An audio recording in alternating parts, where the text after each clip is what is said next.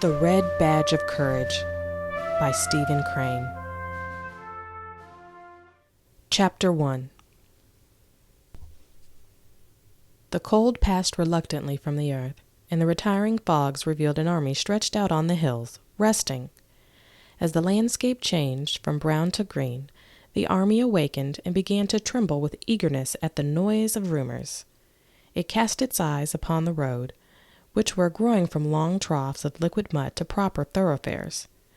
A river, amber-tinted, in the shadow of its banks, purled at the army's feet, and at night, when the stream had become a sorrowful blackness, one could see across it the red, eye-like gleam of hostile campfires set in the low brows of distant hills. Once a certain soldier developed virtues and went resolutely to wash a shirt, he came flying back from a brook, waving his garment banner-like. He was swelled with a tale he had heard from a reliable friend, who had heard it from a truthful cavalryman, who had heard it from his trustworthy brother, one of the orderlies at division headquarters. He adopted the important air of a herald in red and gold. "We're going tomorrow, sure," he said pompously to a group in the company street. "We're going way up the river, cut across and come round in behind 'em." To his attentive audience, he drew a loud and elaborate plan of a brilliant campaign. When he had finished, the blue-clothed men scattered into small arguing groups between the rows of squat brown huts. A Negro teamster who had been dancing upon a cracker box in the hilarious encouragement of 20 soldiers was deserted. He sat mournfully down. Smoke drifted lazily from a multitude of quaint chimneys. "It's a lie, that's all it is, a thundering lie," said another private loudly. His smooth face was flushed, and his hands were thrust sulkily into his trouser pockets. He took the matter as an affront to him. "I don't believe the darned old army's ever going to move. We're set. I've got ready to move 8 times in the last 2 weeks, and we ain't moved yet." The tall soldier felt called upon to defend the truth of rumor he himself had introduced. He and the loud one came near to fighting over it. A corporal began to swear before the assemblage. He had just put a costly board floor in his house, he said. During the early spring, he had refrained from adding extensively to the comfort of his environment because he had felt that the army might start on the march at any moment. Of late, however, he had been impressed that they were in a sort of eternal camp. Many of the men engaged in a spirited debate. One outlined in a peculiarly lucid manner all the plans of the commanding general. He was opposed by men who advocated that there were other plans of campaign. They clamored at each other, numbers making futile bids for the popular attention. Meanwhile, the soldier who had fetched the rumor bustled about with much importance. He was continually assailed by questions. "What's up, Jim?" "The army's going to move." What you talking about? How you know it is?" "Well, you can believe me or not, just as you like. I don't care a hang. I tell you what I know, and you can take it or leave it. Suit yourself. It don't make no difference to me." There was much food for thought in the manner in which he replied. He came near to convincing them by disdaining to produce proofs. They grew much excited over it. There was a youthful private who listened with eager ears to the words of the tall soldier and to the varied comments of his comrades. After receiving a fill of discussions concerning marches and attacks, he went to his hut and crawled through an intricate hole that served it as a door. He had wished to be alone with some new thoughts that had lately come to him. He lay down on a wide bunk that stretched across the end of the room. In the other end, cracker boxes were made to serve as furniture. They were grouped about the fireplace. A picture from an illustrated weekly was upon the log walls, and 3 rifles were paralleled on pegs. Equipments hung on handy projections, and some tin dishes lay open on a small pile of firewood. A folded tent was serving as a roof. The sunlight, without beating upon it, made it glow a light yellow shade. A small window shot an oblique square of whiter light upon the cluttered floor. The smoke from the fire at times neglected the clay chimney and wreathed into the room, and this flimsy chimney of clay and sticks made endless threats to set ablaze the whole establishment. The youth was in a little trance of astonishment. So they were at last going to fight. On the morrow, perhaps, there would be a battle, and he would be in it. For a time he was obliged to labor to make himself believe. He could not accept the assurance of omen that he was about to mingle in one of those great affairs of the earth. He had, of course, dreamed of battles all his life, of vague and bloody conflicts that had thrilled him with their sweep and fire. In visions he had seen himself in many struggles. He had imagined peoples secure in their shadow of his eagle-eyed prowess. But awake, he had regarded battles as crimson blotches on the pages of the past. He had put them as things of the bygone with his thought images of heavy crowns and high castles. There was a portion of the world's history which he had regarded as the time of wars, but it, he thought, had been long gone over the horizon and had disappeared forever. From his home his youthful eyes had looked upon the war in his own country with distrust. It must be some sort of play affair. He had long despaired of witnessing a Greek-like struggle. Such would be no more, he had said. Men were better, or more timid. Secular and religious education had effaced the throat-grappling instinct, or else firm finance held in cheek the passions. He had burned several times to enlist. Tales of great movements shook the land. They might not be distinctly Homeric, but there seemed to be much glory in them. He had read of marches, sieges, conflicts, and he had longed to see it all. His busy mind had drawn for him large pictures extravagant in color, lurid with breathless deeds. But his mother had discouraged him. She had affected to look with some contempt upon the quality of his war ardor and patriotism. She could calmly seat herself and with no apparent difficulty give him many hundreds of reasons why he was of vastly more importance on the farm than on the field of battle. She had certain ways of expression that told him that her statements on the subject came from a deep conviction. Moreover, on her side, was his belief that her ethical motive in the argument was impregnable. At last, however, he had made firm rebellion against this yellow light thrown upon the color of his ambitions. The newspapers, the gossip of the village, his own picturings, had roused him to an uncheckable degree. They were in truth fighting finely down there. Almost every day the newspapers printed accounts of decisive victory. One night, as he lay in bed, the winds had carried to him the clanging of the church bell as some enthusiast jerked the rope frantically to tell the twisted news of a great battle. This voice of the people, rejoicing in the night, had made him shiver in a prolonged ecstasy of excitement. Later, he had gone down to his mother's room and had spoken thus: "Ma, I'm going to enlist." "Henry, don't you be a fool," his mother had replied. She had then covered her face with the quilt. There was an end to the matter for that night. Nevertheless, the next morning he had gone to a town that was near his mother's farm and had enlisted in a company that was forming there. When he had returned home, his mother was milking the brindle cow. 4 others stood waiting. "Ma, I've enlisted," he had said to her diffidently. There was a short silence. "The Lord's will be done, Henry," she had finally replied, and had then continued to milk the brindle cow. When he had stood in the doorway with his soldier's clothes on his back, and with light excitement and expectancy in his eyes almost defeating the glow of regret for the home bonds, he had seen 2 tears leaving their trails on his mother's scarred cheeks. Still, she had disappointed him by saying nothing whatever about returning with his shield or on it. He had privately primed himself for a beautiful scene. He had prepared certain sentences which he thought could be used with touching effect. But her words destroyed his plans. She had doggedly peeled potatoes and addressed him as follows: "You watch out, Henry, and take good care of yourself in this here fighting business. You watch out and take good care of yourself. Don't go a-thinking you can lick the whole rebel army at the start, because you can't. You're just one little feller amongst a whole lot of others, and you've got to keep 'em quiet and do what they tell you. I know how you are, Henry. I've knit you 8 pairs of socks, Henry, and I've put in all your best shirts because I want my boy to be just as warm and comfortable as anybody in the army. Whenever they get holes in them, I want you to send them right away back to me so I can darn them. And always be careful and choose your company. There's a lot of bad men in the army, Henry. The Army makes 'em wild, and they like nothing better than the job of leading off a young fellow like you as ain't never been away from home much and has always had a mother, and a learning 'em to drink and swear. Keep clear of them folks, Henry. I don't want you to ever do anything, Henry, that you would be ashamed to let me know about. Just think as if I was a-watching you. If you keep that in your mind allus, I guess you'll come out about right.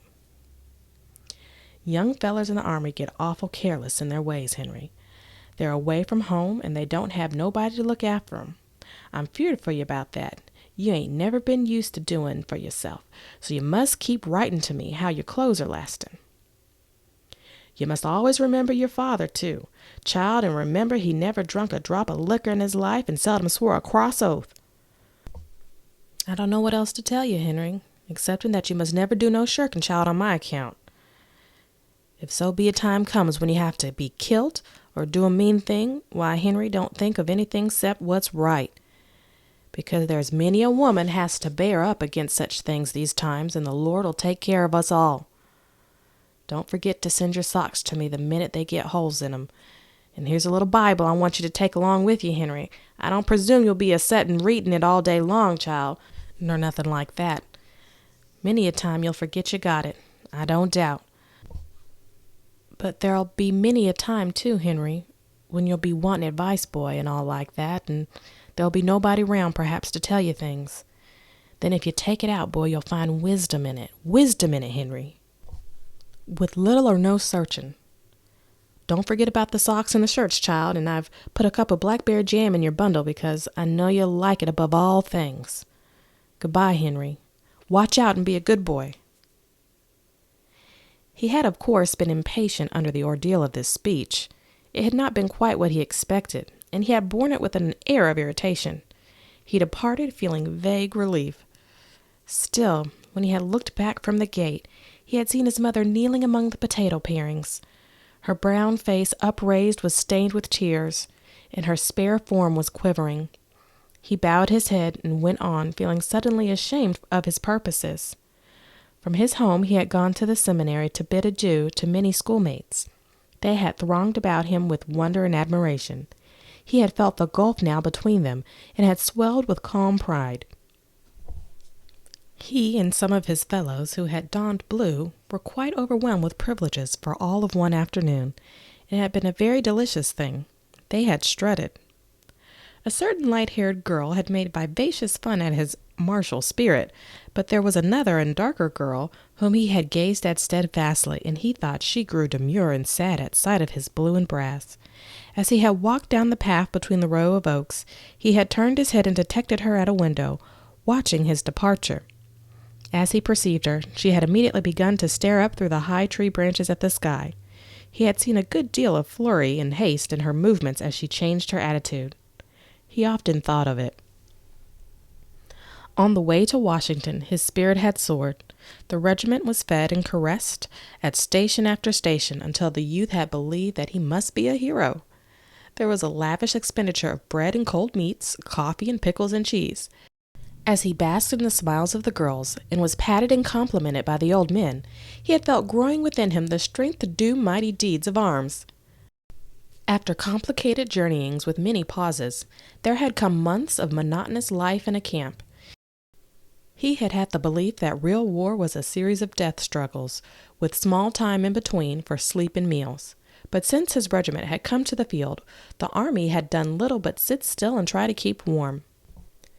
He was brought then gradually back to his old ideas. Greek-like struggles would be no more. Men were better or more timid. Secular and religious education had effaced the throat-grappling instinct, or else firm finance held in cheek the passions. He had grown to regard himself merely as a part of a vast blue demonstration. His province was to look out as far as he could. For his personal comfort.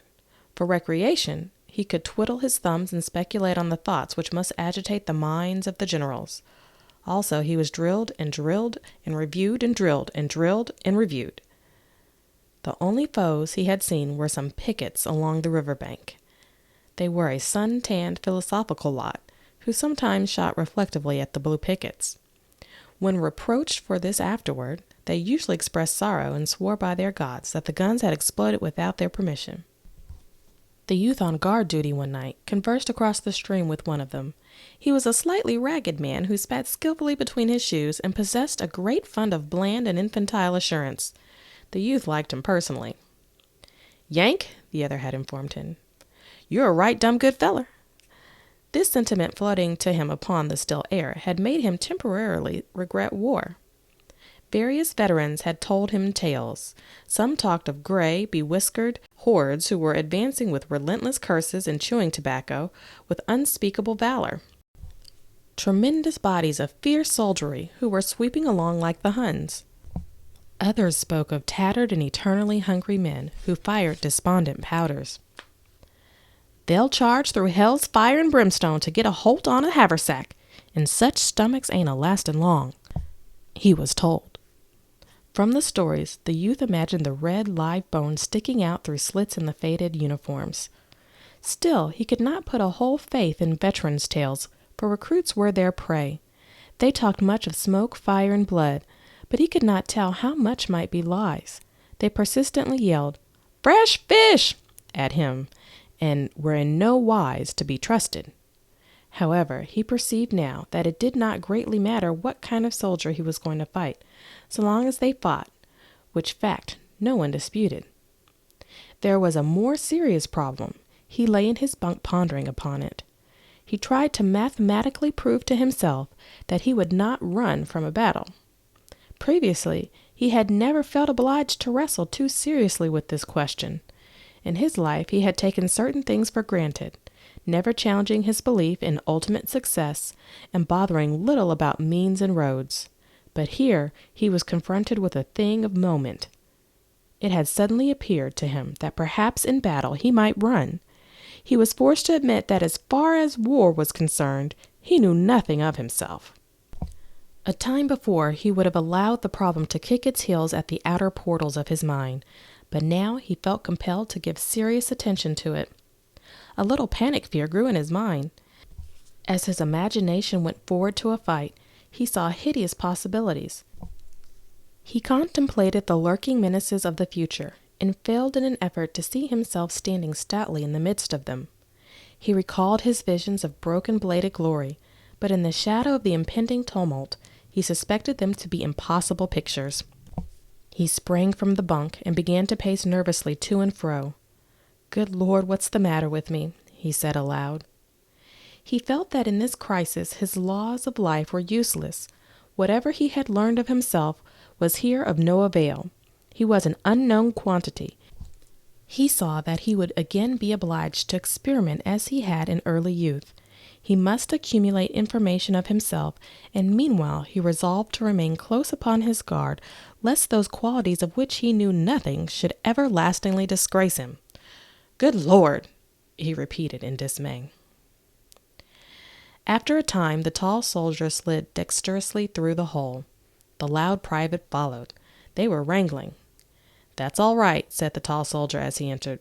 He waved his hand expressively. "You can believe me or not, just as you like. All you got to do is sit down and wait as quiet as you can. Then pretty soon you'll find out I was right." His comrade grunted stubbornly. For a moment he seemed to be searching for a formidable reply. Finally he said, "Well, you don't know everything in the world, do you?" "Didn't say I knew everything in the world," retorted the other sharply. He began to stow various articles snugly into his knapsack. The youth, pausing in his nervous walk, looked down at the busy figure. "Gonna be a battle sure, is there, Jim?" he asked. "Of course there is," replied the tall soldier. "Of course there is. You just wait till tomorrow, and you'll see one of the biggest battles ever was. You just wait." "Thunder," said the youth. "Oh, you'll see fighting this time, my boy. What'll be regular out-and-out fighting," added the tall soldier, with the air of a man who is about to exhibit a battle for the benefit of his friends. "Huh?" said the loud one from a corner. "Well," remarked the youth, "like as not this story'll turn out just like them others did." "Not much it won't," replied the tall soldier, exasperated. "Not much it won't. Didn't the cavalry all start this morning?" He glared about him. No one denied his statement. The cavalry started this morning, he continued. They say there ain't hardly any cavalry left in camp. They're going to Richmond or someplace while we fight all the Johnnies. It's some dodge like that. The regiment's got orders, too. A feller what's seen 'em go to headquarters told me a little while ago. And they're raising blazes all over camp. Anybody can see that. Shucks, said the loud one. The youth remained silent for a time. At last he spoke to the tall soldier. Jim. What? How do you think the regiment'll do? Oh, they'll fight all right, I guess after they once get into it, said the other with cold judgment. He made a fine use of the third person. There's been heaps of fun poked at 'em because they're new, of course, and all that, but they'll fight all right, I guess. Think any of the boys will run? Persisted the youth. Oh, there may be a few of 'em run, but there's them kind in every regiment, especially when they first goes under fire, said the other in a tolerant way. Of course, it might happen that the whole kit and caboodle might start and run, and if some big fighting came first off, and then again they might stay and fight like fun. But you can't bet on nothing. Of course, they ain't never been under fire yet, and it ain't likely they'll lick the whole rebel army all to once the first time. But I think they'll fight better than some, if worse than others. That's the way I figure. They call the regiment fresh fish and everything. But the boys come of good stock, and most of 'em will fight like sin after they once get shooting, he added, with a mighty emphasis on the last 4 words. Oh, you think you know, began the loud soldier with scorn. The other turned savagely upon him. They had a rapid altercation in which they fastened upon each other various strange epithets. The youth at last interrupted them. Did you ever think you might run yourself, Jim? He asked. On concluding the sentence, he laughed as if he had meant to aim a joke. The loud soldier also giggled. The tall private waved his hand. Well, he said profoundly, I thought it might get too hot for Jim Conklin in some of them scrimmages. And if a whole lot of boys started and run, why, I suppose I'd start and run. And if I once started to run, I'd run like the devil and no mistake.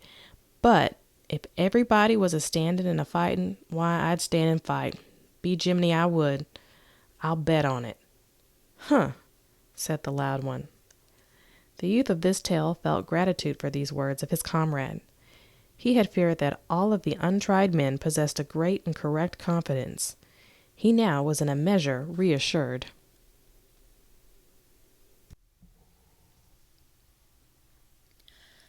Chapter 2.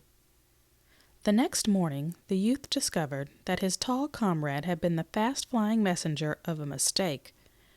There was much scoffing at the latter by those who had yesterday been firm adherents of his views, and there was even a little sneering by men who had never believed the rumor.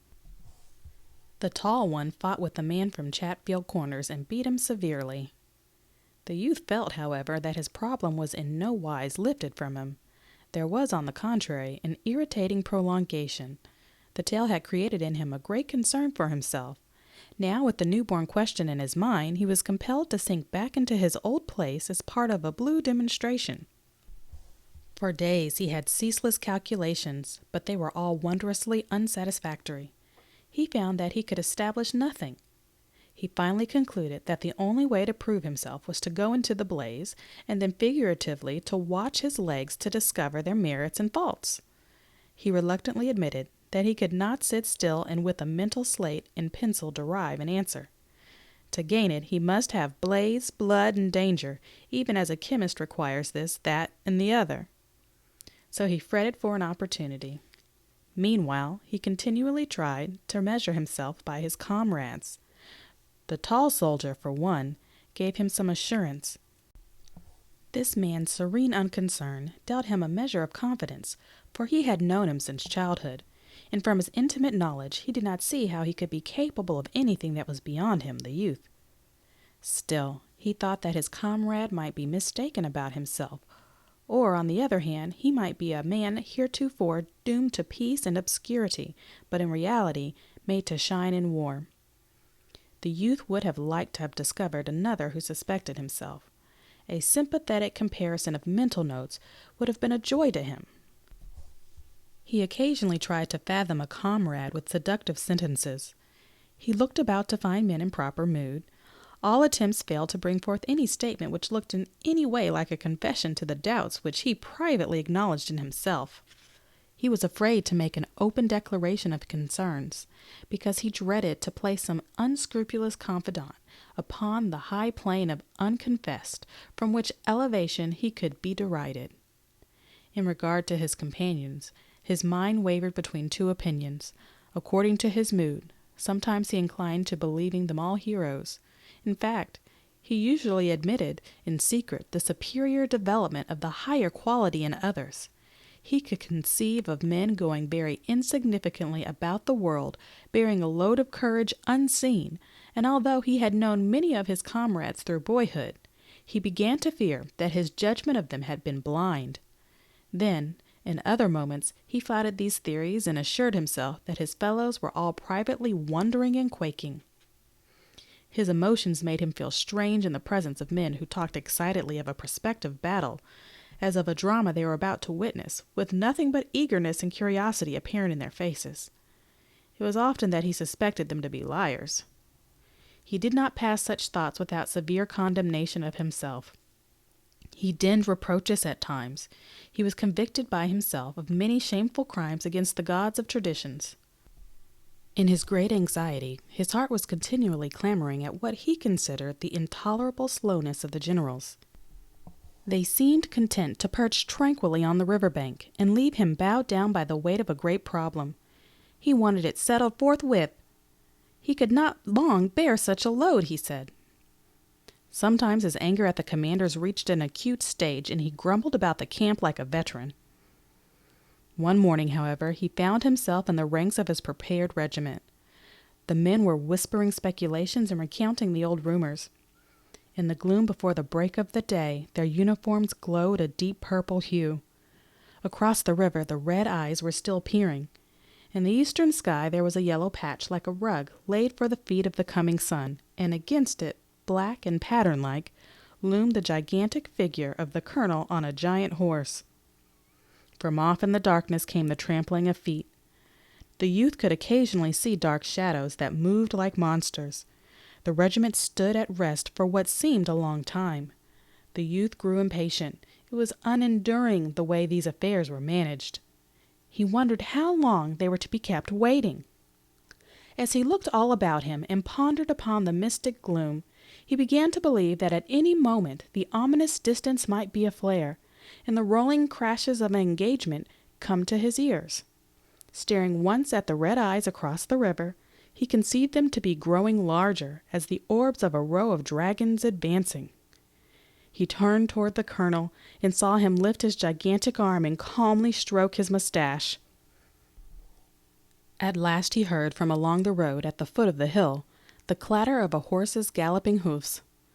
It must be the coming of orders. He bent forward, scarce breathing. The exciting clickety-clack, as it grew louder and louder, seemed to be beating upon his soul. Presently a horseman with jangling equipment drew rein before the colonel of the regiment. The two held a short, sharp-worded conversation. The men in the foremost ranks craned their necks. As the horseman wheeled his animal and galloped away, he turned to shout over his shoulders, "Don't forget that box of cigars." The colonel mumbled in reply. The youth wondered what a box of cigars had to do with the war. A moment later, the regiment went swinging off into the darkness. It was now like one of those moving monsters, winding the many feet. The air was heavy and the cold with dew. A mass of wet grass perched upon rustled like silk. There was an occasional flash and glimmer of steel from the backs of all these huge crawling reptiles. From the road came creakings and grumblings as some surly guns were dragged away. The men stumbled along, still muttering speculations. There was a subdued debate. Once a man fell down, and as he reached for his rifle, a comrade, unseeing, trod upon his hand. He of the injured finger swore bitterly and aloud. A low, tittering laugh went among his fellows. Presently they passed into a roadway and marched forward with easy strides. A dark regiment moved before them, and from behind also came the tinkle of equipments on the bodies of marching men. The rushing yellow of the developing day went on behind their backs. When the sun rays at last struck full and mellowingly upon the earth, the youth saw that the landscape was streaked with two long, thin, black columns, which disappeared on the brow of a hill, in front and rearward, vanished in a wood. They were like two serpents crawling from the cavern of the night. The river was not in view. The tall soldier burst into praises of what he thought to be his powers of perception. "I told you so, didn't I?" Some of the tall one's companions cried with emphasis that they too had evolved the same thing, and they congratulated themselves upon it. But there were others who said that the tall one's plan was not the true one at all. They persisted with other theories.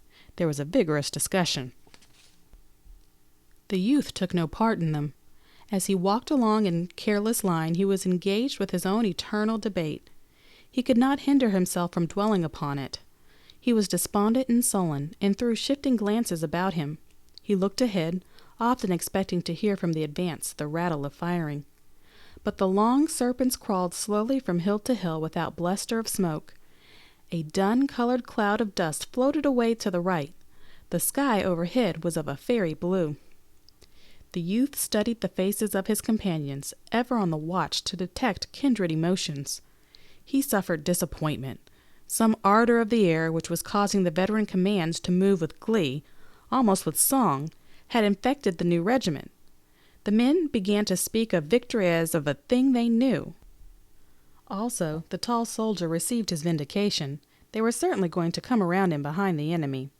They expressed commiseration for that part of the army which had been left upon the river bank, felicitating themselves upon being a part of a blasting host. The youth, considering himself as separated from the others, was saddened by the blithe and merry speeches that went from rank to rank. The company wags all made their best endeavors. The regiment tramped to the tune of laughter. The blatant soldier often convulsed whole files by his biting sarcasms aimed at the tall one. And it was not long before all the men seemed to forget their mission. Whole brigades grinned in unison, and regiments laughed. A rather fat soldier attempted to pilfer a horse from a dooryard. He planned to load his knapsack upon it. He was escaping with his prize when a young girl rushed from the house and grabbed the animal's mane. There followed a wrangle. The young girl, with pink cheeks and shining eyes, stood like a dauntless statue. The observant regiment, standing at rest in the roadway, whooped at once and entered whole-souled upon the side of the maiden. The men became so engrossed in this affair that they entirely ceased to remember their own large war. They jeered the piratical private, and called attention to various defects in his personal appearance, and they were wildly enthusiastic in support of the young girl. To her, from some distance, came bold advice: "Hit him with the stick." There were crows and catcalls showered upon him when he retreated without the horse. The regiment rejoiced at his downfall. Loud and vociferous congratulations were showered upon the maiden, who stood panting and regarding the troops with defiance. At nightfall, the column broke into regimental pieces, and the fragments went into the fields to camp. Tents sprang up like strange plants. Campfires like peculiar blossoms dotted the night. The youth kept from intercourse with his companions as much as circumstances would allow him. In the evening he wandered a few paces into the gloom. From this little distance the many fires, with the black forms of men passing to and fro before the crimson rays, made weird and satanic effects. He lay down in the grass, the blades pressed tenderly against his cheek.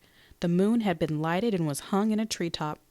The liquid stillness of the night enveloping him made him feel vast pity for himself. There was a caress in the soft winds, and the whole mood of the darkness, he thought, was one of sympathy for himself in his distress. He wished without reserve that he was at home again, making the endless rounds from the house to the barn, from the barn to the fields, from the fields to the barn, from the barn to the house. He remembered he had often cursed the brindle cow and her mates, and had sometimes flung milking stools. but from his present point of view, there was a halo of happiness about each of their heads, and he would have sacrificed all the brass buttons on the continent to have been enabled to return to them. He told himself that he was not formed for a soldier, and he mused seriously upon the radical differences between himself and those men who were dodging imp-like around the fires. As he mused thus, he heard the rustle of grass, and upon turning his head, discovered the loud soldier. He called out, "Oh, Wilson!" The latter approached and looked down. "Why, hello, Henry. Is it you? What you doing here?" "Oh, thinking," said the youth. The other sat down and carefully lighted his pipe. "You're getting blue, my boy. You're looking thundering peaked. What the dickens is wrong with you?" "Oh, nothing," said the youth. The loud soldier launched then into the subject of the anticipated fight. "Oh, we've got 'em now." As he spoke, his boyish face was wreathed in a gleeful smile, and his voice had an exultant ring. "We've got 'em now, at last, by the eternal thunders. We'll lick 'em good." If the truth was known, he added more soberly, "they've licked us about every clip up to now. But this time, we'll lick 'em good." "I thought you was objecting to this march a little while ago," said the youth coldly. "Oh, it wasn't that," explained the other. "I don't mind marching, if there's going to be fighting at the end of it. What I hate is this getting moved here and moved there with no good coming of it, as far as I can see, except in sore feet and damned short rations." "Well, Jim Conklin says we'll get a plenty of fighting this time." "He's right for once, I guess, though I can't see how it come. This time we're in for a big battle, and we've got the best end of it certain sure. Gee Rod, how we will thump them." He arose and began to pace to and fro excitedly. The thrill of his enthusiasm made him walk with an elastic step. He was sprightly, vigorous, fiery, in his belief in success. He looked into the future with clear, proud eye, and he swore with the air of an old soldier. The youth watched him for a moment in silence. When he finally spoke, his voice was as bitter as dregs. "Oh, you're going to do great things, I suppose." The loud soldier blew a thoughtful cloud of smoke from his pipe. "Oh, I don't know," he remarked with dignity. "I don't know. I suppose I'll do as well as the rest. I'm going to try like thunder." He evidently complimented himself upon the modesty of this statement. "How do you know you won't run when the time comes?" asked the youth. "Run?" said the loud one. "Run? Of course not." He laughed. "Well," continued the youth, "lots of good enough men have thought they were going to do great things before the fight, but when the time come, they skedaddled." "Oh, that's all true, I suppose," replied the other. "But I'm not going to skedaddle. The man that bets on my running will lose his money, that's all." He nodded confidently. "Oh, shucks," said the youth. "You ain't the bravest man in the world, are you?" "No, I ain't," exclaimed the loud soldier indignantly. "And I didn't say I was the bravest man in the world, neither. I said I was going to do my share of fighting, that's what I said. And I am too. Who are you, anyhow? You talk as if you thought you was Napoleon Bonaparte." He glared at the youth for a moment, and then strode away. The youth called in a savage voice after his comrade. "Well, you needn't get mad about it." But the other continued on his way and made no reply. He felt alone in space when his injured comrade had disappeared. His failure to discover any mite of resemblance in their viewpoints made him more miserable than before. No one seemed to be wrestling with such a terrific personal problem. He was a mental outcast. He went slowly to his tent and stretched himself on a blanket by the side of the snoring tall soldier. In the darkness he saw visions of a thousand-tongued fear that would babble at his back and cause him to flee, while others were going coolly about their country's business. He admitted that he would not be able to cope with this monster. He felt that every nerve in his body would be an ear to hear the voices, while other men would remain stolid and deaf. And as he sweated with the pain of these thoughts, he could hear low, serene sentences. "I'll bid 5. Make it 6. 7. 7 goes. He stared at the red, shivering reflection of a fire on the white wall of his tent until, exhausted and ill from the monotony of his sufferings, he fell asleep. Chapter 3. When another night came, the columns, changed to purple streaks, filed across 2 pontoon bridges. A glaring fire wine-tinted the waters of the river. Its rays, shining upon the moving masses of troops, brought forth here and there sudden gleams of silver and gold. Upon the shore a dark and mysterious range of hills was curved against the sky. The insect voices of the night sang solemnly.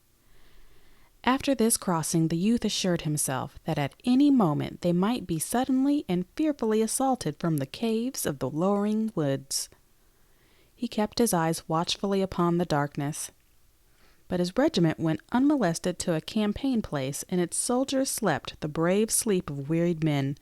In the morning they were routed out with early energy, and hustled along a narrow road that led deep into the forest.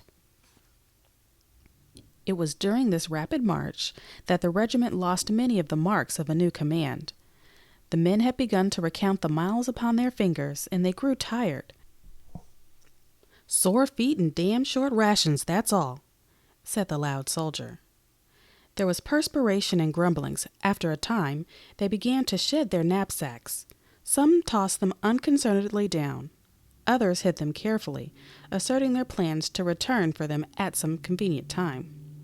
Men extricated themselves from thick shirts. Presently, few carried anything but their necessary clothing, blankets, haversacks, canteens, and arms and ammunition. "You can now eat, drink, sleep, and shoot," said the tall soldier to the youth. "That's all you need.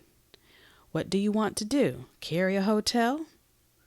There was a sudden change from this ponderous infantry of theory to the light and speedy infantry of practice. The regiment, relieved of a burden, received a new impetus.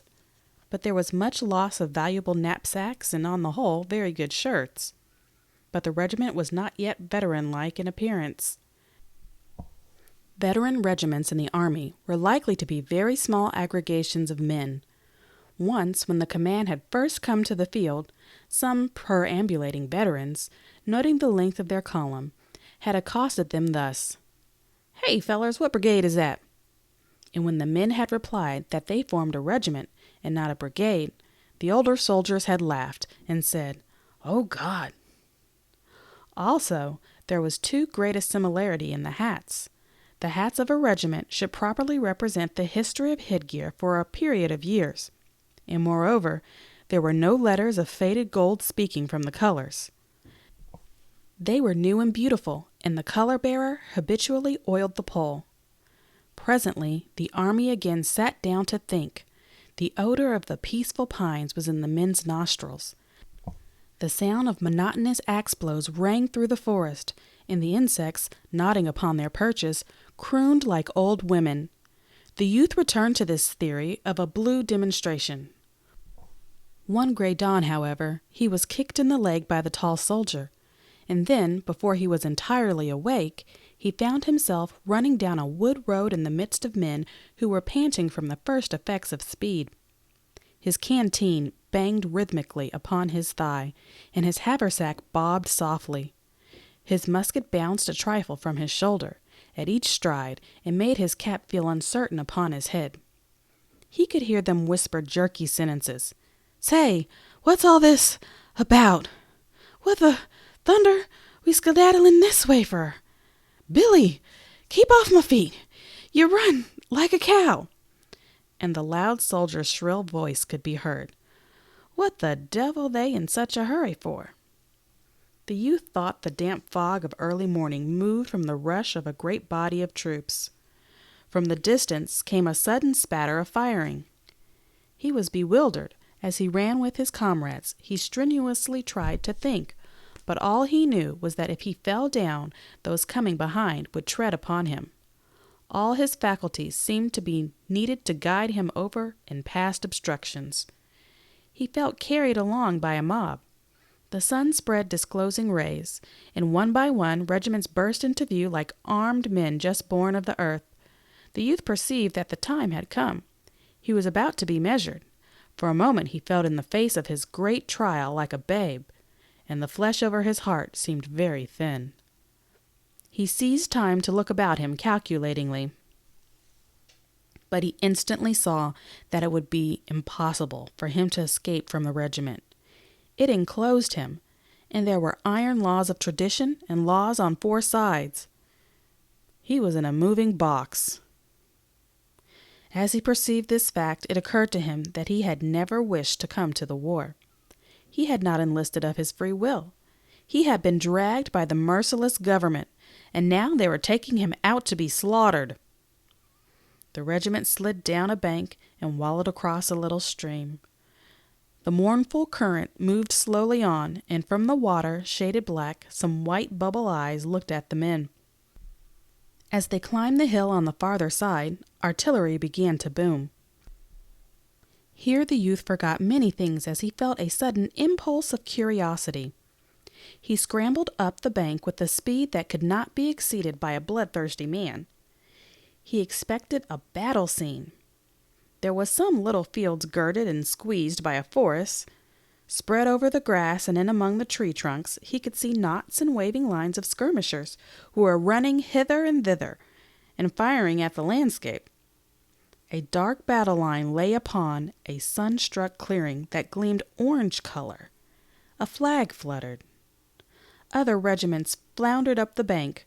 The brigade was formed in line of battle, and after a pause, started slowly through the woods in the rear of the receding skirmishers, who were continually melting into the scene to appear again farther on. They were always busy as bees, deeply absorbed in their little combats.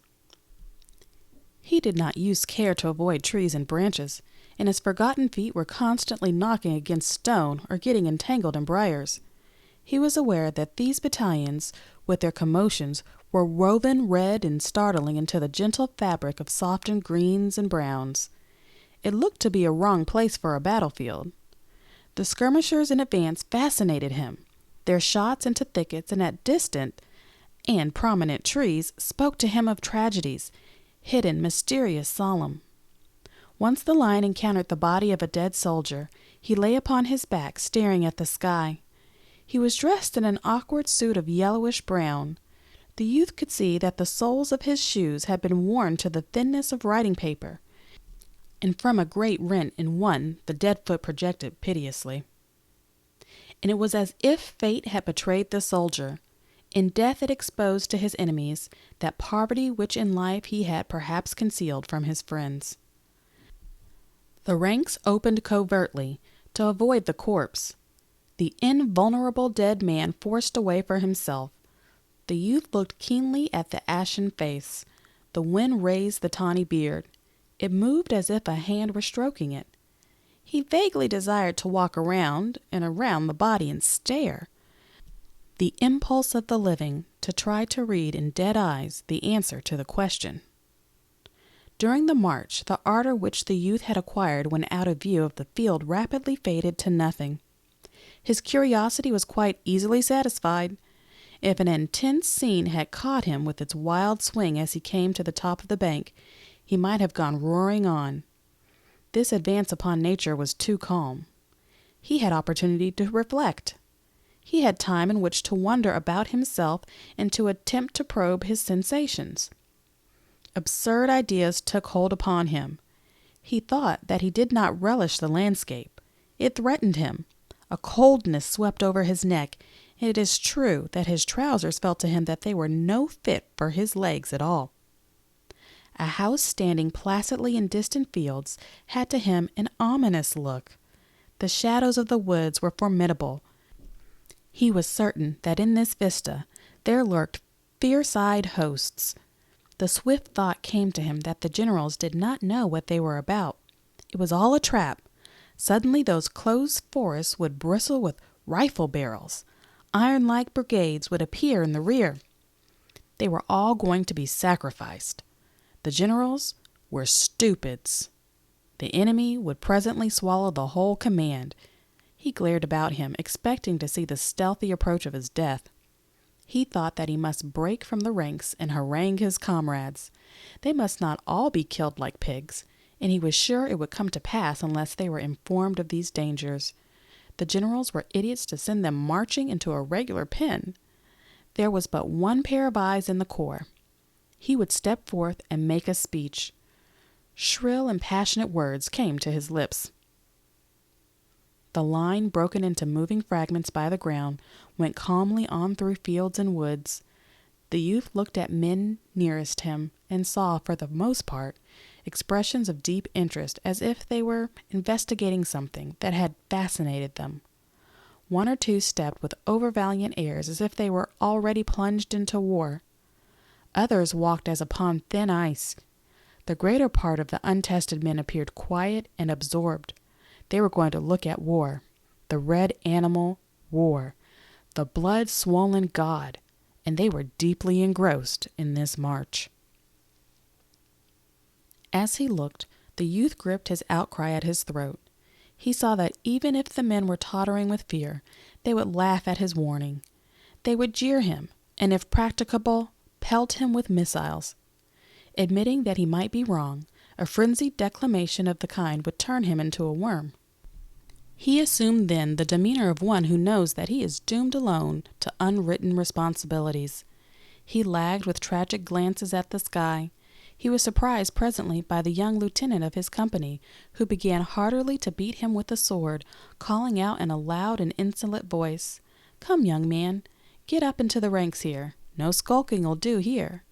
He mended his pace with suitable haste, and he hated the lieutenant, who had no appreciation of fine minds. He was a mere brute. After a time, the brigade was halted in the cathedral light of a forest. The busy skirmishers were still popping. Through the aisles of the wood could be seen the floating smoke from their rifles. Sometimes it went up in little balls, white and compact. During this halt, many men in the regiment began erecting tiny hills in front of them. They used stones, sticks, earth, and anything they thought might turn a bullet. Some built comparatively large ones, while others seemed content with little ones. This procedure caused a discussion among the men. Some wished to fight like duelists, believing it to be correct to stand erect and be, from their feet to their foreheads, a mark. They said they scorned the devices of the cautious, but the others scoffed in reply, and pointed to the veterans on the flanks who were digging at the ground like terriers. In a short time, there was quite a barricade along the regimental fronts. Directly, however, they were ordered to withdraw from that place. This astounded the youth. He forgot his stewing over the advance movement. "Well then, what did they march us out here for?" he demanded of the tall soldier. The latter, with calm faith, began a heavy explanation, although he had been compelled to leave a little protection of stones and dirt, to which he had devoted much care and skill. When the regiment was aligned in another position, each man's regard for his safety caused another line of small entrenchments. They ate their noon meal behind a third one. They were moved from this one also. They were marched from place to place with apparent aimlessness. The youth had been taught that a man became another thing in a battle. He saw his salvation in such a change. Hence this waiting was an ordeal to him. He was in a fever of impatience. He considered that there was denoted a lack of purpose on the part of the generals. He began to complain to the tall soldier. "I can't stand this much longer," he cried. "I don't see what good it does to make us wear out our legs for nothing." He wished to return to camp, knowing that this affair was a blue demonstration, or else to go into a battle and discover that he had been a fool in his doubts and was, in truth, a man of traditional courage. The strain of present circumstances he felt to be intolerable. The philosophical tall soldier measured a sandwich of cracker and pork and swallowed it in a nonchalant manner. "Oh, I suppose we must go reconnoitering around the country just to keep 'em from getting too close, or to develop 'em or something." "Huh," said the loud soldier. "Well," cried the youth, still fidgeting, "I'd rather do anything most than go tramping around the country all day, doing no good to nobody and just tiring ourselves out." "So would I," said the loud soldier. "It ain't right. I tell you, if anybody with any sense was a-running this army, it—" "Oh, shut up," roared the tall private. "You little fool. You little damn cuss. You ain't had that there coat and them pants on for 6 months, and yet you talk as if—" "Well, I want to do some fighting anyway," interrupted the other. "I didn't come here to walk. I could have just walked to home. Round and round the barn if I just wanted to walk." The tall one, red-faced, swallowed another sandwich as if taking poison in despair. But gradually, as he chewed, his face became again quiet and contented. He could not rage in fierce argument in the presence of such sandwiches. During his meals he always wore an air of blissful contemplation of the food he had swallowed. His spirit seemed then to be communing with the viands. He accepted new environment and circumstance with great coolness, eating from his haversack at every opportunity. On the march he went along with the stride of a hunter, objecting to neither gait nor distance, and he had not raised his voice when he had been ordered away from the 3 little protective piles of earth and stone, each of which had been an engineering feat worthy of being made sacred to the name of his grandmother. In the afternoon the regiment went out over the same ground it had taken in the morning. The landscape then ceased to threaten the youth. He had been close to it and become familiar with it. When, however, they began to pass into a new region, his fears of stupidity and incompetence reassailed him, but this time he doggedly let them babble. He was occupied with his problem, and in his desperation he concluded that the stupidity did not greatly matter. Once he thought he had concluded that it would be better to get killed directly and end his troubles. Regarding death thus out of the corner of his eye, he conceived it to be nothing but rest, and he was filled with a momentary astonishment that he should have made an extraordinary commotion over the mere matter of getting killed. He would die. He would go to some place where he would be understood. It was useless to expect appreciation of his profound and fine senses from such men as the lieutenant. He must look to the grave for comprehension. The unceasing skirmish fire increased to a long clattering sound. With it was mingled far-away cheering. A battery spoke. Directly the youth would see the skirmishers running. They were pursued by the sound of musketry fire. After a time, the hot, dangerous flashes of the rifles were visible. Smoke clouds went slowly and insolently across the fields like observant phantoms. The din became crescendo-like, the roar of an incoming train. A brigade ahead of them, and on the right, went into action with a rending roar. It was as if it had exploded, and thereafter it lay stretched in the distance behind a long gray wall that one was obliged to look twice at to make sure that it was smoke. The youth, forgetting his neat plan of getting killed, gazed spellbound. His eyes grew wide and busy with the action of the scene. His mouth was a little ways open. Of a sudden he felt a heavy and sad hand laid upon his shoulder. Awakening from his trance of observation, he turned and beheld the loud soldier. "It's my first and last battle, old boy," said the latter, with intense gloom.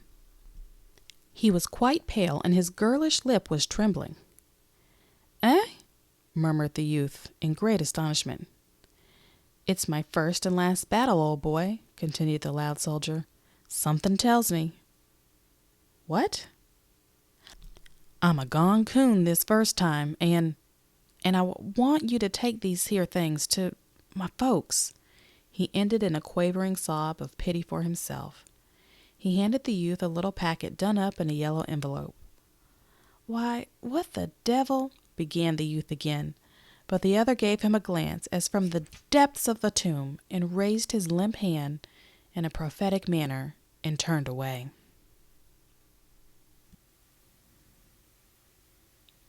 Chapter 4. The brigade was halted in the fringe of the grove. The men crouched among the trees and pointed their restless guns out at the fields. They tried to look beyond the smoke. Out of this haze they could see running men. Some shouted information and gestured as they hurried. The men of the new regiment watched and listened eagerly, while their tongues ran on in gossip of the battle. They mouthed rumors that had flown like birds out of the unknown. They say Perry has been driven in with big loss. Yes, Garrett went to the hospital. He said he was sick. That smart lieutenant is commanding G Company. The boys say they won't be under Garrett no more if they all have to desert. They always knew he was a... Hannis's battery is took. It ain't either. I saw Hannis's battery off on the left not more than 15 minutes ago. Well, the general, he says he's going to take the whole command of the 304th when we get in the action, and then he says we'll do such fighting as never one regiment done. They say we're catching it over on the left. They say the enemy drive our line in the devil of a swamp and took Hannis's battery.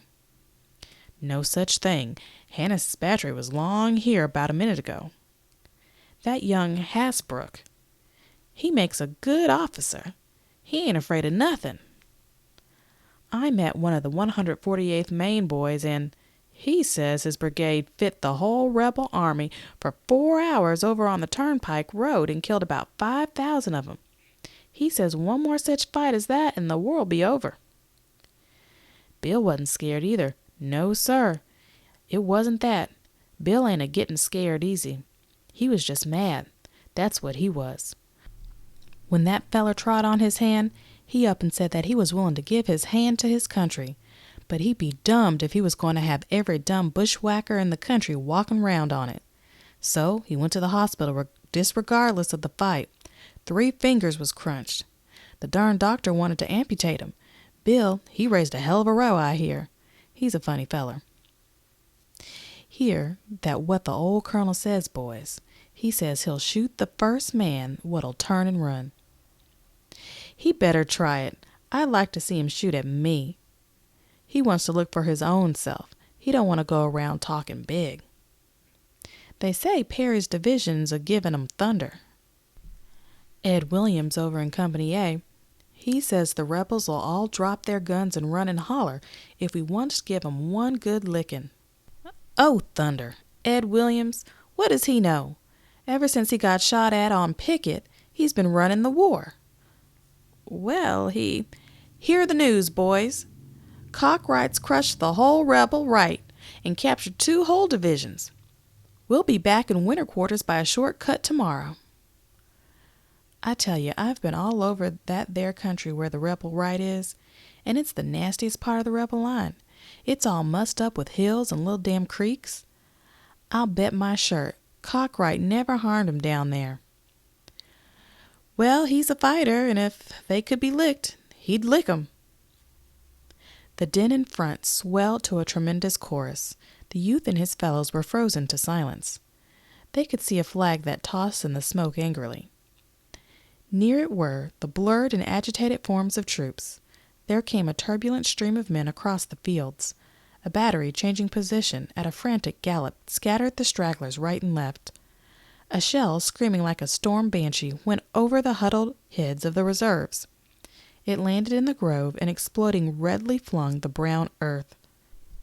There was a little shower of pine needles. Bullets began to whistle among the branches and nip at the trees. Twigs and leaves came sailing down. It was as if 1,000 axes, wee and invisible, were being wielded. Many of the men were constantly dodging and ducking their heads. The lieutenant of the youth's company was shot in the hand. He began to swear so wondrously that a nervous laugh went along the regimental line. The officer's profanity sounded conventional. It relieved the tightened senses of the new men. It was as if he had hit his fingers with a tack hammer at home. He held the wounded member carefully away from his side so that the blood would not drip upon his trousers. The captain of the company, tucking his sword under his arm, produced a handkerchief and began to bind with it the lieutenant's wound, and they disputed as to how the binding should be done. The battle flag in the distance jerked about madly. It seemed to be struggling to free itself from an agony. The billowing smoke was filled with horizontal flashes. Men running swiftly emerged from it. They grew in numbers until it was seen that the whole command was fleeing. The flag suddenly sank down as if dying. Its motion, as it fell, was a gesture of despair. Wild yells came from behind the walls of smoke. A sketch in gray and red dissolved into a mob-like body of men who galloped like wild horses. The veteran regiments on the right and left of the 304th immediately began to jeer. With the passionate song of the bullets and the banshee shrieks of shells were mingled loud catcalls and bits of facetious advice concerning places of safety. But the new regiment was breathless with horror. "God, Saunders got crushed," whispered the man at the youth's elbow. They shrank back and crouched as if compelled to await a flood. The youth shot a swift glance along the blue ranks of the regiment. The profiles were motionless, carven, and afterward he remembered that the color sergeant was standing with his legs apart, as if expected to be pushed to the ground. The following throng went whirling around the flank. Here and there were officers carried along on the stream like exasperated chips. They were striking about them with their swords and with their left fists, punching every head they could reach. They cursed like highwaymen. A mounted officer displayed the furious anger of a spoiled child. He raged with his head, his arms, and his legs. Another, the commander of the brigade, was galloping about bawling. His hat was gone and his clothes were awry. He resembled a man who has come from bed to go to a fire. The hoofs of his horse often threatened the heads of the running men, but they scampered with singular fortune. In this rush they were apparently all deaf and blind. They heeded not the largest and longest of oaths that were thrown at them from all directions. Frequently, over this tumult, could be heard the grim jokes of the critical veterans, but the retreating men apparently were not even conscious of the presence of an audience. The battle reflection that shone for an instant in the faces on the mad current made the youth feel that forceful hands from heaven would not have been able to have held him in place if he could have got intelligent control of his legs. There was an appalling imprint upon these faces. The struggle and the smoke had pictured an exaggeration of itself on the bleached cheeks and in the eyes wild with one desire. The sight of this stampede exerted a flood-like force that seemed able to drag sticks and stones and men from the ground. They of the reserves had to hold on. They grew pale and firm, and red and quaking. The youth achieved one little thought in the midst of this chaos. The composite monster which had caused the other troops to flee had not then appeared. He resolved to get a view of it, and then he thought he might very likely run better than the best of them.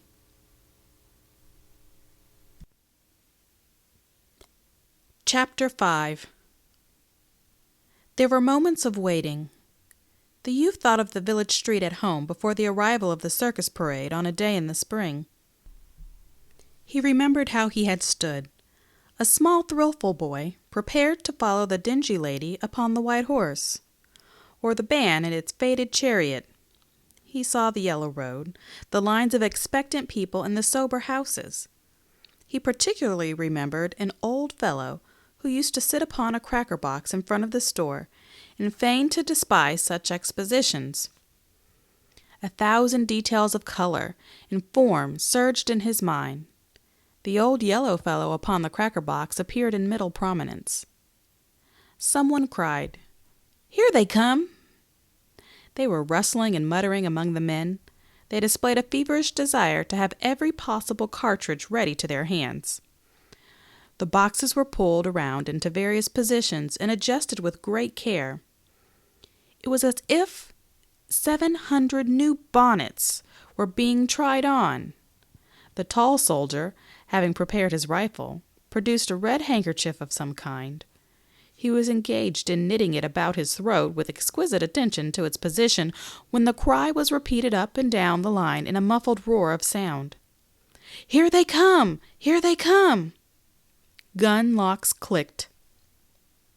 Across the smoke-infested fields came a brown swarm of running men who were giving shrill yells. They came on, stooping and swinging their rifles at all angles. A flag, tilted forward, sped near the front. As he caught sight of them, the youth was momentarily startled by the thought that perhaps his gun was not loaded. He stood trying to rally his faltering intellect so that he might recollect the moment when he had loaded, but he could not. A hatless general pulled his dripping horse to a stand near the colonel of the 304th. He shook his fist in the other's face. You've got to hold 'em back, he shouted savagely. You've got to hold 'em back.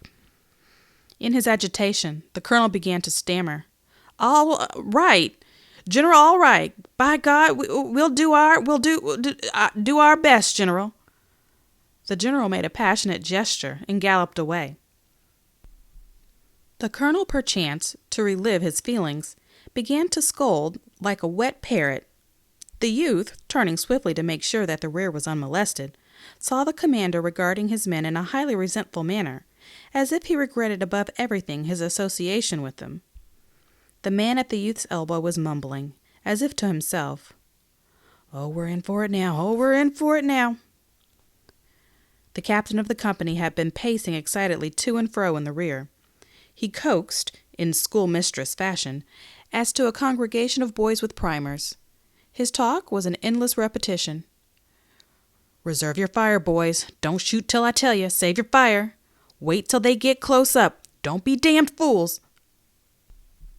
Perspiration streamed down the youth's face, which was soiled like that of a weeping urchin. He frequently, with a nervous movement, wiped his eyes with his coat sleeve. His mouth was still a little ways open. He got to the one glance at the foe swarming field in front of him and instantly ceased to debate the question of his piece being loaded. Before he was ready to begin, before he had announced to himself that he was about to fight, he threw the obedient, well-balanced rifle into position and fired a first wild shot. Directly, he was working at his weapon like an automatic affair. He suddenly lost concern for himself and forgot to look at a menacing fate. He became a man, not a member. He felt that something of which he was a part, a regiment, an army, a cause, or a country, was in crisis. He was welded into a common personality which was dominated by a single desire.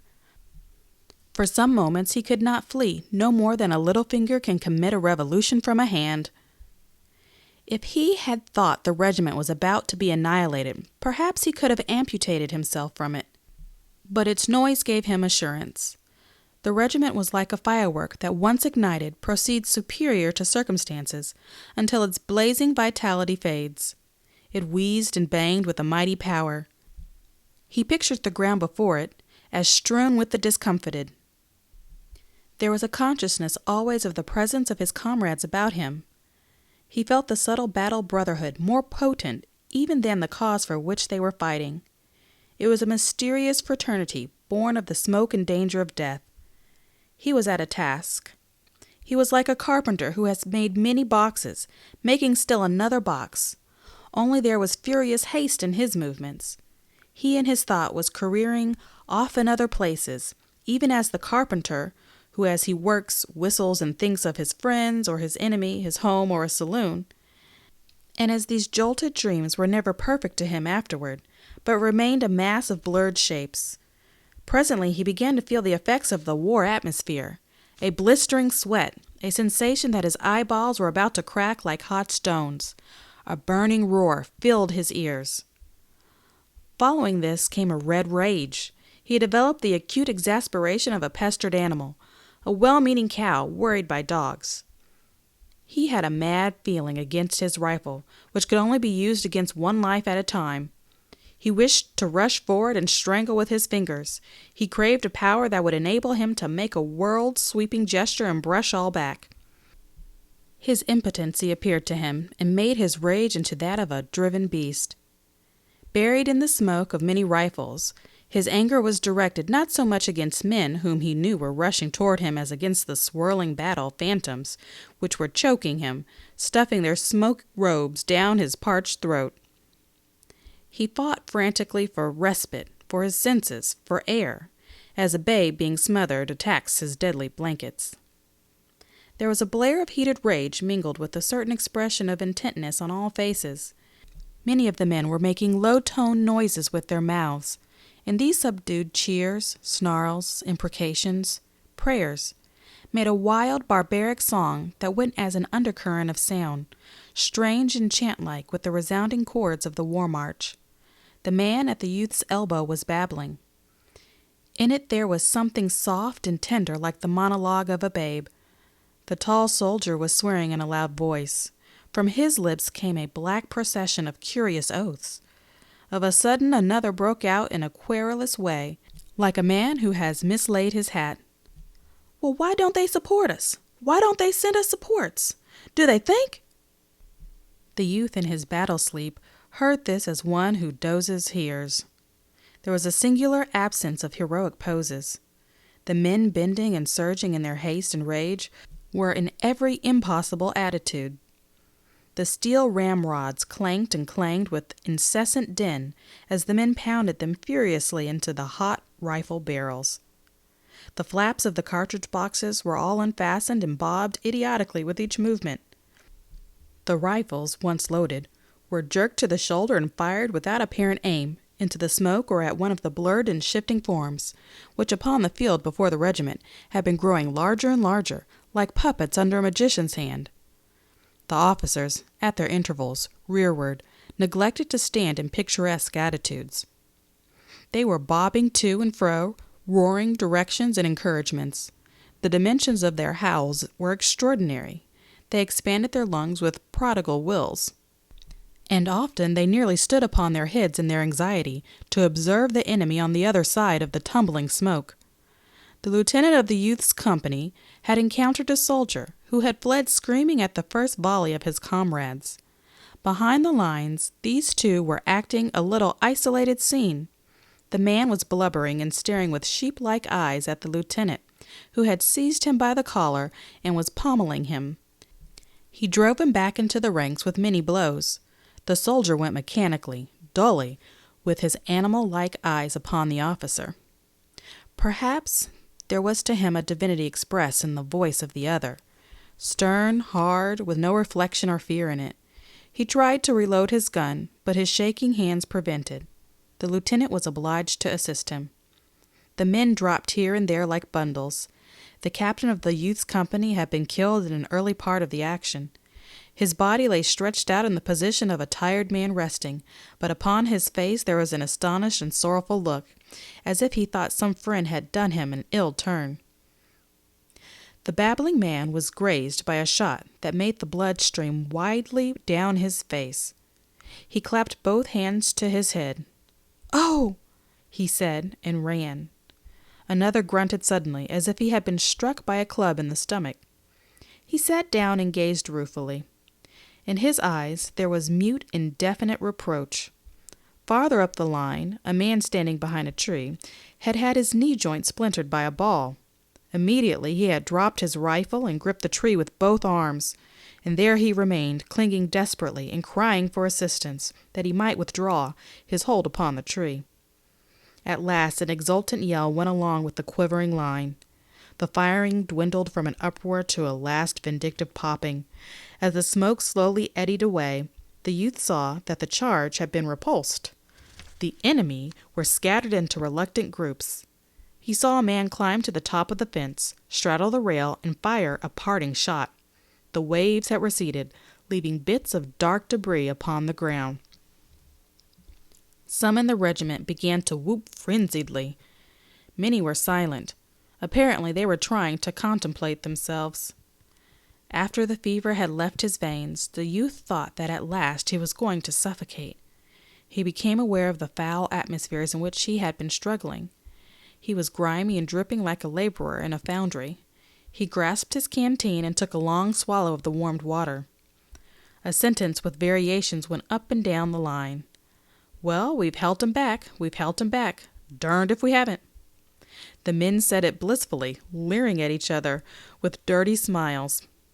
The youth turned to look behind him, and off to the right and off to the left.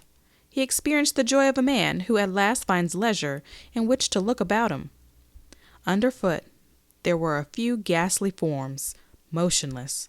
They lay twisted in fantastic contortions. Arms were bent and heads were turned in incredible ways. It seemed that the dead men must have fallen from some great height to get into such positions. They looked to be dumped out upon the ground from the sky. From a position in the rear of the grove, a battery was throwing shells over it. The flash of the guns startled the youth at first. He thought they were aimed directly at him.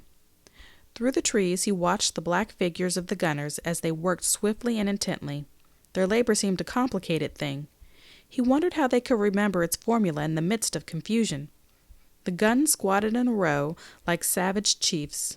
They argued with abrupt violence. It was a grim powwow. Their busy servants ran hither and thither. A small procession of wounded men were going drearily toward the rear. It was a flow of blood from the torn body of the brigade. To the right and to the left were the dark lines of other troops. Far in front he thought he could see lighter masses protruding in points from the forest. They were suggestive of unnumbered thousands. Once he saw a tiny battery go dashing along the line of the horizon. The tiny riders were beating the tiny horses. From a sloping hill came the sound of cheerings and clashes. Smoke welled slowly through the leaves. Batteries were speaking with thunderous oratorical effort. Here and there were flags, the red and the stripes dominating. They splashed bits of warm color upon the dark lines of troops. The youth felt the old thrill at the sight of the emblem. They were like beautiful birds, strangely undaunted in a storm. As he listened to the din from the hillside, to a deep pulsating thunder that came from afar to the left, and to the lesser clamors which came from many directions, it occurred to him that they were fighting too, over there, and over there, and over there. Heretofore, he had supposed that all the battle was directly under his nose. As he gazed around him, the youth felt a flash of astonishment at the blue, pure sky and the sun gleamings on the trees and fields. It was surprising that nature had gone tranquilly on with her golden process in the midst of so much devilment. Chapter 6. The youth awakened slowly. He came gradually back to a position from which he could regard himself. For moments he had been scrutinizing his person in a dazed way as if he had never before seen himself. Then he picked up his cap from the ground. He wriggled his jacket to make a more comfortable fit, and kneeling relaced his shoe. He thoughtfully mopped his reeking features. So it was all over at last. The supreme trial had been passed. The red formidable difficulties of war had been vanquished. He went into an ecstasy of self-satisfaction. He had the most delightful sensations of his life. Standing as if apart from himself, he viewed that last scene. He perceived that the man who had fought thus was magnificent. He felt that he was a fine fellow. He saw himself even with those ideals which he had considered as far beyond him. He smiled in deep gratification. Upon his fellows he beamed tenderness and goodwill. "Gee, ain't it hot, eh?" he said affably to a man who was polishing his streaming face with his coat sleeves. "You bet," said the other, grinning sociably. "I never seen such dumb hotness." He sprawled out luxuriously on the ground. "Gee, yes, and I hope we don't have no more fight until a week from Monday." There were some handshaking and deep speeches with men whose features were familiar, but with whom the youth now felt the bonds of tied hearts. He helped a cursing comrade to bind up a wound of the shin. But of a sudden, cries of amazement broke out along the ranks of the new regiment. "Here they come again! Here they come again!" The man who had sprawled upon the ground started up and said, "Gosh!" The youth turned quick eyes upon the field. He discerned forms begin to swell in masses out of a distant wood. He again saw the tilted flag speeding forward. The shells, which had ceased to trouble the regiment for a time, came swirling around and exploded in the grass or among the leaves of the trees. They looked to be strange war flowers bursting into fierce bloom. The men groaned. The luster faded from their eyes. Their smudged countenances now expressed a profound dejection. They moved their stiffened bodies slowly and watched in sullen mood the frantic approach of the enemy. The slaves toiling in the temple of this god began to feel rebellion at his harsh tasks. They fretted and complained each to each. "Oh, say, this is too much of a good thing. Why can't somebody send us supports?" "We ain't never going to stand this second banging. I didn't come here to fight all the whole damn rebel army." There was one who raised a doleful cry. "I wish Bill Smithers had trod on my hand. instead of me treading on his'n." The sore joints of the regiment creaked as it painfully floundered in position to repulse. The youth stared. Surely, he thought, this impossible thing was not about to happen. He waited as if he expected the enemy to suddenly stop, apologize, and retire bowing. It was all a mistake. But the firing began somewhere in the regimental line and ripped along in both directions.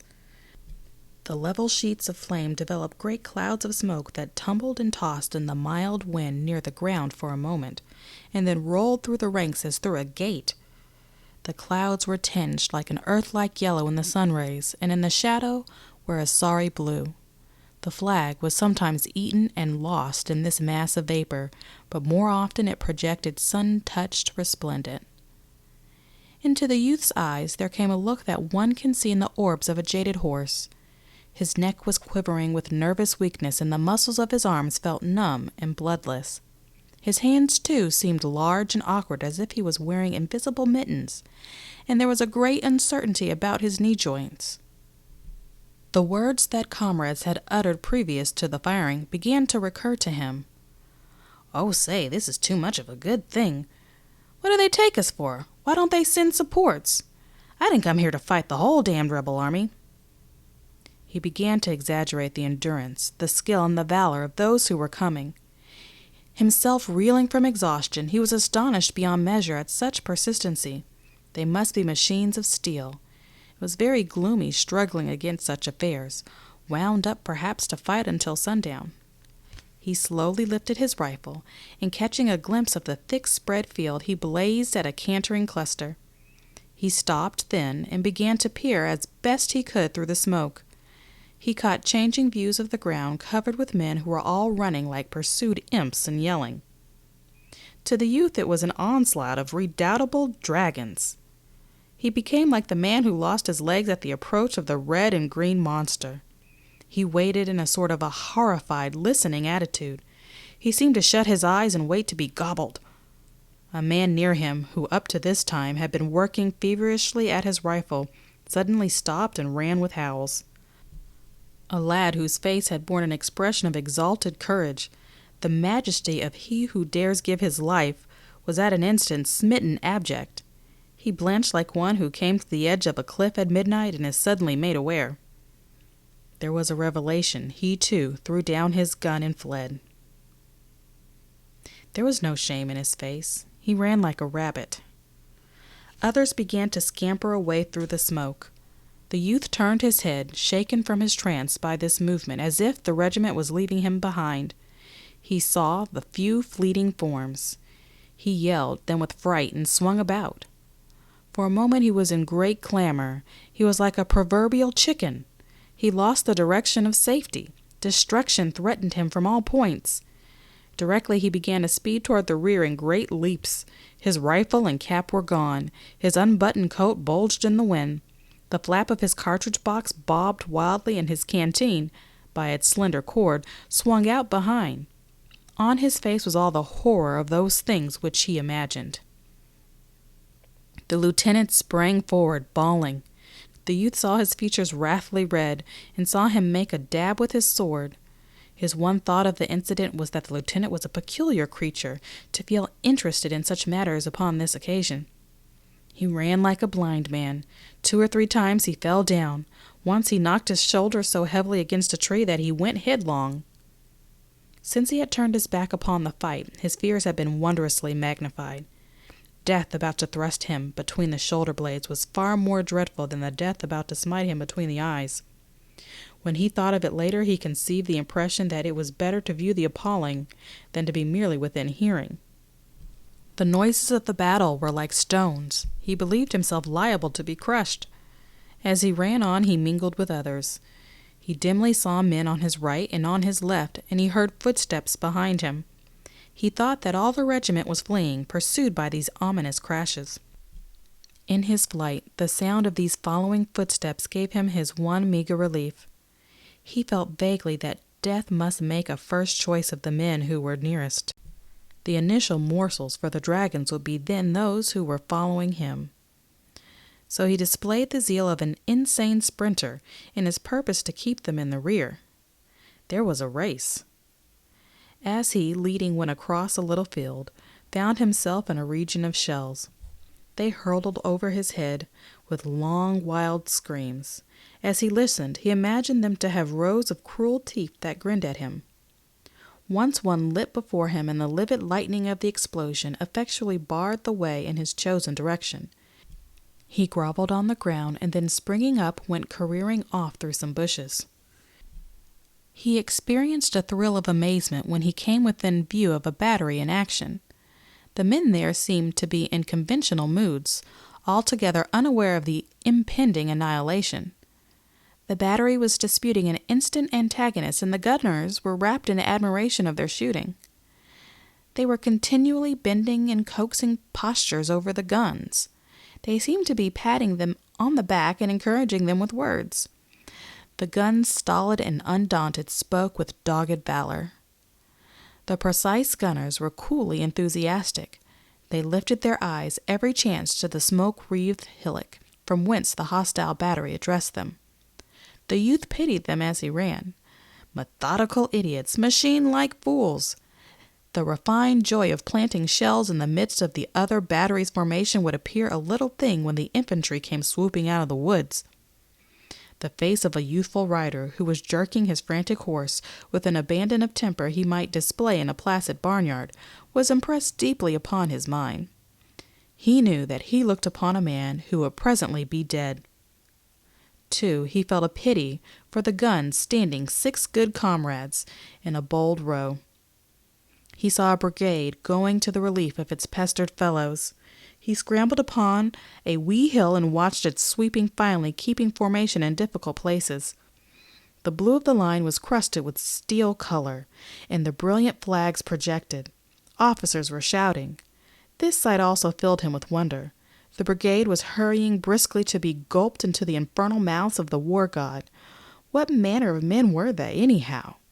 Ah, it was some wondrous breed, or else they didn't comprehend. The fools! A furious order caused commotion in the artillery. An officer, on a bounding horse, made maniacal motions with his arms. The teams went swinging up from the rear. Guns were whirled about, and the battery scampered away. The cannons, with their noses poked slantingly at the ground, grunted and grumbled like stout men, brave but with objections to hurry. The youth went on, moderating his pace since he had left the place of noises. Later he came upon a general of division seated upon a horse that pricked its ears in an interested way at the battle. There was a great gleaming of yellow and patent leather about the saddle and bridle. The quiet man astride looked mouse-colored upon such a splendid charger. A jingling staff was galloping hither and thither. Sometimes the general was surrounded by horsemen, and at other times he was quite alone. He looked to be much harassed. He had the appearance of a businessman whose market is swinging up and down. The youth went slinking around this spot. He went as near as he dared, trying to overhear words. Perhaps the general, unable to comprehend chaos, might call upon him for information, and he could tell him. He knew all concerning it. Of a surety, the force was in a fix, and any fool could see that if they did not retreat while they had the opportunity, why, he felt that he would like to thrash the general, or at least approach and tell him in plain words exactly what he thought him to be. It was criminal to stay calmly in one spot and make no effort to stay destruction. He loitered in a fever of eagerness for the division commander to apply to him. As he warily moved about, he heard the general call out irritably, "Tompkins, go over and see Taylor, and tell him not to be in such an all-fired hurry. Tell him to halt his brigade in the edge of the woods. Tell him to detach a regiment.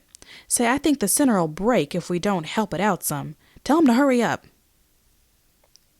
A slim youth on a fine chestnut horse caught these swift words from the mouth of his superior. He made his horse bound into a gallop, almost from a walk in his haste to go upon his mission. There was a cloud of dust. A moment later the youth saw the general bounce excitedly in his saddle. "Yes, by heavens, they have it!" The officer leaned forward. His face was aflame with excitement. "Yes, by heavens, they've held 'em! They've held 'em!" He began to blithely roar at his staff. "We'll wallop 'em now! We'll wallop 'em now! We've got 'em sure!" He turned suddenly upon an aide. "Here, you, Jones, quick, right after Tompkins. See Taylor. Tell him to go in, everlastingly like blazes anything." As another officer sped his horse after the first messenger, the general beamed upon the earth like a sun. In his eyes was a desire to chant a paean. He kept repeating, "They've held him, by heavens!" His excitement made his horse plunge, and he merrily kicked and swore at it. He held a little carnival of joy on horseback.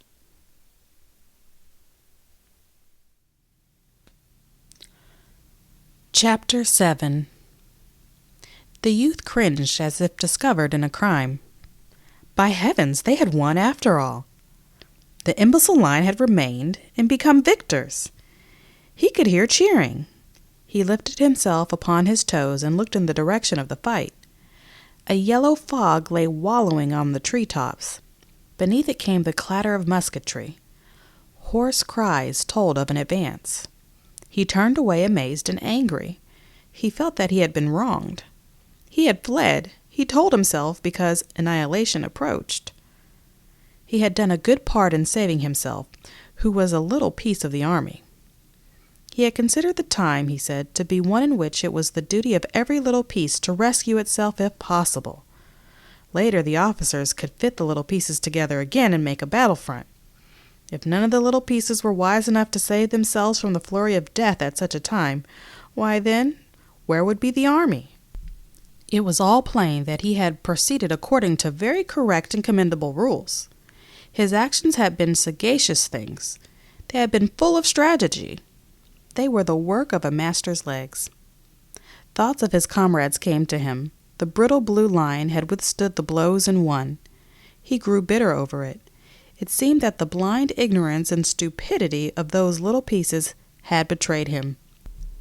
He had been overturned and crushed by their lack of sense in holding the position, when intelligent deliberation would have convinced him that it was impossible. He, the enlightened man who looks afar in the dark, had fled because of his superior perceptions and knowledge. He felt a great anger against his comrades. He knew it could be proved that they had been fools. He wondered what they would remark when later he appeared in camp. His mind heard howls of derision. Their destiny would not enable them to understand his sharper point of view. He began to pity himself, actually. He was ill-used. He was trodden beneath the feet of an iron injustice. He had proceeded with wisdom and from the most righteous motives under heaven's blue, only to be frustrated by hateful circumstances. A dull, animal-like rebellion against his fellows, war in the abstract, and fate grew within him. He shambled along with bowed head, his brain in a tumult of agony and despair. When he looked loweringly up, quivering at each sound, his eyes had the expression of those of a criminal who thinks his guilt and his punishment great, and knows that he can find no words. Who, through his suffering, thinks that he peers into the core of things, and sees that the judgment of man is thistledown and wind. He went from the fields into thick woods, as if resolved to bury himself. He wished to get out of hearing of the crackling shots, which were to him like voices. The ground was clattered with vines and bushes, and the trees grew close and spread out like bouquets. He was obliged to force his way with much noise. The creepers catching against his legs cried out harshly as their sprays were torn from the barks of the trees. The swishing saplings tried to make known his presence to the world. He could not conciliate the forest. As he made his way, it was always calling out protestations.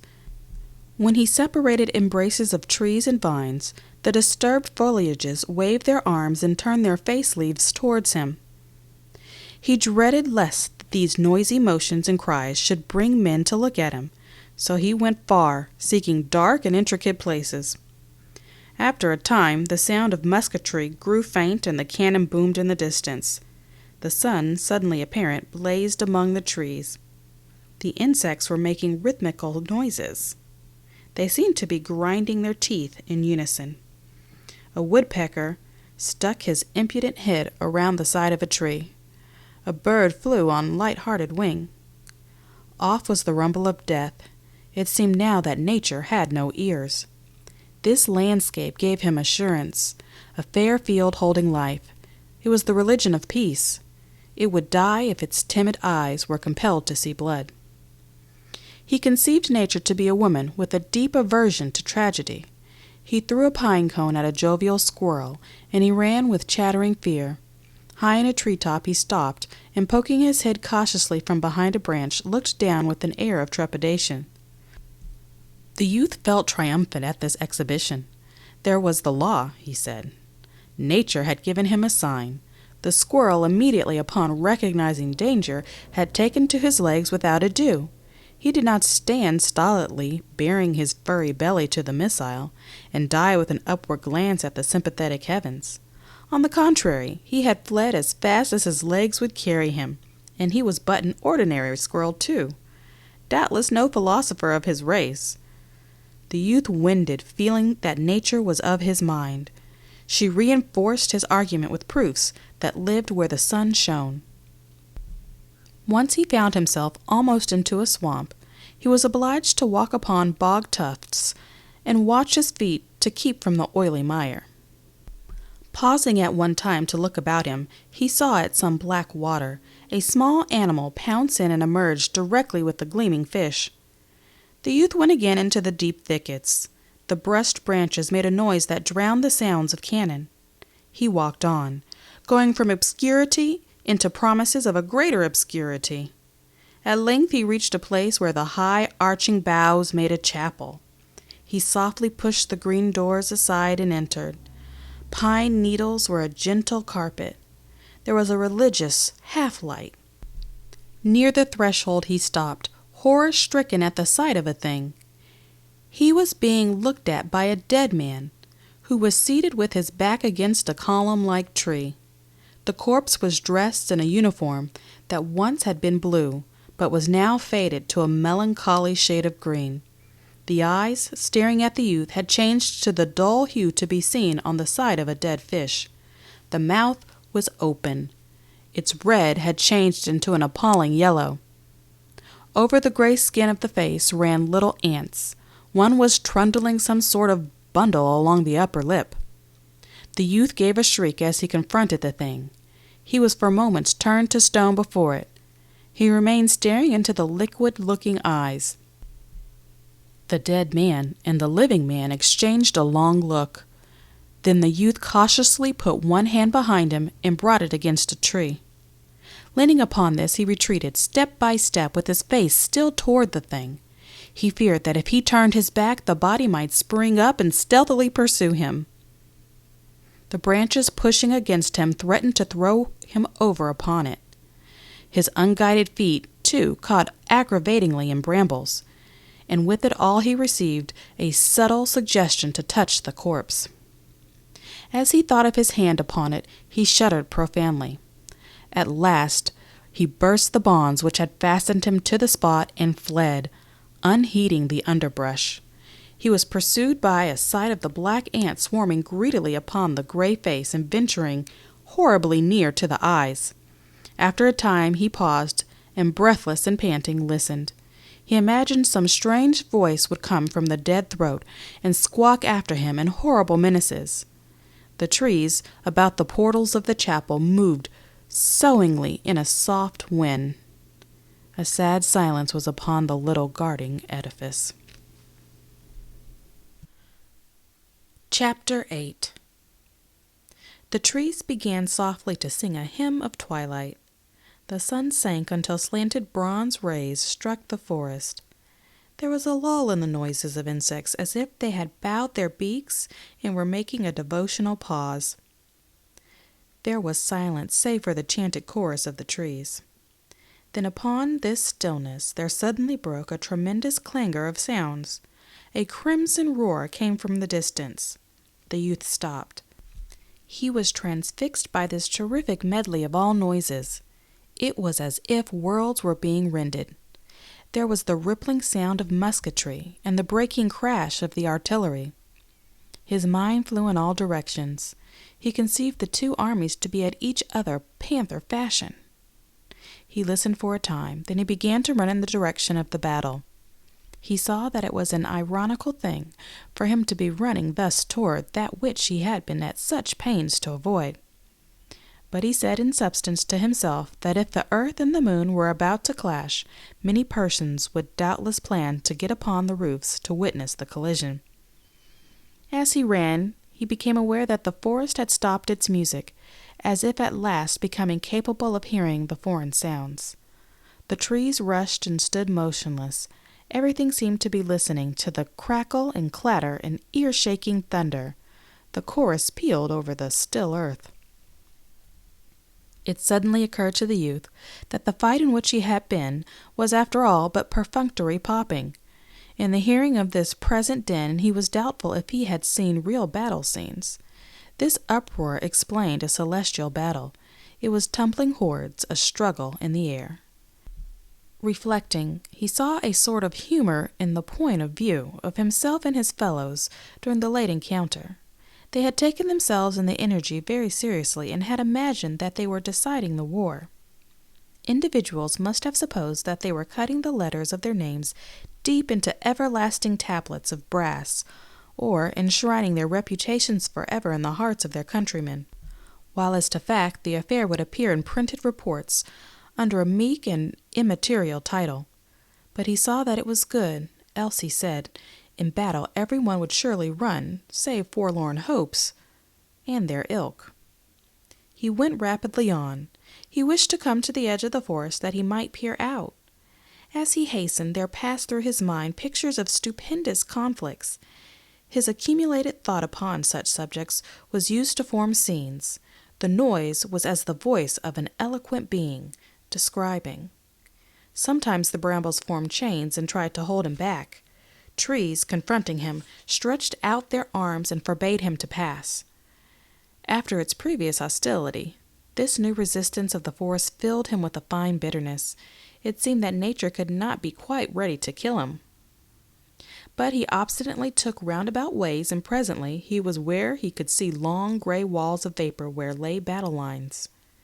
The voices of cannon shook him. The musketry sounded in long, irregular surges that played havoc with his ears. He stood regardant for a moment. His eyes had an awestruck expression. He gawked in the direction of the fight. Presently he proceeded again on his forward way. The battle was like the grinding of an immense and terrible machine to him. Its complexities and powers, its grim processes fascinated him. He must go close and see it produce corpses. He came to a fence and clambered over it. On the far side, the ground was littered with clothes and guns.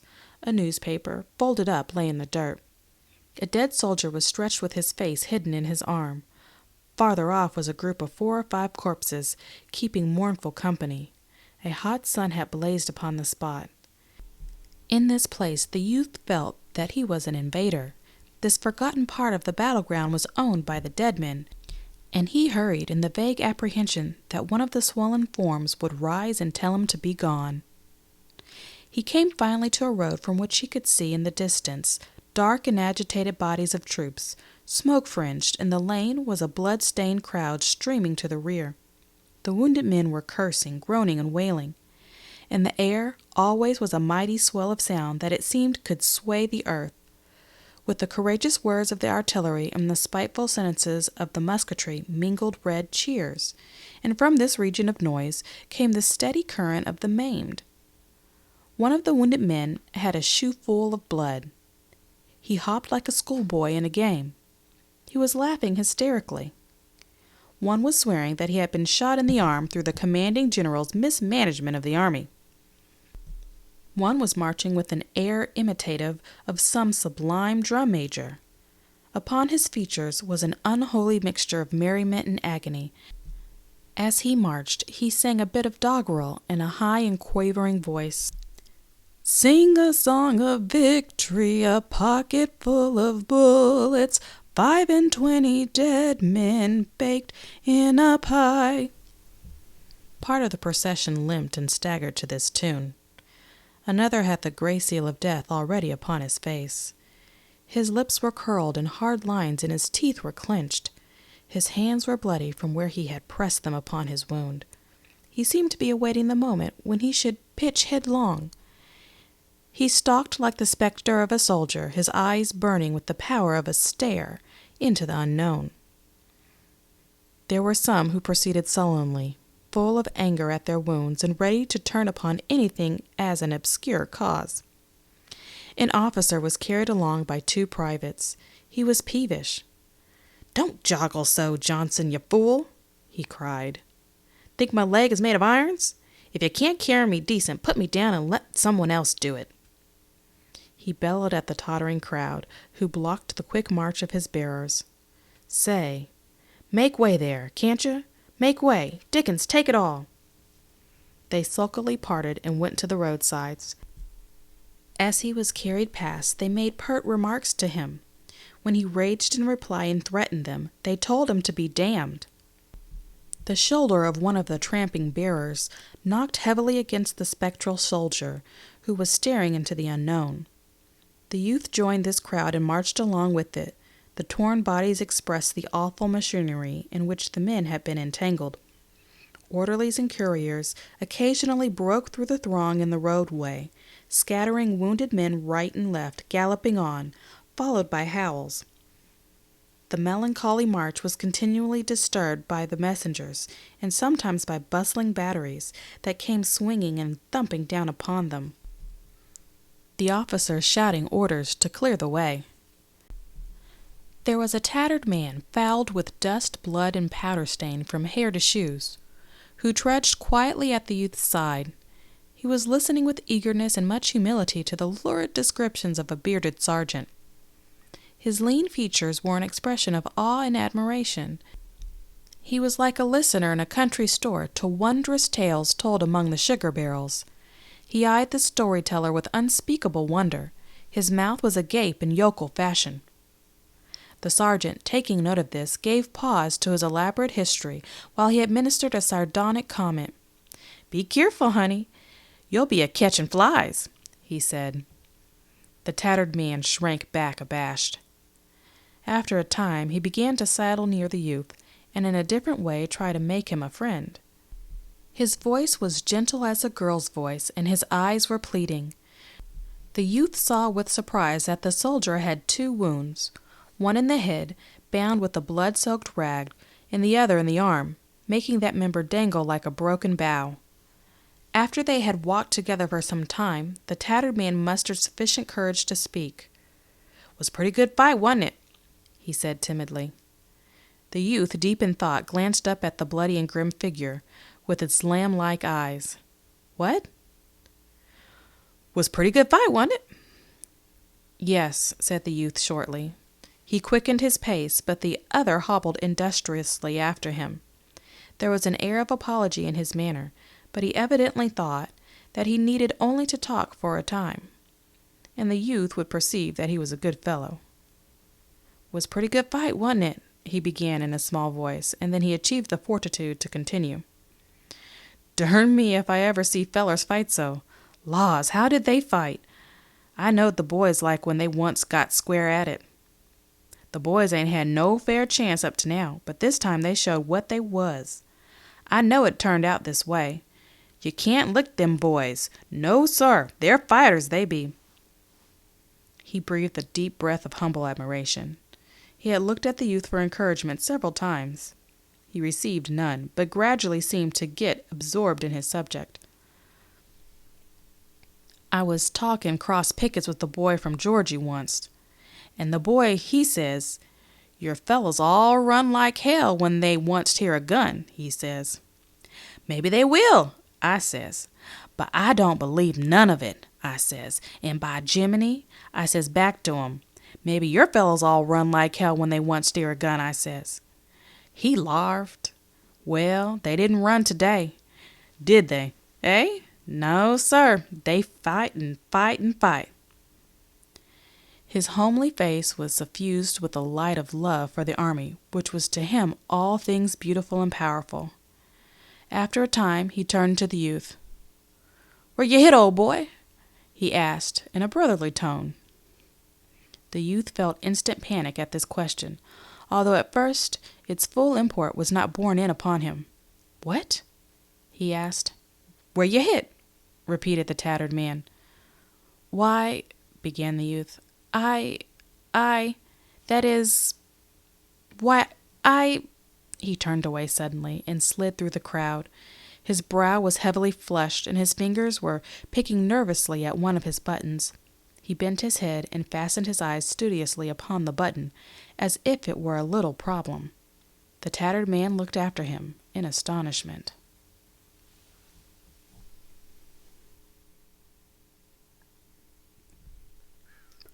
Chapter 9. The youth fell back in the procession until the tattered soldier was not in sight. Then he started to walk on with the others. But he was amid wounds. The mob of men was bleeding. Because of the tattered soldier's questions, he now felt that his shame could be viewed. He was continually casting sidelong glances to see if the men were contemplating the letters of guilt he felt burned into his brow. At times he regarded the wounded soldiers in an envious way. He conceived persons with torn bodies to be peculiarly happy. He wished that he too had a wound, a little red badge of courage. The spectral soldier was at his side like a stalking reproach. The man's eyes were still fixed in a stare into the unknown. His gray, appalling face had attracted attention in the crowd, and men, slowing to his dreary pace, were walking with him. They were discussing his plight, questioning him, and giving him advice. In a dogged way he repelled them, signing them to go on and leave him alone. The shadows of his face were deepening, and his tight lips seemed holding in cheek the moan of great despair. There could be seen a certain stiffness in the movement of his body, as if he were taking infinite care not to arouse the passion of his wounds. As he went on, he seemed always looking for a place, like one who goes to choose a grave. Something in the gesture of the man as he waved the bloody and pitying soldiers away made the youth start as if bitten. He yelled in horror. Tottering forward, he laid a quivering hand upon the man's arm. As the latter slowly turned his wax-like features toward him, the youth screamed, "God, Jim Conklin!" The tall soldier made a little commonplace smile. "Hello, Henry," he said. The youth swayed on his legs and glared strangely. He stuttered and stammered, "Oh, Jim, oh, Jim, oh, Jim!" The tall soldier held out his gory hand. There was a curious red and black combination of new blood and old blood upon it. "Where you been, Henry?" he asked. He continued in a monotonous voice, "I thought maybe you got killed over. There's been thunder to pay today. I was worrying about it a good deal." The youth still lamented, "Oh, Jim, oh, Jim, oh, Jim." "You know," said the tall soldier, "I was out there." He made a careful gesture. "And Lord, what a circus. And by Jiminy, I got shot. I got shot. Yes, by Jiminy, I got shot." He reiterated this fact in a bewildered way, as if he did not know how it came about. The youth put forth anxious arms to assist him, but the tall soldier went firmly on as if propelled. Since the youth's arrival as a guardian for his friend, the other wounded men had ceased to display such interest. They occupied themselves again in dragging their own tragedies toward the rear. Suddenly, as the two friends marched on, the tall soldier seemed to be overcome by a terror. His face turned to a semblance of gray paste. He clutched the youth's arm and looked all about him as if dreading to be overheard. Then he began to speak in a shaking whisper. "I'll tell you what I'm afraid of, Henry. I'll tell you what I'm afraid of. I'm afraid of falling down. And then, you know, them damned artillery wagons, they like as not'll run over me. That's what I'm afraid of." The youth cried out to him hysterically, "I'll take care of you, Jim. I'll take care of you. I swear to God I will." "Sure, will you, Henry?" the tall soldier beseeched.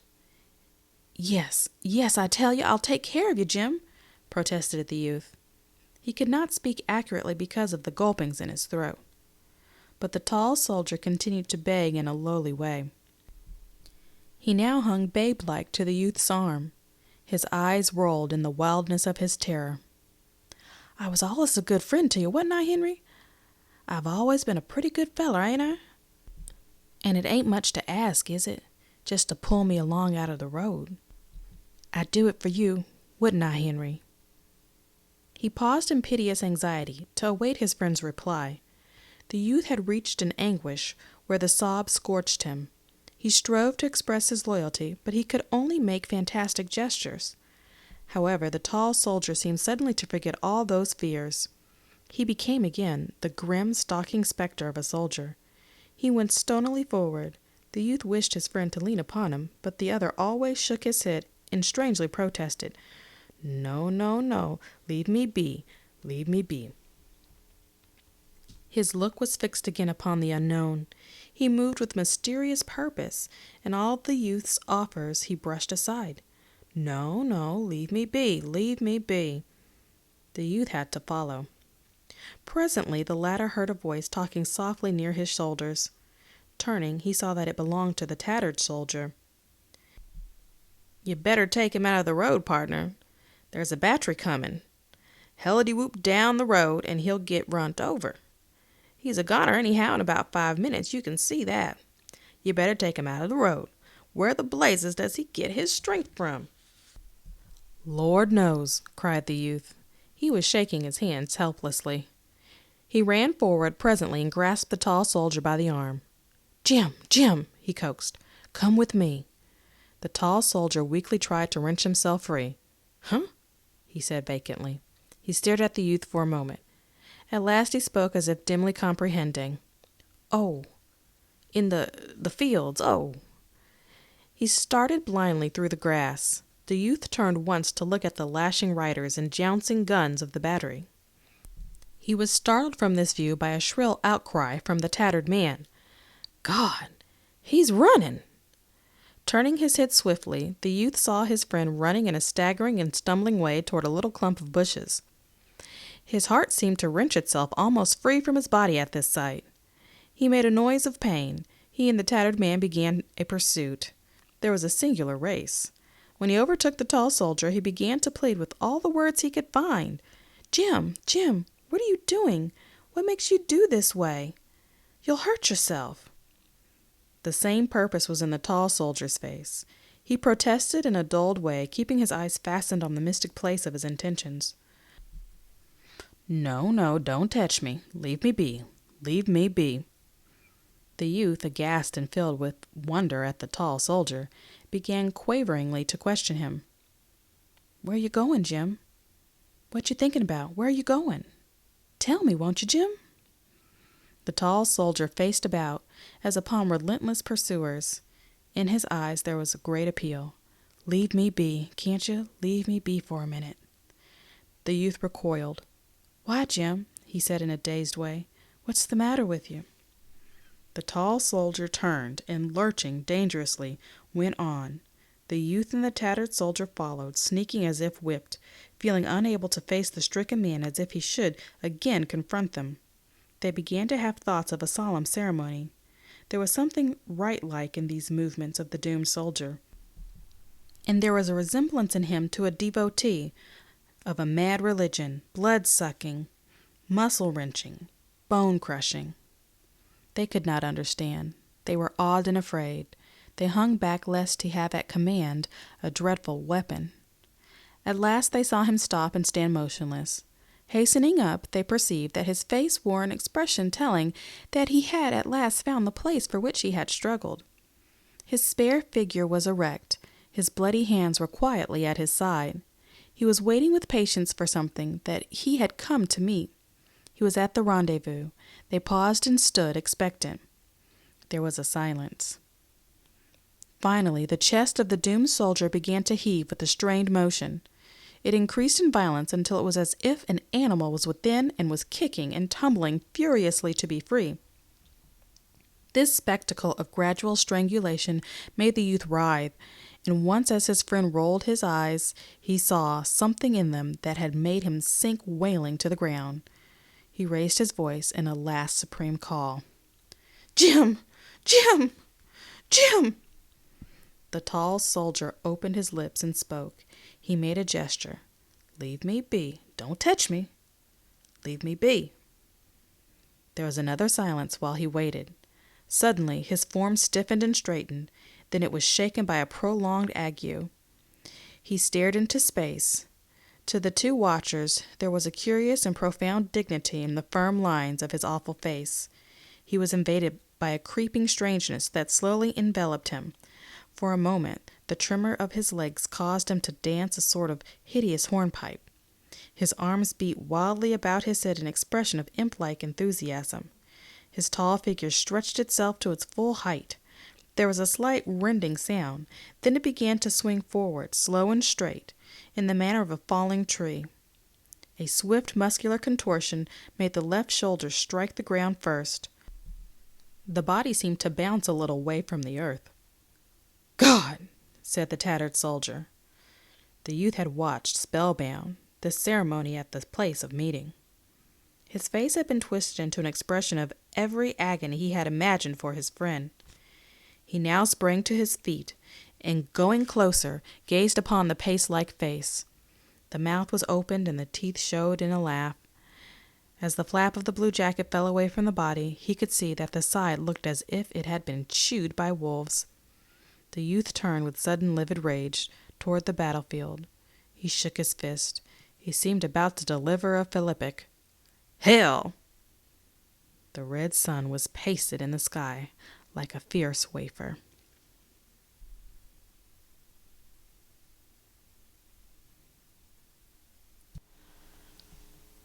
Chapter 10. The tattered man stood musing. "Well, he was regular Jim Dandy for nerve, wasn't he?" said he finally in a little awestruck voice. "A regular Jim Dandy." He thoughtfully poked one of the docile hands with his foot. "I wonder where he got his strength from. I never seen a man do like that before. It was a funny thing. Well, he was a regular Jim Dandy." The youth desired to screech out his grief. He was stabbed, but his tongue lay dead in the tomb of his mouth. He threw himself upon the ground and began to brood. The tattered man stood musing. "Looky here, partner," he said after a time. He regarded the corpse as he spoke. "He's up and gone, ain't he? And we might as well begin to look out for old number one. This here thing is all over. He's up and gone, ain't he? And he's all right here. Nobody won't bother him. And I must say I ain't enjoying any great health myself these days." The youth, awakened by the tattered soldier's tone, looked up quickly. He saw that he was swinging uncertainly on his legs, and that his face turned to a shade of blue. "Good Lord," he cried. "You ain't going to— not you too?" The tattered man waved his hand. "Nary die," he said. "All I want is some pea soup and a good bed. Some pea soup," he repeated dreamily. The youth arose from the ground. "I wonder where he came from. I left him over there," he pointed, "and now I find him here. And he was coming from over there, too." He indicated in a new direction. They both turned toward the body as if to ask of it a question. "Well," at length spoke the tattered man, "there ain't no use in our staying here and trying to ask him anything." The youth nodded in assent wearily. They both turned to gaze for a moment at the corpse. The youth murmured something. "Well, he was a Jim Dandy, wasn't he?" said the tattered man as if in response. They turned their backs upon it and started away. For a time they stole softly, treading with their toes. It remained laughing there in the grass. "I'm commencing to feel pretty bad," said the tattered man, suddenly breaking one of his little silences. "I'm commencing to feel pretty damn bad." The youth groaned. Oh, Lord. He wondered if he was to be tortured witness of another grim encounter. But his companion waved his hand reassuringly. "Oh, I'm not going to die yet. There's too much dependent on me for me to die yet. No, sir, nary die. I can't. You'd ought to see that swat of children I've got, and all like that." The youth, glancing at his companion, could see by the shadow of a smile that he was making some kind of fun. As they plodded on, the tattered soldier continued to talk. "Besides, if I died, I wouldn't die the way that feller did. That was the funniest thing. I'd just flop down, I would. I never seen a feller die the way that feller did." You know Tom Jameson? He lives next door to me up home. He's a nice feller. He is, and we was always good friends. Smart, too. Smart as a steel trap. Well, when we was fighting this afternoon, all of a sudden, he began to rip up and cuss and beller at me. You shot! You blamed infernal tooty tooty tooty too! He swore horrible. He says to me, I put up my hand to my head. When I looked at my fingers, I seen sure enough I was shot. I give a holler and began to run, but before I could get away, another one hit me in the arm and whirled me clean round. I got scared when there was all a shooting behind me, and I run to beat all. But I cotch it pretty bad. I've an idea I'd been a fightin' yet if it wasn't for Tom Jameson. Then he made a calm announcement. There's 2 of 'em little ones, but they're beginning to have fun with me now. I don't believe I can walk much further. They went slowly on in silence. You look pretty peaked yourself, said the tattered man at last. I bet you've got a worse one than you think. You better take care of your hurt. It don't do to let such things go. It might be inside mostly, and them plays thunder. Where is it located? But he continued his harangue without waiting for a reply. I see a feller get hit plumb in the head when my regiment was standing at ease onct, and everybody yelled out to him, Hurt, John? Are you hurt much? No, he says. He looked kind of surprised, and he went on telling them how he felt. He said he didn't feel nothing. But by Dad, the first thing that feller knowed, he was dead. Yes, he was dead, stone dead. So you want to watch out. You might have some queer kind of hurt yourself. You can't never tell. Where is yourn located? The youth had been wriggling since the introduction of this topic. He now gave a cry of exasperation and made a furious motion with his hand. Oh, don't bother me, he said. He was enraged against the tattered man, and could have strangled him. His companions seemed ever to play intolerable parts. They were ever upraising the ghosts of shame on the stick of their curiosity. He turned toward the tattered man as one at bay. Now don't bother me, he repeated with desperate menace. Well, Lord knows I don't want to bother anybody, said the other. There was a little accent of despair in his voice as he replied, Lord knows I've got enough my own to tend to. The youth, who had been holding a bitter debate with himself and casting glances of hatred and contempt at the tattered man, here spoke in a hard voice. Goodbye, he said. The tattered man looked at him in gaping amazement. Why, partner, where are you going? He asked unsteadily. The youth looking at him could see that he too, like that other one, was beginning to act dumb and animal-like. His thoughts seemed to be floundering about in his head. Now, look-a-here, you Tom Jameson. Now, I won't have this. This here won't do. Where you going? The youth pointed vaguely. Over there, he replied. Well, now, look-a-here, now, said the tattered man, rambling on in idiot fashion. His head was hanging forward, and his words were slurred. This thing won't do now, Tom Jameson. It won't do. I know you pig-headed devil. You want to go tromping off with a bad hurt. It ain't right now, Tom Jameson, it ain't. You want to leave me take care of you, Tom Jameson. It ain't right, it ain't. For you to go tromping off with a bad hurt, it ain't. Ain't right, it ain't. In reply, the youth climbed a fence and started away. He could hear the tattered man bleating plaintively. Once he faced about angrily. What? Look-a-here now, Tom Jameson. Now, it ain't, the youth went on. Turning at a distance, he saw the tattered man wandering about helplessly in the field. He now thought he wished he was dead. He believed that he envied those men whose bodies lay strewn over the grass of the fields and on the fallen leaves of the forest. The simple questions of the tattered man had been knife thrusts to him. They asserted a society that probes pitilessly at secrets until all is apparent. His late companion's persistency made him feel that he could not keep his crime concealed in his bosom. It was sure to be brought plain by one of those arrows which cloud the air and are constantly pricking, discovering, proclaiming those things which are willed to be forever hidden. He admitted that he could not defend himself against this agency. It was not within the power of vigilance.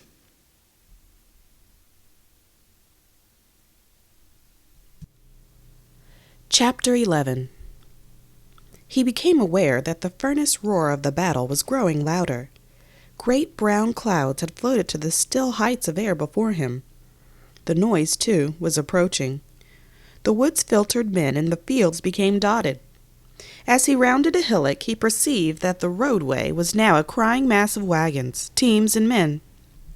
From the heaving tangle issued exhortations, commands, imprecations. Fear was sweeping it all along. The cracking whips bit and horses plunged and tugged. The white-topped wagons strained and stumbled in their exertions like fat sheep. The youth felt comforted in a measure by this sight. They were all retreating. Perhaps then he was not so bad after all. He seated himself and watched the terror-stricken wagons. They fled like soft, ungainly animals, and all the roarers and lashers served to help him to magnify the dangers and the horrors of the engagement, that he might try to prove to himself that the thing with which men could charge him was in truth a symmetrical act. There was an amount of pleasure to him in watching the wild march of this vindication. Presently, the calm head of a forward-going column of infantry appeared in the road. It came swiftly on. Avoiding the obstructions gave it the sinuous movement of a serpent. The men at the head butted mules with their musket-stocks. They prodded teamsters indifferent to all howls. The men forced their way through parts of the dense mass by strength. The blunt head of the column pushed. The raving teamster swore many oaths. The commands to make way had the ring of a great importance in them. The men were going forward to the heart of the din. They were to confront the eager rush of the enemy. They felt the pride of their onward movement when the remainder of the army seemed trying to dribble down this road. They tumbled teams about with the fine feeling that it was no matter so long as their column got to the front in time. This importance made their faces grave and stern, and the backs of the officers were very rigid. As the youth looked at them, the black weight of his woe returned to him. He felt that he was regarding a procession of chosen beings. The separation was as great to him as if they had marched with weapons of flames and banners of sunlight. He could never be like them. He could have wept in his longings. He searched about in his mind for an adequate malediction for the indefinite cause, the thing upon which men turn the words of final blame. It, whatever it was responsible for him, he said. There lay the fault. The haste of the column to reach the battle seemed to the forlorn young man to be something much finer than stout fighting. Heroes, he thought, could find excuses in that long, seething lane. They could retire with perfect self-respect and make excuses to the stars. He wondered what those men had eaten that they could be in such haste to force their way to grim chances of death. As he watched, his envy grew until he thought that he wished to change lives with one of them. He would have liked to have used a tremendous force, he said, throw off himself and become a better. Swift pictures of himself, apart yet in himself, came to him. A blue, desperate figure leading lurid charges with one knee forward and a broken blade high. A blue, determined figure standing before a crimson and steel assault, getting calmly killed on a high place before the eyes of all. He thought of the magnificent pathos of his dead body. These thoughts uplifted him. He felt the quiver of war desire. In his ears he heard the ring of victory. He knew the frenzy of a rapid, successful charge, the music of the trampling feet, the sharp voices. The clanking arms of the column near him made him soar on the red wings of war. For a few moments he was sublime. He thought that he was about to start for the front. Indeed, he saw a picture of himself, dust-stained, haggard, panting, flying to the front at the proper moment to seize and throttle the dark, leering witch of calamity. Then the difficulties of the thing began to drag at him. He hesitated, balancing awkwardly on one foot. He had no rifle. He could not fight with his hands, said he resentfully to his plan. Well, rifles could be had for the picking. They were extraordinarily profuse. Also, he continued, it would be a miracle if he found his regiment. Well, he could fight with any regiment. He started forward slowly. He stepped as if he expected to tread upon some explosive thing. Doubts and he were struggling. He would truly be a worm if any of his comrades should see him returning thus, the marks of his flight upon him. There was a reply that the intent fighters did not care for what happened rearward, saving that no hostile bayonets appeared there. In the battle blur, his face would, in a way, be hidden, like the face of a cowled man. But then he said that his tireless fate would bring forth, when the strife lulled for a moment, a man to ask of him an explanation. In imagination he felt the scrutiny of his companions as he painfully labored through some lies. Eventually, his courage expended itself upon these objections. The debates drained him of his fire.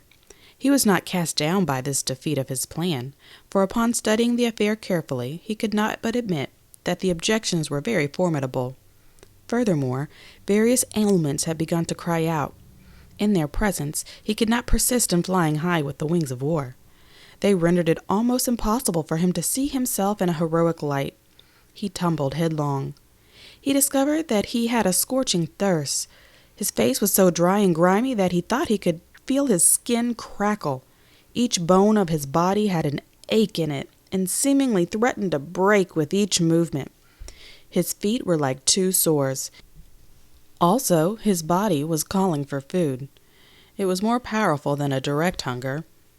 There was a dull weight-like feeling in his stomach, and when he tried to walk, his head swayed and he tottered. He could not see with distinctness. Small patches of green mist floated before his vision. While he had been tossed by many emotions, he had not been aware of ailments. Now they beset him and made clamor. He was at last compelled to pay attention to them. His capacity for self-hate was multiplied. In despair, he declared that he was not like those others. He now conceded it to be impossible that he should ever become a hero. He was a craven loon. Those pictures of glory were piteous things. He groaned from his heart and went staggering off. A certain moth-like quality within him kept him in the vicinity of the battle. He had a great desire to see and to get news. He wished to know who was winning. He told himself that despite his unprecedented suffering, he had never lost his greed for a victory. Yet, he said, in a half-apologetic manner to his conscience, he could not but know that a defeat for the army this time might mean many favorable things for him. The blows of the enemy would splinter regiments into fragments. Thus, many men of courage, he considered, would be obliged to desert the colors and scurry like chickens. He would appear as one of them. They would be sullen brothers in distress, and he could then easily believe he had not run any farther or faster than they. And if he himself could believe in his virtuous perfection, he conceived that there would be small trouble in convincing all others. He said, as if in excuse for this hope, that previously the army had encountered great defeats, and in a few months had shaken off all blood and tradition of them, emerging as bright and valiant as a new one, thrusting out of sight the memory of disaster, and appearing with the valor and confidence of unconquered legions. The shrilling voices of the people at home would pipe dismally for a time, but various generals were usually compelled to listen to these ditties. He, of course, felt no compunction for proposing a general as a sacrifice. He could not tell who the chosen for the barbs might be, so he could not center nor direct sympathy upon him. The people were afar, and he did not conceive public opinion to be accurate at long range. It was quite probable they would hit the wrong man who, after he had recovered from his amazement, would perhaps spend the rest of his days in writing replies to the songs of his alleged failure. It would be very unfortunate, no doubt, but in this case a general was of no consequence to the youth. In a defeat there would be a roundabout vindication of himself. He thought it would prove in a manner that he had fled early because of his superior powers of perception. A serious prophet upon predicting a flood should be the first man to climb a tree. This would demonstrate that he was indeed a seer. A moral vindication was regarded by the youth as a very important thing. Without salve he could not, he thought, wear the sore badge of his dishonor through life. With his heart continually assuring him that he was despicable, he could not exist without making it, through his actions, apparent to all men. If the army had gone gloriously on, he would be lost. If the din meant that now his army's flags were tilted forward, he was a condemned wretch. He would be compelled to doom himself to isolation. If the men were advancing, their indifferent feet were trampling upon his chances for a successful life. As these thoughts went rapidly through his mind, he turned upon them and tried to thrust them away. He denounced himself as a villain. He said that he was the most unutterably selfish man in existence. His mind pictured the soldiers who would place their defiant bodies before the spear of the yelling battle fiend, and as he saw their dripping corpses on an imagined field, he said that he was their murderer. Again, he thought that he wished he was dead. He believed that he envied a corpse. Thinking of the slain, he achieved a great contempt for some of them, as if they were guilty of thus becoming lifeless.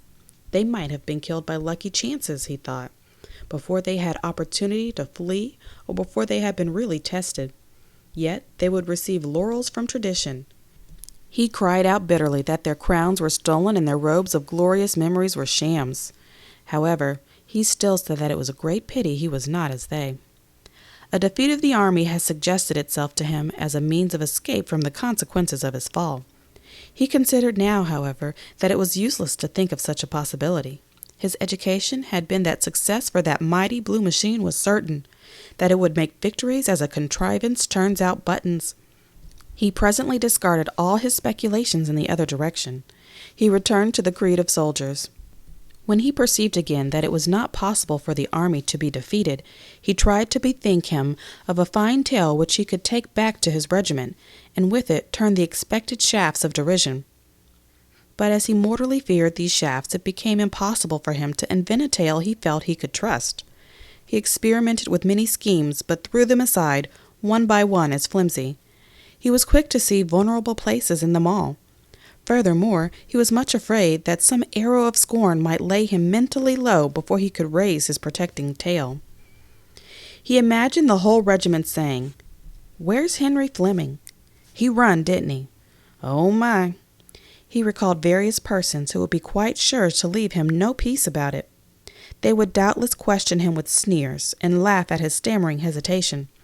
In the next engagement, they would try to keep watch of him to discover when he would run.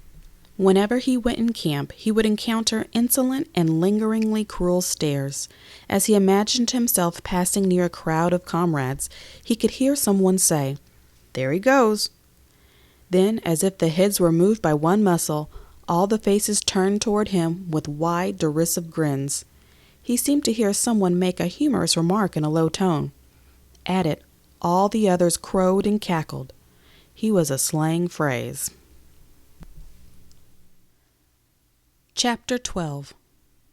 The column that had butted stoutly at the obstacles in the roadway were barely out of the youth's sight before he saw dark waves of men come sweeping out of the woods and down through the fields.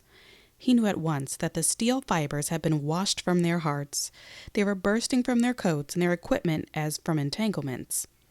They charged down upon him like terrified buffaloes. Behind them blue smoke curled and clouded above the treetops, and through the thickets he could sometimes see a distant pink glare. The voices of the cannon were clamoring in interminable chorus. The youth was horror-stricken. He stared in agony and amazement. He forgot that he was engaged in combating the universe. He threw aside his mental pamphlets on the philosophy of the retreated and rules for the guidance of the damned. He lost concern for himself. The fight was lost. The dragons were coming with invincible strides. The army, helpless in the matted thickets and blinded by the overhanging night, was going to be swallowed. War, the red animal war, the blood-swollen god, would have bloated Phil. Within him, something bade to cry out. He had the impulse to make a rallying speech, to sing a battle hymn, but he could only get his tongue to call into the air. What's the matter?" Soon he was in the midst of them. They were leaping and scampering all about him. Their blanched faces shone in the dusk. They seemed for the most part to be very burly men. The youth turned from one to another of them as they galloped along. His incoherent questions were lost. They were heedless of his appeals. They did not seem to see him. They sometimes gabbled insanely. One huge man was asking of the sky, "Say, where to Plank Road? Where to Plank Road?" It was as if he had lost a child. He wept in his pain and dismay. Presently, men were running hither and thither, in all ways, the artillery booming forward and rearward, and on the flanks made jumble of ideas of directions. Landmarks had vanished into the gathered gloom. The youth began to imagine that he had got into the center of the tremendous quarrel, and he could perceive no way out of it. From the mouths of the fleeing men came 1,000 wild questions, but no one answered them. The youth, after rushing about and throwing interrogations at the heedless bands of retreating infantry, finally clutched a man by the arm. They swung around face to face. Why, stammered the youth, struggling with his balking tongue. The man screamed, "Let me go! Let me go!" His face was livid, and his eyes were rolling uncontrolled. He was heaving and panting. He still grasped his rifle, perhaps having forgotten to release his hold upon it. He tugged frantically, and the youth, compelled to lean forward, was dragged several paces. "Let me go! Let me go!" Why, stuttered the youth. "Well, then," bawled the man in a lurid rage. He adroitly and fiercely swung his rifle. It crushed upon the youth's head. The man ran on. The youth's fingers had turned to paste upon the other's arms. The energy was smitten from his muscles. He saw the flaming wings and lightning flash before his vision. There was a deafening rumble of thunder within his head. Suddenly his legs seemed to die. He shrank writhing to the ground. He tried to arise. In his efforts against the numbing pain, he was like a man wrestling with a creature of the air. There was a sinister struggle. Sometimes he would achieve a position half erect, battle with the air for a moment, and then fall again, grabbing at the grass. His face was of a clammy pallor. Deep groans were wrenched from him. At last, with a twisting movement, he got upon his hands and knees, and from thence, like a babe trying to walk to his feet, pressing his hands to his temples, he went lurching over the grass. He fought an intense battle with his body. His dulled senses wished him to swoon, and he opposed them stubbornly, his mind portraying unknown dangers and mutilations if he should fall upon the field. He went tall soldier fashion. He imagined secluded spots where he could fall and be unmolested. To search for one, he strove against the tide of his pain. Once he put his hand to the top of his head and timidly touched the wound. The scratching pain of the contact made him draw a long breath through his clenched teeth. His fingers were dabbed with blood. He regarded them with a fixed stare. Around him he could hear the grumble of jolted cannon as the scurrying horses were lashed toward the front. Once a young officer on a besplashed charger nearly ran him over. He turned and watched the mass of guns, men, and horses sweeping in a wide curve toward a gap in a fence. The officer was making excited motions with a gauntleted hand. The guns followed, the teams with an air of unwillingness, of being dragged by the heels. Some officers of the scattered infantry were cursing and railing like fishwives. Their scolding voices could be heard above the din. Into the unspeakable jumble on the roadway rode a squadron of cavalry. The faded yellow of their facings shone bravely. There was a mighty altercation. The artillery were assembling as if for a conference. The blue haze of evening was upon the field. The lines of forest were long purple shadows. One cloud lay along the western sky, partly smothering the red. As the youth left the scene behind him, he heard the guns suddenly roar out. He imagined them shaking in black rage. They belched and howled like brass devils guarding at a gate. The soft air was filled with a tremendous remonstrance. With it came the shattering peal of opposing infantry.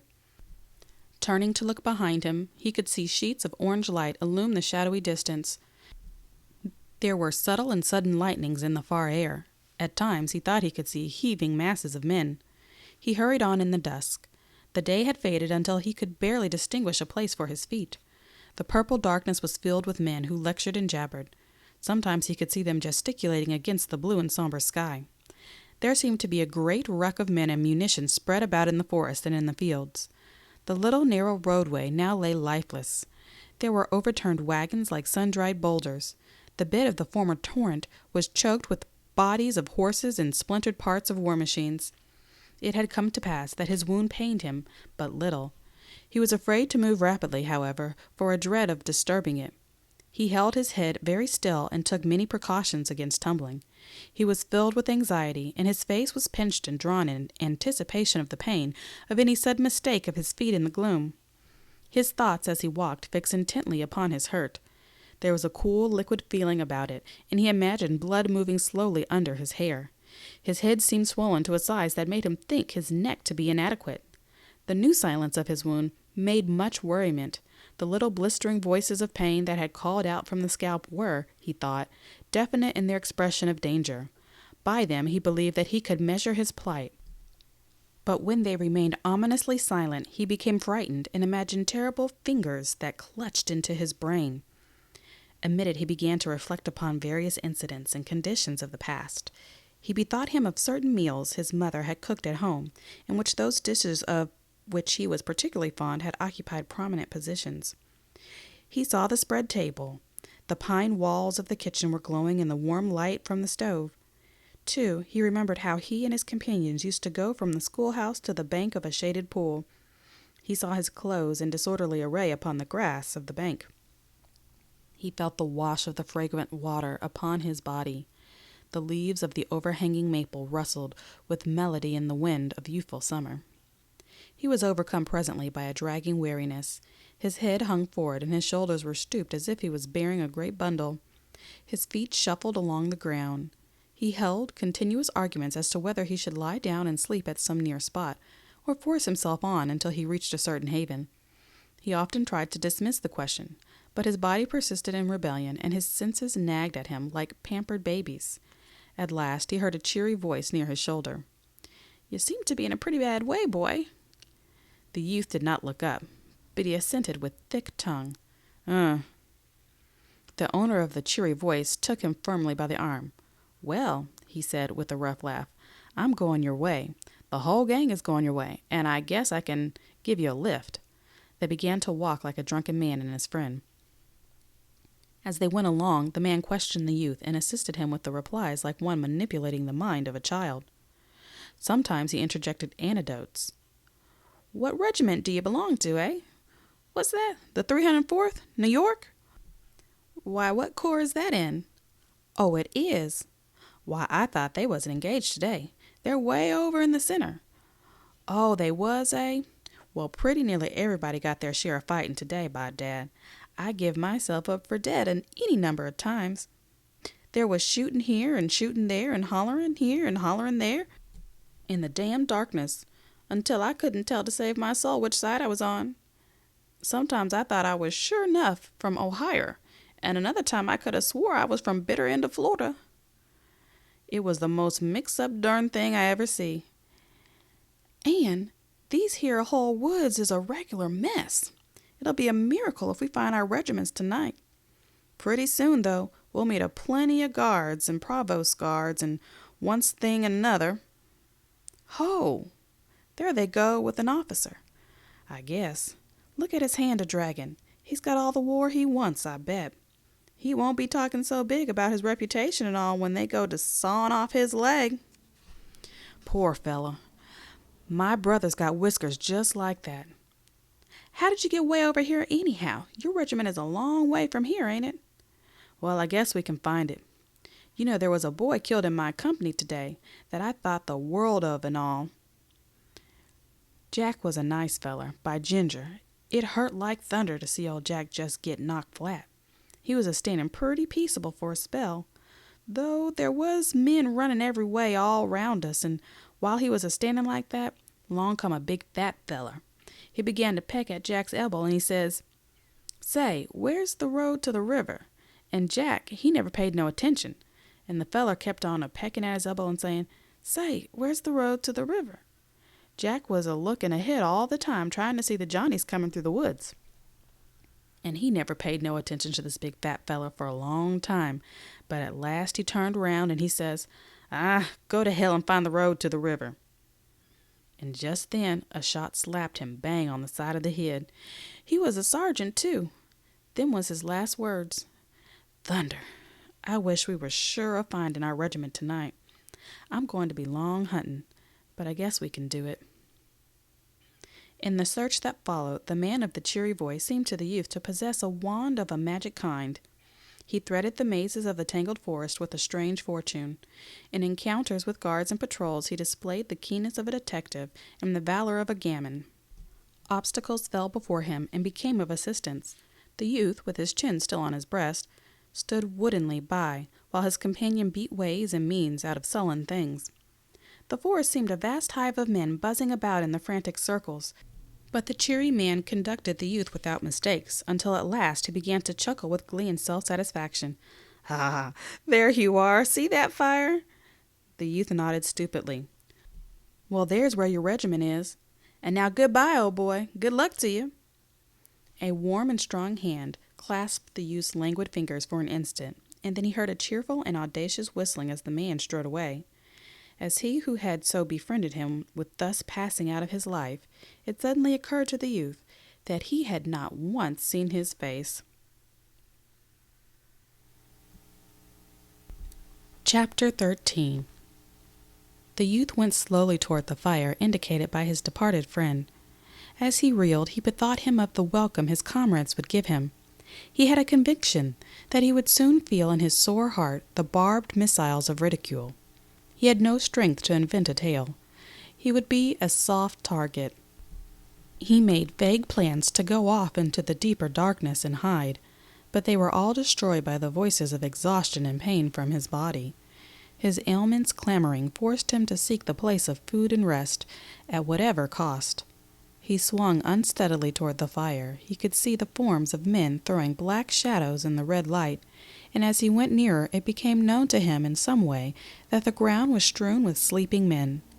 Of a sudden he confronted a black and monstrous figure. A rifle barrel caught some glinting beams. "Halt! Halt!" He was dismayed for a moment, but he presently thought that he recognized the nervous voice. As he stood tottering before the rifle barrel, he called out, "Why, hello, Wilson, you here?" The rifle was lowered to a position of caution, and the loud soldier came slowly forward. He peered into the youth's face. "That you, Henry?" "Yes, it's me." Well, old boy," said the other. "By ginger, I'm glad to see you. I give you up for a goner. I thought you was dead, sure enough." There was husky emotion in his voice. The youth found that now he could barely stand upon his feet. There was a sudden sinking of his forces. He thought he must hasten to produce his tale to protect him from the missiles already at the lips of redoubtable comrades. So, staggering before the loud soldier, he began. Yes, I've had an awful time. I've been all over. Way over on the right. Terrible fighting over there. I had an awful time. I got separated from the regiment. Over on the right. I got shot in the head. I never seen such fighting. Awful time. I don't see how I could have got separated from the regiment. I got shot too. His friend had stepped forward quickly. What? Got shot? Why didn't you say so first? Poor old boy, we must... Hold on a minute. What am I doing? I'll call Simpson. Another figure at the moment loomed in the gloom. They could see that it was the corporal. Who you talking to, Wilson? He demanded. His voice was anger-toned. Who you talking to?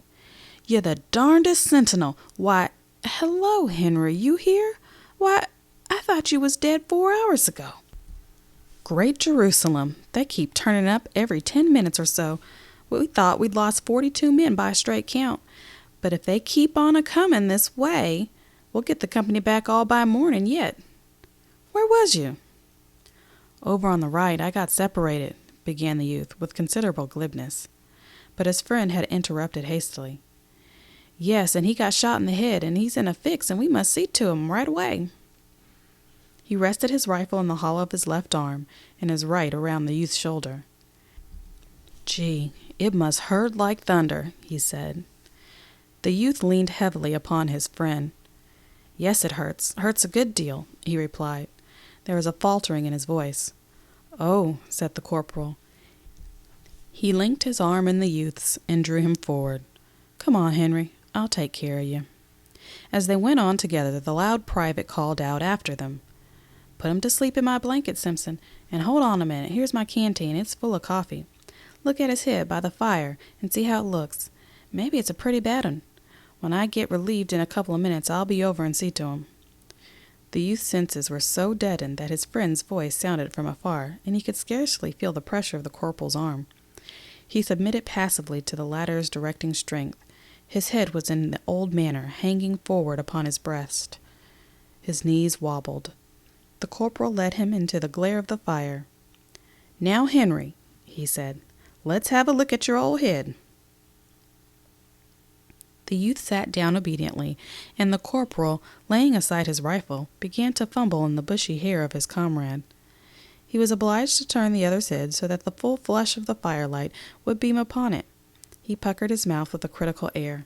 He drew back his lips and whistled through his teeth when his fingers came in contact with the splashed blood and the rare wound. "Ah, here we are," he said. He awkwardly made further investigations. "Just as I thought," he added presently. "You've been grazed by a ball. It's raised a queer lump, just as if some feller had lammed you on the head with a club. It stopped the bleeding long time ago. The most about it is that in the morning you'll feel that a number 10 hat wouldn't fit you. And your head'll be all het up and feel as dry as burnt pork. And you may get a lot of other sicknesses, too, by morning. You can't never tell. Still, I don't much think so. It's just a damn good belt on the head and nothing more. Now you just sit here and don't move while I ride out the relief. Then I'll send Wilson to take care of you." The corporal went away. The youth remained on the ground like a parcel.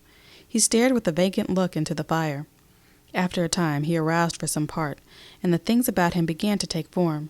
He saw that the ground in the deep shadows was cluttered with men sprawling in every conceivable posture.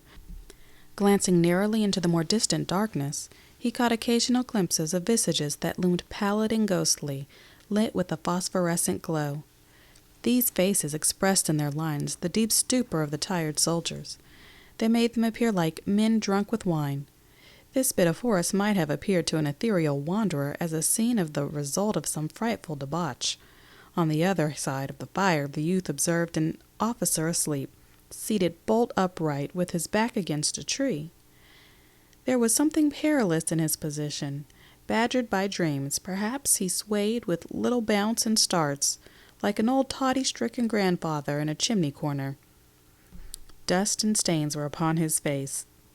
His lower jaw hung down as if lacking strength to assume its normal position. He was the picture of an exhausted soldier after a feast of war. He had evidently gone to sleep with his sword in his arms.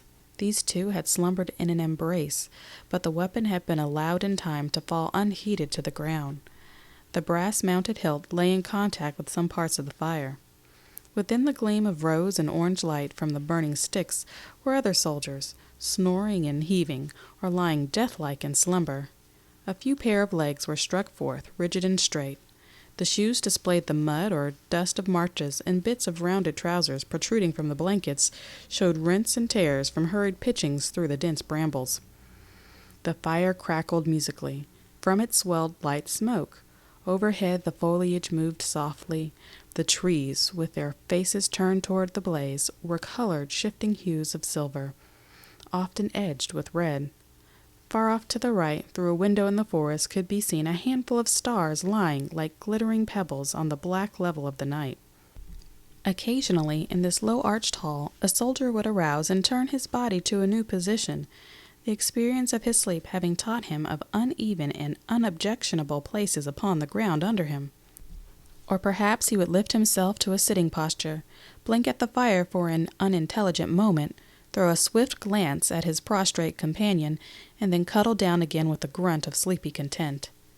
The youth sat in a forlorn heap until his friend, the loud young soldier, came sweeping 2 cantoons by their light strings. "Well now, Henry, old boy," said the latter, "we'll have you fixed up in just about a minute." He had the bustling ways of an amateur nurse. He fussed around the fire and stirred the sticks to brilliant exertions. He made the patient drink largely from the canteen that contained the coffee. It was to the youth a delicious draught. He tilted his head afar back and held the canteen long to his lips. The cool mixture went caressingly down his blistered throat.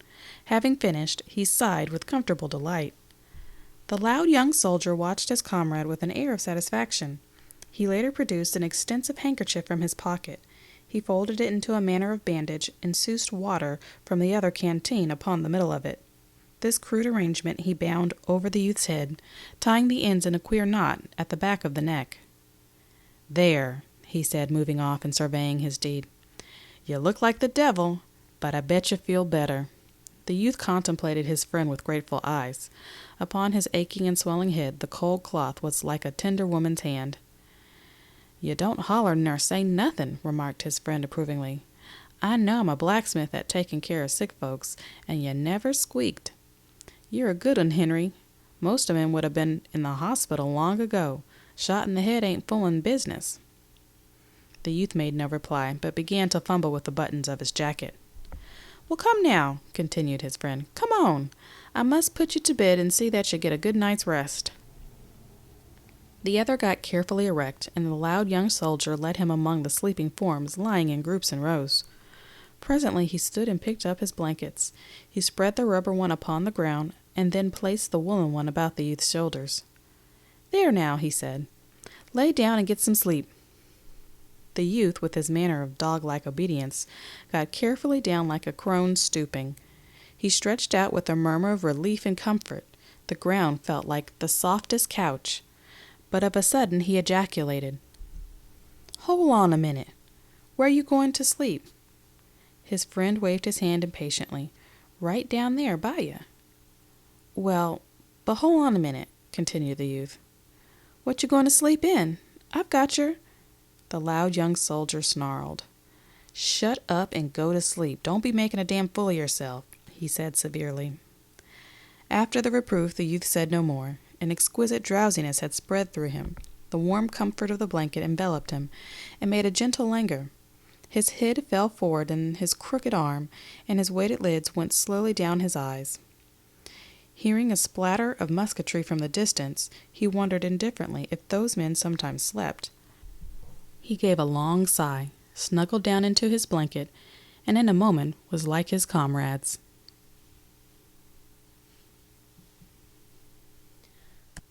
Chapter 14.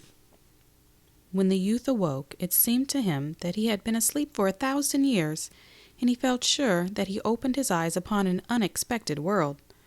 Gray mists were slowly shifting before the first efforts of the sun rays. An impending splendor could be seen in the eastern sky.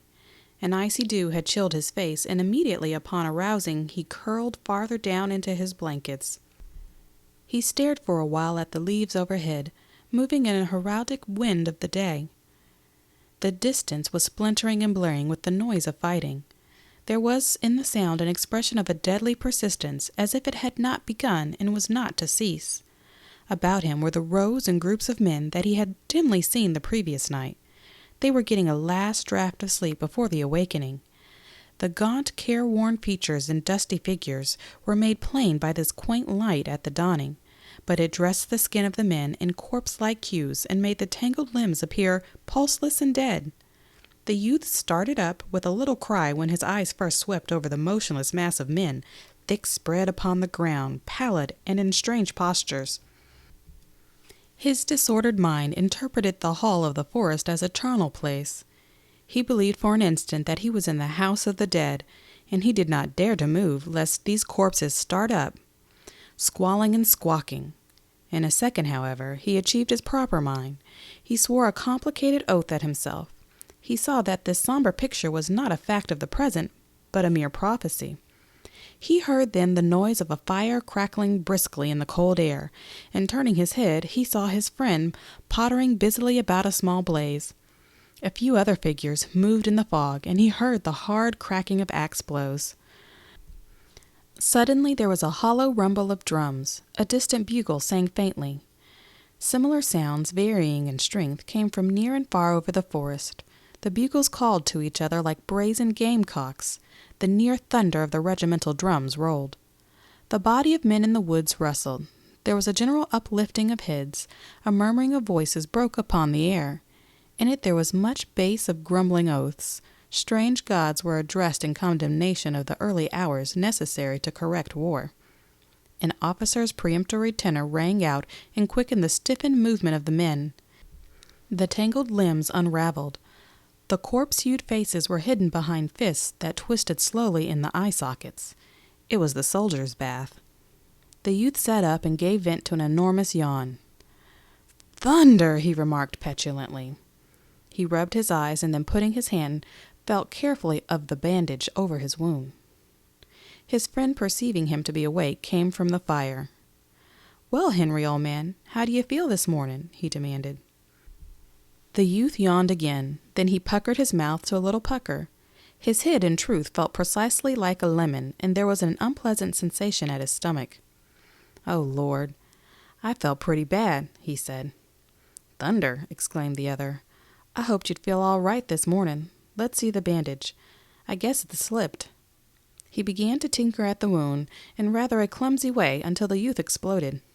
"Gosh darn it!" he said in sharp irritation. "You're the hangedest man I ever saw. You wear muffs on your hands. Why in good thunder nation can't you be more easy?" "I'd rather you stand off and throw guns at it. Now go slow and don't act as if you was nailing down carpet." He glared with insolent command at his friend, but the latter answered soothingly. "Well, well, come now and get some grub," he said. "Then maybe you'll feel better."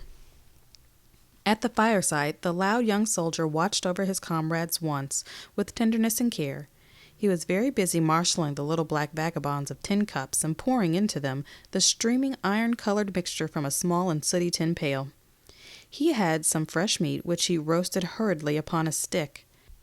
He sat down then and contemplated the youth's appetite with glee. The youth took note of a remarkable change in his comrade since those days of camp life upon the river bank. He seemed no more to be continually regarding the proportions of his personal prowess. He was not furious at small words that pricked his conceits. He was no more a loud young soldier. There was about him now a fine reliance. He showed a quiet belief in his purpose and his abilities, and this inward confidence evidently enabled him to be indifferent to little words of other men aimed at him. The youth reflected.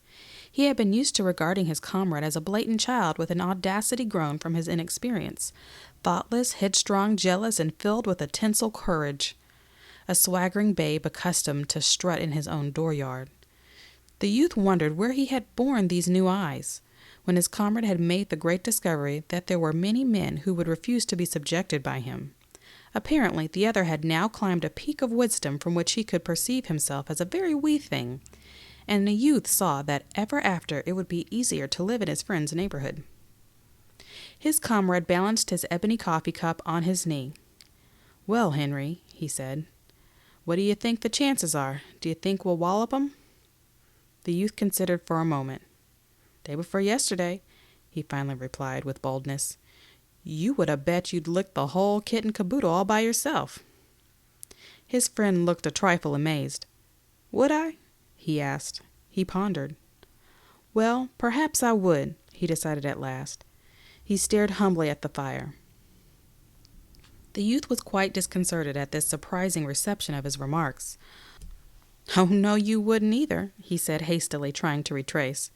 But the other made a deprecating gesture.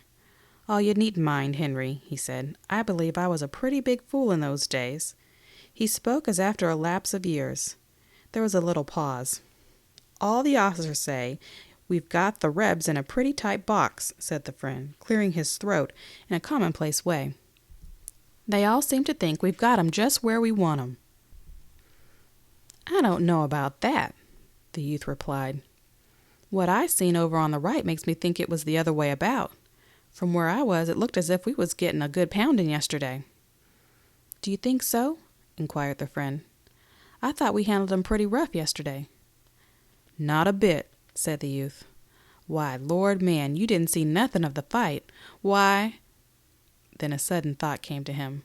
"Oh, Jim Conklin's dead." His friend started. "What? Is he? Jim Conklin?" The youth spoke slowly. "Yes, he's dead. Shot in the side." "You don't say so. Jim Conklin. Poor cuss." All about them were other small fires surrounded by men with their little black utensils. From one of these near came sudden sharp voices in a row. It appeared that the two light-footed soldiers had been teasing a huge bearded man, causing him to spill coffee upon his blue knees. The man had gone into a rage and had sworn comprehensively. Stung by his language, his tormentors had immediately bristled at him with a great show of resenting unjust oaths. Possibly there was going to be a fight. The friend arose and went over to them, making pacific motions with his arms. "Oh, here now, boys. What's the use?" he said. "We'll be at the Rebs in less an hour. What's the good of fighting among ourselves?" One of the light-footed soldiers turned upon him, red-faced and violent. "You needn't come round here with your preaching. I suppose you don't approve of fighting since Charlie Morgan licked you, but I don't see what business this here is of yours or anybody else." "Well, it ain't," said the friend mildly. "Still, I hate to see." There was a tangled argument. "Well, he," said the two, indicating their opponent with the accusative fingers. The huge soldier was quite purple with rage. He pointed at the two soldiers with his great hand extended claw-like. "Well, they—" But during this argumentative time the desire to deal blows seemed to pass, although they said much to each other. Finally the friend returned to his old seat. In a short while the three antagonists could be seen together in an amiable bunch. "Jimmy Rogers says I'll have to fight him after the battle today," announced the friend, as he again seated himself. "He says I don't allow for no interfering in his business. I hate to see the boys fighting among themselves." The youth laughed. "You're changed a good bit. You ain't at all like you was. I remember when you and that Irish feller—" He stopped and laughed again. "No, I didn't used to be that way," said his friend thoughtfully. "That's true enough." "Well, I didn't mean—" began the youth. The friend made another deprecatory gesture. "Oh, you needn't mind, Henry." There was another little pause. "The regiment lost over half the men yesterday," remarked the friend eventually. "I thought of course they was all dead, but laws, they kept a-coming back last night until it seems, after all, we didn't lose but a few. They've been scattered all over, wandering around in the woods, fighting with other regiments and everything, just like you done." "So?" said the youth.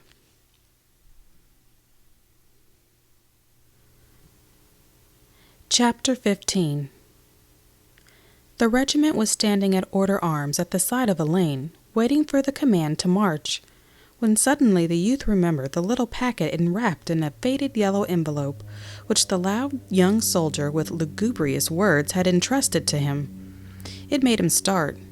He uttered an exclamation and turned toward the comrade. "Wilson!" "What?" His friend at his side in the ranks was thoughtfully staring down the road. From some cause his expression was at that moment very meek. The youth, regarding him with sidelong glances, felt impelled to change his purpose. "Oh, nothing," he said. His friend turned his head in some surprise. "Why, what was you going to say?" "Oh, nothing," repeated the youth. He resolved not to deal the little blow. It was sufficient that the fact made him glad. It was not necessary to knock his friend on the head with the misguided packet. He had been possessed of much fear of his friend, for he saw how easily questionings could make holes in his feelings. Lately he had assured himself that the altered comrade would not tantalize him with a persistent curiosity, but he felt certain that during the first period of leisure his friend would ask him to relate his adventures of the previous day. He now rejoiced in the possession of a small weapon with which he could prostrate his comrade at the first sign of a cross-examination. He was master. It would now be he who could laugh and shoot the shafts of derision. The friend had in a weak hour spoken with sobs of his own death. He had delivered a melancholy oration previous to his funeral, and had doubtless in the packet of letters presented various keepsakes to relatives, but he had not died, and thus he had delivered himself into the hands of the youth. The latter felt immensely superior to his friend, but he inclined to condescension. He adopted toward him an air of patronizing good humor. His self-pride was now entirely restored. In the shade of it, flourishing growth, he stood with braced and self-confident legs. and since nothing could now be discovered, he did not shrink from an encounter with the eyes of judges, and allowed no thoughts of his own to keep him from an attitude of manfulness. He had performed his mistakes in the dark, so he was still a man. Indeed, when he remembered his fortunes of yesterday and looked at them from a distance, he began to see something fine there. He had license to be pompous and veteran-like. His panting agonies of the past he put out of his sight. The long tirades against nature he now believed to be foolish compositions born of his condition. He did not altogether repudiate them because he did not remember all that he had said. He was inclined to regard his past rebellions with an indulgent smile. They were all right in their hour, perhaps.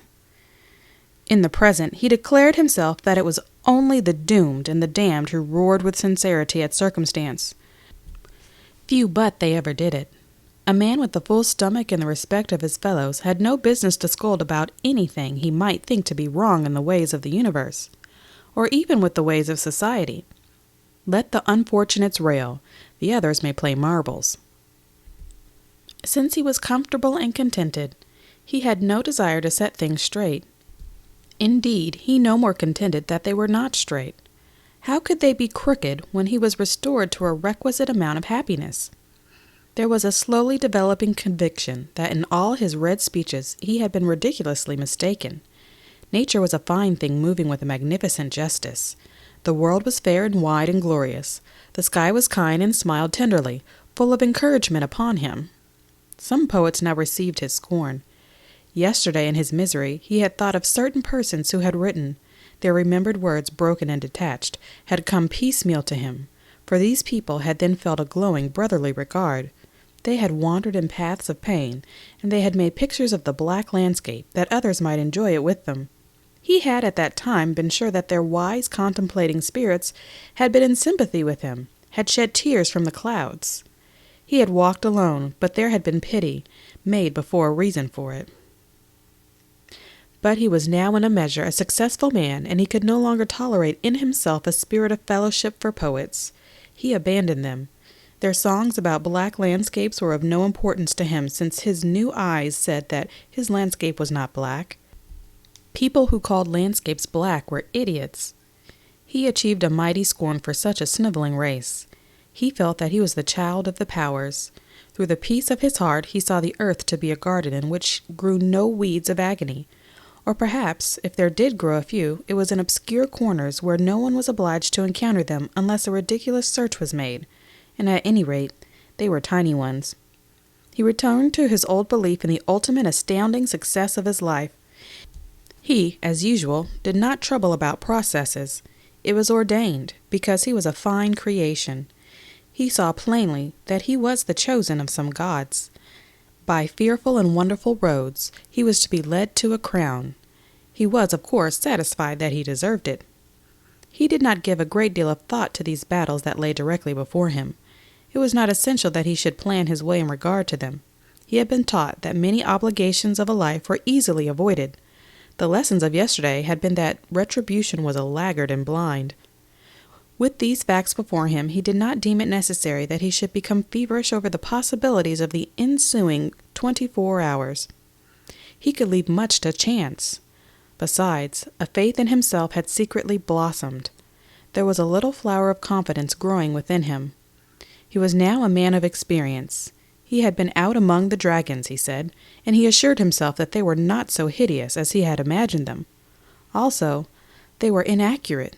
They did not sting with precision. A stout heart often defied, and defying escaped.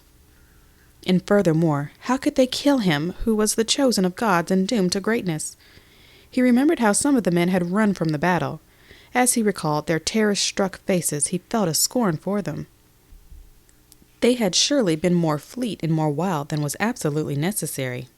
They were weak mortals. As for himself, he had fled with discretion and dignity. He was aroused from his reverie by his friend, who, having hatched about nervously and blinked at the trees for a time, suddenly coughed in an introductory way and spoke. "Fleming!" "What?"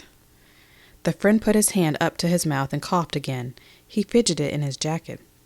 "Well," he gulped at last, "I guess you might as well give me back them letters." Dark, prickling blood had flushed into his cheeks and brow. "All right, Wilson," said the youth. He loosened 2 buttons of his coat, thrust in his hand, and brought forth the packet. As he extended it to his friend, the latter's face was turned from him. He had been slow in the act of producing the packet because during it he had been trying to invent a remarkable comment upon the fare. He could conjure nothing of sufficient point. He was compelled to allow his friend to escape unmolested with his packet, and for this he took unto himself considerable credit. It was a generous thing. His friend at his side seemed suffering great shame as he contemplated him. The youth felt his heart grow more strong and stout. He had never been compelled to blush in such manner for his acts. He was an individual of extraordinary virtues. He reflected with condescending pity. Too bad, the poor devil. It makes him feel tough. After this incident, as he reviewed the battle pictures he had seen, he felt quite competent to return home and make the hearts of the people glow with stories of war. He could see himself in a room of warm tints telling tales to listeners. He could exhibit laurels. They were insignificant. Still, in a district where laurels were infrequent, they might shine. He saw his gaping audience picture him as the central figure in blazing scenes, and he imagined the consternation of the ejaculations of his mother and the young lady at the seminary as they drank his recitals. Their vague feminine formula for beloved ones doing brave deeds on the field of battle without risk of life would be destroyed.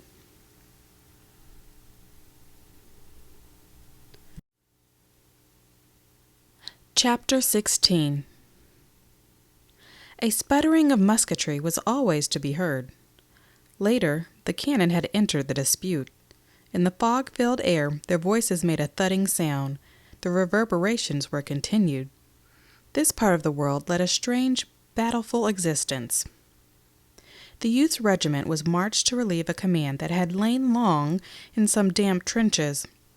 The men took positions behind a curving line of rifle pits that had been turned up like a large furrow along the line of woods.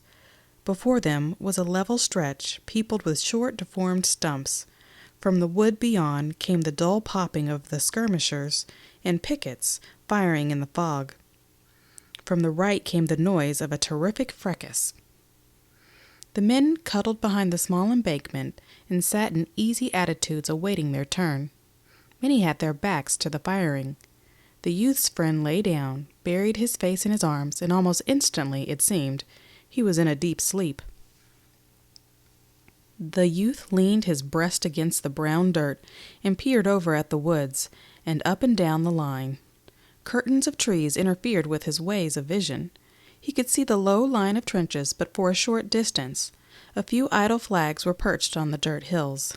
Behind them were rows of dark bodies with a few heads sticking curiously over the top. Always the noise of skirmishers came from the woods on the front and left, and the din on the right had grown to frightful proportions. The guns were roaring without an instant's pause for breath. It seemed that the cannon had come from all parts and were engaged in a stupendous wrangle. It became impossible to make a sentence heard. The youth wished to launch a joke, a quotation from newspapers. He desired to say, "All quiet on the Rappahannock," but the guns refused to permit even a comment upon their uproar. He never successfully concluded the sentence. But at last the gun stopped, and among the men in the rifle pits, rumors again flew, like birds. But they were now for the most part black creatures who flapped their wings drearily near the ground and refused to rise on any wings of hope. The men's faces grew doleful from the interpreting of omens. Tales of hesitation and uncertainty on the part of those high in place and responsibility came to their ears. Stories of disaster were borne into their minds with many proofs. This din of musketry on the right, growing like a released genie of sound, expressed and emphasized the army's plight. The men were disheartened and began to mutter. They made gestures expressive of the sentence, "Ah, what more can we do?" And it could always be seen that they were bewildered by the alleged news and could not fully comprehend a defeat. Before the gray mists had been totally obliterated by the sun rays, the regiment was marching in a spread column that was retiring carefully through the woods. The disordered, hurrying lines of the enemy could sometimes be seen down through the groves and little fields. They were yelling, shrill and exultant. At this sight, the youth forgot many personal matters and became greatly enraged. He exploded in loud sentences. "But Jiminy, we're generaled by a lot of lunkheads." "More than one feller has said that today," observed a man. His friend, recently aroused, was still very drowsy. He looked behind him until his mind took in the meaning of the movement. Then he sighed. "Oh, well, I suppose we got licked," he remarked sadly. The youth had a thought that it would not be handsome for him to freely condemn other men. He made an attempt to restrain himself, but the words upon his tongue were too bitter. He presently began a long and intricate denunciation of the commander of the forces. "Maybe it wasn't all his fault. Not altogether. He did the best he knowed. It's our luck to get licked often," said his friend in a weary tone. He was trudging along with stooped shoulders and shifting eyes, like a man who had been caned and kicked. "Well, don't we fight like the devil? Don't we do all that men can?" demanded the youth loudly. He was secretly dumbfounded at this sentiment when it came from his lips. For a moment his face lost its valor, and he looked guilty about him. But no one questioned his right to deal in such words, and presently he recovered his air of courage. He went on to repeat a statement he had heard going from group to group at the camp that morning. "The brigadier said he never saw a new regiment fight the way we fought yesterday, didn't he? And we didn't do better than many another regiment, did we? Well then, you can't say it's the army's fault, can you?" In his reply, the friend's voice was stern. "Of course not," he said. "No man dare say we don't fight like the devil. No man will ever dare say it. The boys fight like hell roosters. But still we don't have no luck." "Well, then, if we fight like the devil and don't ever whip, it must be the general's fault," said the youth grandly and decisively. "And I don't see any sense in fighting and fighting and fighting, yet always losing through some darned old lunkhead of a general." A sarcastic man who was tramping at the youth's side then spoke lazily. "Maybe you think you fit the whole battle yesterday, Fleming," he remarked. The speech pierced the youth. Inwardly he was reduced to an abject pulp by these chance words. His legs quaked privately. He cast a frightened glance at the sarcastic man. "Why, no," he hastened to say in a conciliating voice. "I don't think I fought the whole battle yesterday." But the other seemed innocent of any deeper meaning. Apparently he had no information. It was merely his habit. "Oh," he replied in the same tone of calm derision. The youth nevertheless felt a threat. His mind shrank from going near to the danger, and thereafter he was silent. The significance of the sarcastic man's words took from him all loud moods that would make him appear prominent. He became suddenly a modest person. There was low-toned talk among the troops. The officers were impassionate and snappy, their countenances clouded with the tales of misfortune. The troops sifting through the forest were sullen. In the youth's company, once a man's laugh rang out. A dozen soldiers turned their faces quickly toward him and frowned with vague displeasure. The noise of firing dogged their footsteps. Sometimes it seemed to be driven a little way, but it always returned again with increased insolence. The men muttered and cursed, throwing black looks in its direction. In a clear space, the troops were at last halted. Regiments and brigades, broken and detached through their encounters with thickets, grew together again, and lines were faced toward the pursuing bark of the enemy's infantry. This noise, following like the yellings of eager metallic hounds, increased to a loud and joyous burst.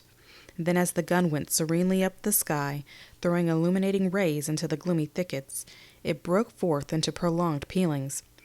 The wood began to crackle as if afire. "Whoopity-dee," said a man. "Here we are, everybody fighting. Blood and destruction." "I was willing to bet they'd attack as soon as the sun got fairly up," savagely asserted the lieutenant, who commanded the youth's company. He jerked without mercy at his little mustache. He strode to and fro with dark dignity in the rear of his men, who were lying down behind whatever protection they had collected. A battery had trundled into position in the rear and was thoughtfully shelling the distance. The regiment, unmolested as yet, awaited the moment when the gray shadows of the woods before them should be slashed by the lines of flame. There was much growling and sweating. "Good God," the youth grumbled. "We're always being chased round like rats. It makes me sick. Nobody seems to know where to go or why we go. We just get fired around from pillar to post and get licked here and get licked there, and nobody knows what it's done for. It makes a man feel like a damn kitten in a bag. Now I'd like to know what the eternal thunders we was marched into these woods for anyhow, unless it was to give the Rebs a regular pot shot at us. We came in here and got our legs all tangled up in these cursed briars, and then we began to fight, and the Rebs had an easy time of it. Don't tell me it's just luck. I know better. It's this darned old—" The friend seemed jaded, but he interrupted his comrade with a voice of calm confidence. "It'll turn out all right in the end," he said. "Oh, the devil it will. You always talk like a dog-hanged parson. Don't tell me. I know." At this time there was an interposition by the savage-minded lieutenant, who was obliged to vent some of his inward dissatisfaction upon his men. "You boys shut right up. There's no need of you wasting your breath in long-winded arguments about this and that and the other. You've been jawing like a lot of old hens. All you've got to do is fight, and you'll get plenty of that to do in about 10 minutes. Less talking and more fighting is what's best for you boys. I never saw such gabbling jackasses." He paused, ready to pounce upon any man who might have the temerity to reply. No words being said, he resumed his dignified pacing. "There's too much chin music and too little fighting in this war anyhow," he said to them, turning his head for a final remark. The day had grown more white until the sun shed his full radiance upon the thronged forest.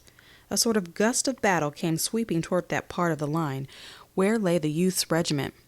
The front shifted a trifle to meet it squarely. There was a wait. In this part of the field there passed slowly the intense moments that precede the tempest. A single rifle flashed in a thicket before the regiment. In an instant it was joined by many others. There was a mighty song of clashes and crashes that went sweeping through the woods. The guns in the rear, aroused and enraged by shells that had been thrown burr-like at them, suddenly involved themselves in a hideous altercation with another band of guns. The battle roar settled to a rolling thunder, which was a single long explosion. In the regiment there was a peculiar kind of hesitation denoted in the attitudes of the men. They were worn, exhausted, having slept but little and labored much. They rolled their eyes toward the advancing battle as they stood awaiting the stock. Some shrank and flinched. They stood as men tied to stakes.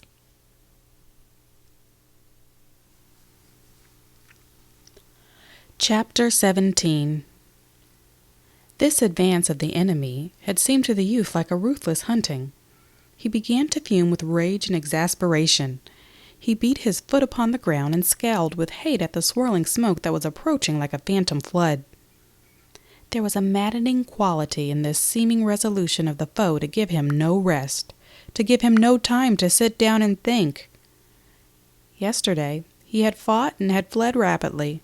There had been many adventures. For today he felt that he had earned opportunities for contemplative repose. He could have enjoyed portraying to uninitiated listeners various scenes at which he had been a witness, or ably discussing the processes of war with other proved men. Too, it was important that he should have time for physical recuperation. He was sore and stiff from his experiences. He had received his fill of all exertions, and he wished to rest. But those other men seemed never to grow weary. They were fighting with their old speed. He had a wild hate for the relentless foe. Yesterday, when he had imagined the universe to be against him, he had hated it. Little gods and big gods. Today he hated the army of the foe with the same great hatred. He was not going to be badgered of his life, like a kitten chased by boys, he said. It was not well to drive men into final corners. At those moments they could all develop teeth and claws. He leaned and spoke into his friend's ear. He menaced the woods with a gesture. If they keep on chasing us, by God, they better watch out. Can't stand too much. The friend twisted his head and made a calm reply. If they keep on a-chasing us, they'll drive us all in the river. The youth cried out savagely at this statement. He crouched behind a little tree with his eyes burning hatefully and his teeth set in a curl-like snarl. The awkward bandage was still about his head, and upon it, over his wound, there was a spot of dry blood. His hair was wondrously tousled, and some straggling, moving locks hung over the cloth of the bandage down toward his forehead. His jacket and shirt were open at the throat and exposed his young bronzed neck. There could be seen spasmodic gulpings at his throat. His fingers twined nervously about his rifle. He wished that it was an engine of annihilating power. He felt that he and his companions were being taunted and derided from sincere convictions that they were poor and puny. His knowledge of his inability to take vengeance for it made his rage into a dark and stormy specter that possessed him and made him dream of abominable cruelties. The tormentors were flies sucking insolently at his blood, and he thought that he would have given his life for a revenge of seeing their faces in pitiful plights. The winds of battle had swept all about the regiment until the one rifle, instantly followed by others, flashed in its front. A moment later, the regiment roared forth its sudden and valiant retort. A dense wall of smoke settled slowly down. It was furiously slit and slashed by the knife-like fire of the rifles. To the youth, the fighters resembled animals tossed for a death struggle into a dark pit. There was a sensation that he and his fellows at bay were pushing back, always pushing fierce onslaughts of creatures who were slippery. Their beams of crimson seemed to get no purchase upon the bodies of their foes. The latter seemed to evade them with ease and come through between around and about with unopposed skill. When in a dream it occurred to the youth that his rifle was an impotent stick, he lost sense of everything but his hate, his desire to smash into pulp the glittering smile of victory which he could feel upon the faces of his enemies. The blue smoke swallowed, line curled, and writhed like a snake stepped upon. It swung its end to and fro in agony of fear and rage. The youth was not conscious that he was erect upon his feet. He did not know the direction of the ground. Indeed, once he even lost the habit of balance and fell heavily. He was up again immediately. One thought went through the chaos of his brain at the time. He wondered if he had fallen because he had been shot. But the suspicion flew away at once. He did not think more of it. He had taken up a first position behind the little tree with a direct determination to hold it against the world. He had not deemed it possible that his army could that day succeed, and from this he felt the ability to fight harder. But the throng had surged in all ways until he lost directions and locations, save that he knew where the enemy lay. The flames bit him, and the hot smoke broiled his skin. His rifle barrel grew so hot that ordinarily he could not have borne it upon his palms, but he kept on stuffing cartridges into it and pounding them with his clanking, bending ramrod. If he aimed at some changing form through the smoke, he pulled his trigger with a fierce grunt, as if he were dealing a blow of the fist with all his strength. When the enemy seemed falling back before him and his fellows, he went instantly forward like a dog who, seeing his foes lagging, turns and insists upon being pursued. And when he was compelled to retire again, he did it slowly, sullenly, taking steps of wrathful despair. Once he, in his intent hate, was almost alone, and was firing when all those near him had ceased. He was so engrossed in his occupation that he was not aware of a lull. He was recalled by a hoarse laugh and a sentence that came to his ears in a voice of contempt and amazement. "You infernal fool! Don't you know enough to quit when there ain't nothing to shoot at? Good God!" He turned then, and pausing with his rifle thrown half into position, looked at the blue line of his comrades. During this moment of leisure, they seemed all to be engaged in staring with astonishment at him. They had become spectators. Turning to the front again, he saw under the lifted smoke a deserted ground. He looked bewildered for a moment. Then there appeared upon the glazed vacancy of his eyes a diamond point of intelligence. "Oh," he said, comprehending. He returned to his comrades and threw himself upon the ground. He sprawled like a man who had been thrashed. His flesh seemed strangely on fire, and the sound of the battle continued in his ears. He groped blindly for his canteen. The lieutenant was growing. He seemed drunk with fighting. He called out to the youth, "By heavens, if I had 10,000 wildcats like you, I could tear the stomach out of this war in less than a week." He puffed out his chest with large dignity as he said it. Some of the men muttered and looked at the youth in awestruck ways. It was plain that as he had gone, loading and firing, and cursing without the proper intermission, they had found time to regard him, and they now looked upon him as a war devil. The friend came staggering to him. There was some fright and dismay in his voice. "Are you all right, Fleming? Do you feel all right? There ain't nothing the matter with you, Henry, is there?" "No," said the youth with difficulty. His throat seemed full of knobs and burrs. These incidents made the youth ponder. It was revealed to him that he had been a barbarian, a beast. He had fought like a pagan who defends his religion. Regarding it, he saw that it was fine, wild, and in some ways easy. He had been a tremendous figure, no doubt. By this struggle he had overcome obstacles which he had admitted to be mountains. They had fallen like paper peaks, and he was now what he called a hero, and he had not been aware of the process. He had slept, and awakening, found himself a knight. He lay and basked in the occasional stares of his comrades. Their faces were varied in degrees of blackness from the burned powder. Some were utterly smudged. They were reeking with perspiration, and their breaths came hard and wheezing, and from these soiled expanses they peered at him. Hot work, cried the lieutenant deliriously. He walked up and down, restless and eager. Sometimes his voice could be heard in a wild, incomprehensible laugh. When he had a particularly profound thought upon the science of war, he always unconsciously addressed himself to the youth. There was some grim rejoicing by the men. "By thunder, I bet this army'll never see another new regiment like us." "You bet." "A dog, a woman, and a walnut tree. The more you beat 'em, the better they be." "That's like us." "Lost a pile of men, they did.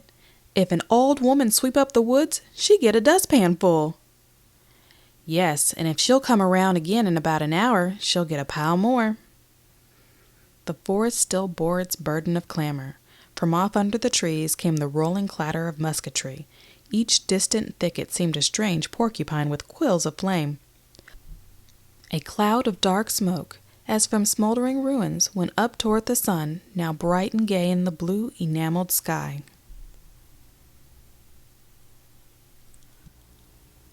Chapter 18. The ragged line had respite for some minutes, but during its pause the struggle in the forest became magnified until the trees seemed to quiver from the firing and the ground to shake from the rushing of the men. The voices of the cannon were mingled in a long, interminable row. It seemed difficult to live in such an atmosphere. The chests of the men strained for a bit of freshness, and their throats craved water. There was one shot through the body who raised a cry of bitter lamentation when came this lull. Perhaps he had been calling out during the fighting also.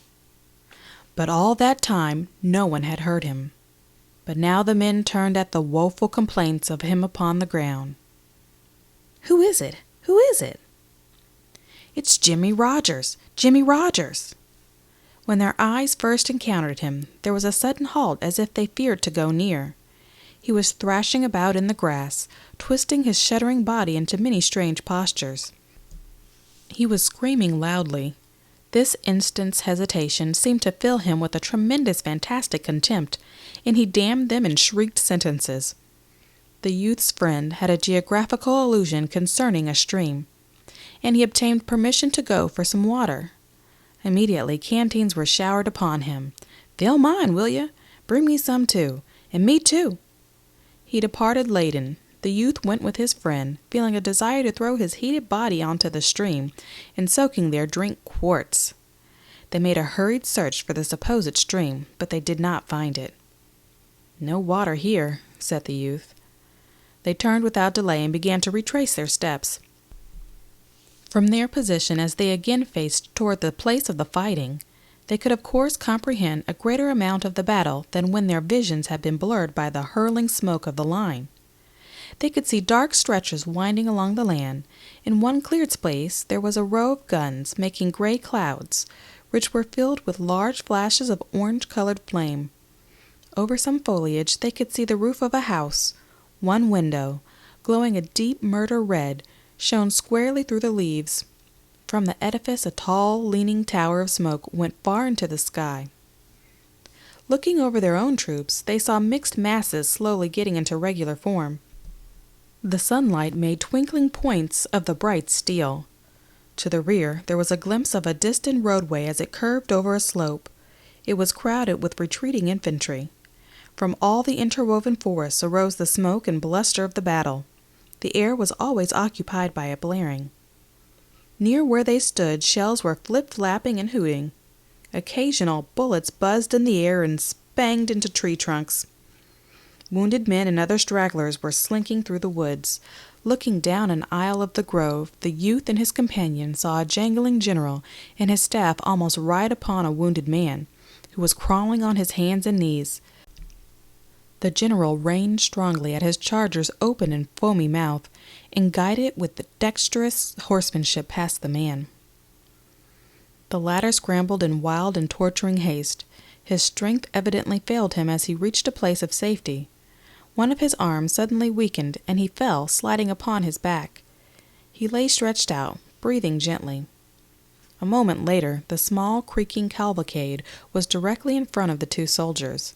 Another officer, riding with skillful abandon of a cowboy, galloped his horse to a position directly before the general. The two unnoticed foot soldiers made a little show of going on, but they lingered near in the desire to overhear conversation. Perhaps, they thought, some great inner historical things would be said.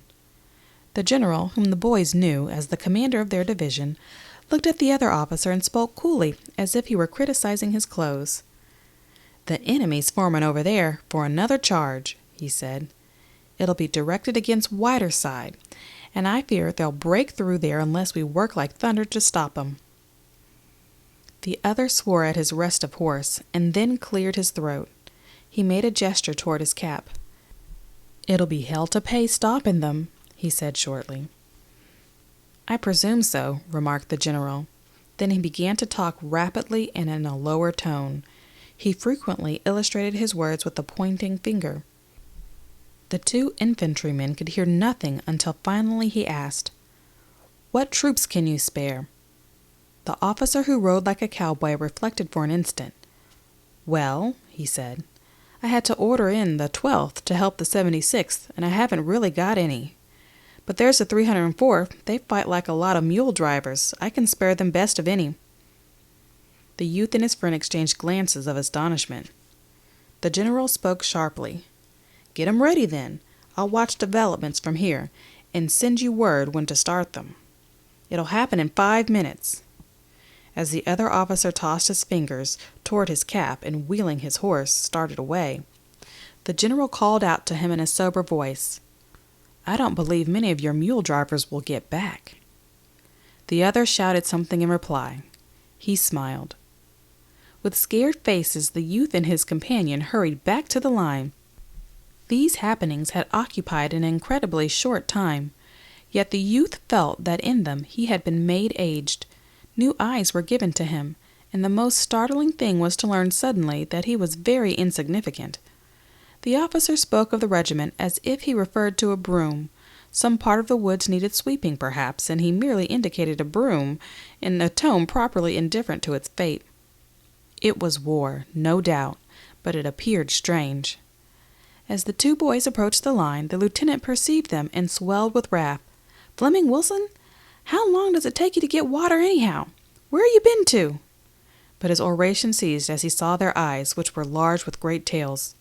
"We're going to charge, we're going to charge," cried the youth's friend, hastening with news. "Charge?" said the lieutenant. "Charge? Why, by God, now this is a real fightin'." Over his soiled countenance there went a boastful smile. "Charge? Well, be God." A little group of soldiers surrounded the two youths. "Are we sure enough? "Well, I be darned. Charge? What for? What at, Wilson? You're lying." "I hope to die," said the youth, pitching his tone to the key of angry remonstrance. "Sure as shooting, I tell you." And his friend spoke in reinforcement. "Not by a blame sight he ain't lying. We heard him talking." They caught sight of two mounted figures, a short distance from them. One was the colonel of the regiment, and the other was the officer who had received orders from the commander of the division. They were gesticulating at each other.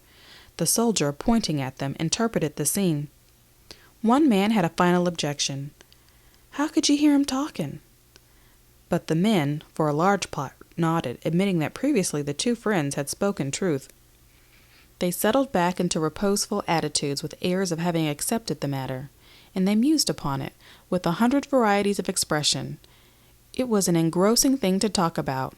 Many tightened their belts carefully and hitched at their trousers.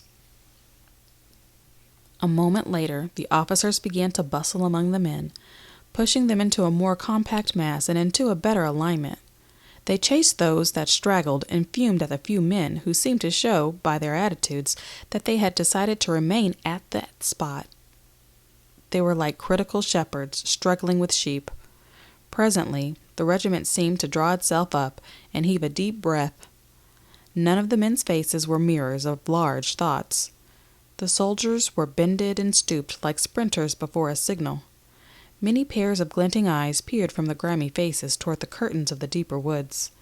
They seemed to be engaged in deep calculations of time and distance. They were surrounded by the noises of monstrous altercation between the two armies. The world was fully interested in other matters. Apparently, the regiment had its small affair to itself. The youth, turning, shot a quick, inquiring glance at his friend. The latter returned to him the same manner of look. They were the only ones who possessed an inner knowledge. Mule drivers. Hell to pay. Don't believe many will get back. It was an ironical secret. Still, they saw no hesitation in each other's faces, and they nodded, a mute and unprotesting assent, when a shaggy man near them said in a meek voice, "We'll get swallowed."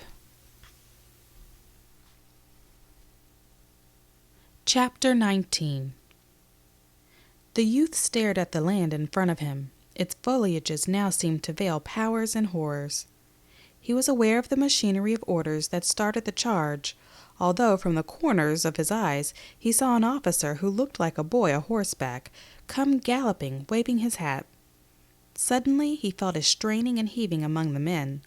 The line fell slowly forward like a toppling wall, and with a convulsive gasp that was intended for a cheer, the regiment began its journey. The youth was pushed and jostled for a moment before he understood the movement at all, but directly he lunged ahead and began to run. He fixed his eyes upon a distant and prominent clump of trees where he had concluded the enemy were to be met, and he ran toward it as toward a goal.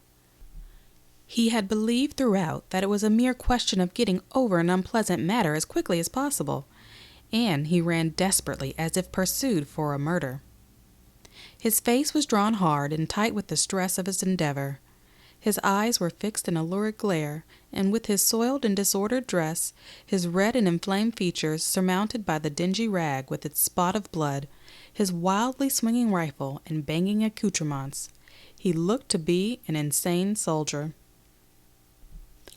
As the regiment swung from its position out into a cleared space, the woods and thickets before it awakened. Yellow flames leaped toward it from many directions. The forest made a tremendous objection. The line lurched straight for a moment, then the right wing sprung forward. It in turn was surpassed by the left. Afterward, the center careered to the front until the regiment was a wedge-shaped mass.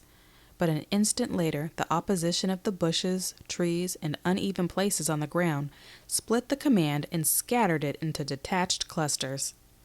The youth, light-footed and unconsciously in advance. His eyes still kept note of the clump of trees.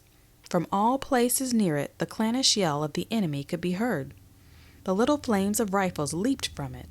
The song of the bullets was in the air, and shells snarled among the tree-tops. One tumbled directly into the middle of a hurrying group and exploded in crimson fury. There was an instant spectacle of a man almost over it, throwing up his hands to shield his eyes. Other men, punched by bullets, fell in grotesque agonies. The regiment left a coherent trail of bodies. They had passed into a clearer atmosphere. There was an effect like a revelation in the new appearance of the landscape. Some men working madly at a battery were plain to them, and the opposing infantry's lines were defined by the gray walls and fringes of smoke. It seemed to the youth that he saw everything. Each blade of the green grass was bold and clear. He thought he was aware of every change in the thin, transparent vapor that floated idly in sheets. The brown or gray trunks of the trees showed each roughness of their surfaces, and the men of the regiment, with their starting eyes and sweating faces, running madly or falling as if thrown headlong into queer, heaped-up corpses, all were comprehended. His mind took a mechanical but firm impression, so that afterwards everything was pictured and explained to him, save why he himself was there. But there was a frenzy made from his furious rush. The men pitching forward insanely had burst into cheerings, mob-like and barbaric, but tuned in strange keys that can arouse the dullard and the stoic. It made a mad enthusiasm that it seemed would be incapable of checking itself before granite and brass. There was the delirium that encounters despair and death, and is heedless and blind to the odds. It is a temporary but sublime absence of selfishness, and because it was of this order was the reason perhaps why the youth wondered afterward what reasons he could have had for being there. Presently the straining pace ate up the energies of the men. As if by agreement, the leaders began to slacken their speeds. The volleys directed against them had had a seeming wind-like effect. The regiment snorted and blew. Among some stolid trees, it began to falter and hesitate. The men, staring intently, began to wait for some of the distant walls of smoke to move and disclose to them the scene. Since much of their strength and their breath had vanished, they returned to caution. They were become men again. The youth had a vague belief that he had run miles, and he thought, in a way, that he was now in some new and unknown land. The moment the regiment ceased its advance, the protesting splutter of musketry became a steadied roar. Long and accurate fringes of smoke spread out from the top of a small hill, came level belchings of yellow flame that caused an inhuman whistling in the air. The men halted, had opportunity to see some of their comrades dropping with moans and shrieks. A few lay underfoot, still or wailing, and now for an instant the men stood, their rifles slack in their hands, and watched the regiment dwindle. They appeared dazed and stupid. This spectacle seemed to paralyze them, overcome them with a fatal fascination. They stared woodenly at the sights, and lowering their eyes looked from face to face. It was a strange pause and a strange silence. Then above the grounds of the outside commotion arose the roar of the lieutenant. He strode suddenly forth, his infantile features black with rage. "Come on, you fools," he bellowed. "Come on! You can't stand here. You must come on." He said more, but much of it could not be understood. He started rapidly forward, with his head turned toward the men. "Come on," he was shouting. The men stared with blank and yokel-like eyes at him. He was obliged to halt and retrace his steps. He stood then with his back to the enemy and delivered gigantic curses into the faces of the men. His body vibrated from the weight and force of his imprecations, and he could string oaths with facility of a maiden who strings beads.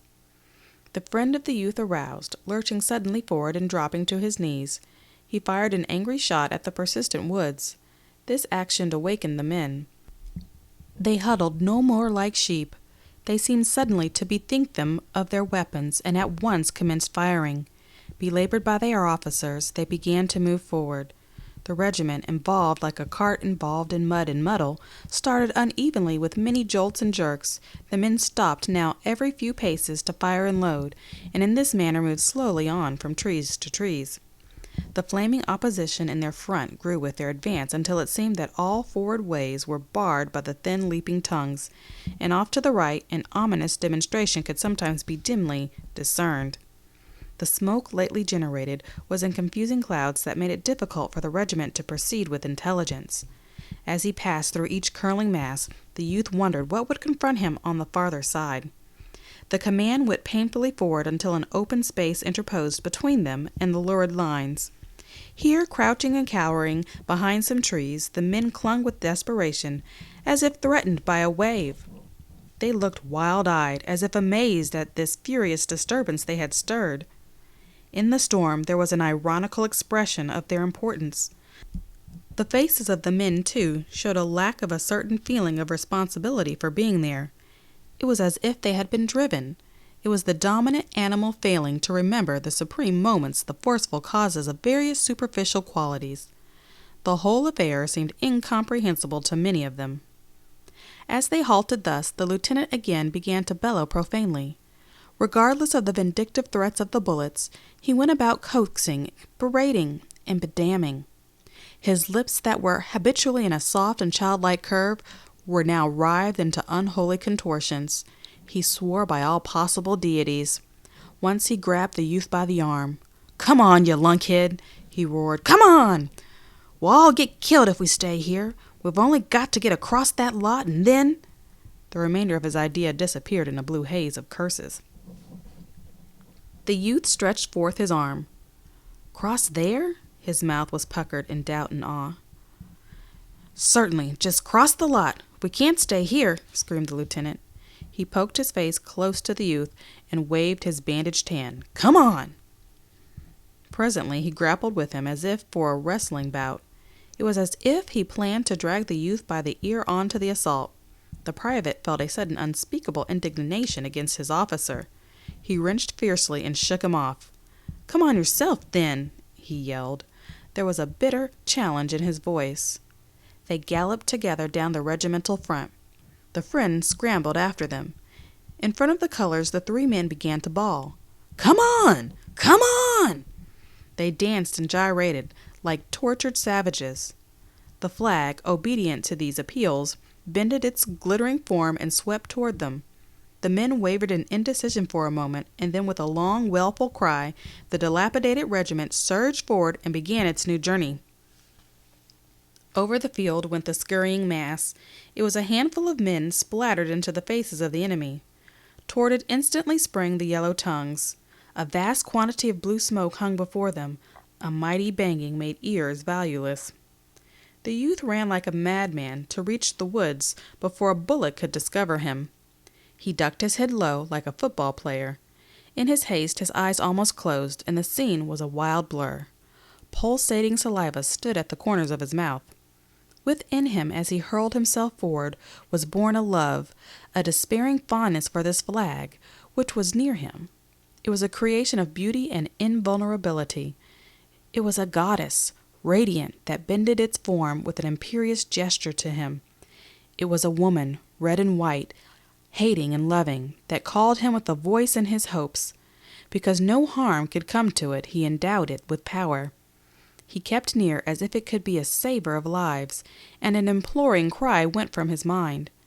In the mad scramble, he was aware that the color sergeant flinched suddenly, as if struck by a bludgeon. He faltered, and then became motionless, save for his quivering knees. He made a spring and a clutch at the pole. At the same instant, his friend grabbed it from the other side. They jerked it, stout and furious, but the color sergeant was dead, and the corpse would not relinquish its trust. For a moment there was a grim encounter. The dead man, swinging with bended back, seemed to be obstinately tugging, in ludicrous and awful ways, for the possession of the flag. It was past in an instant of time.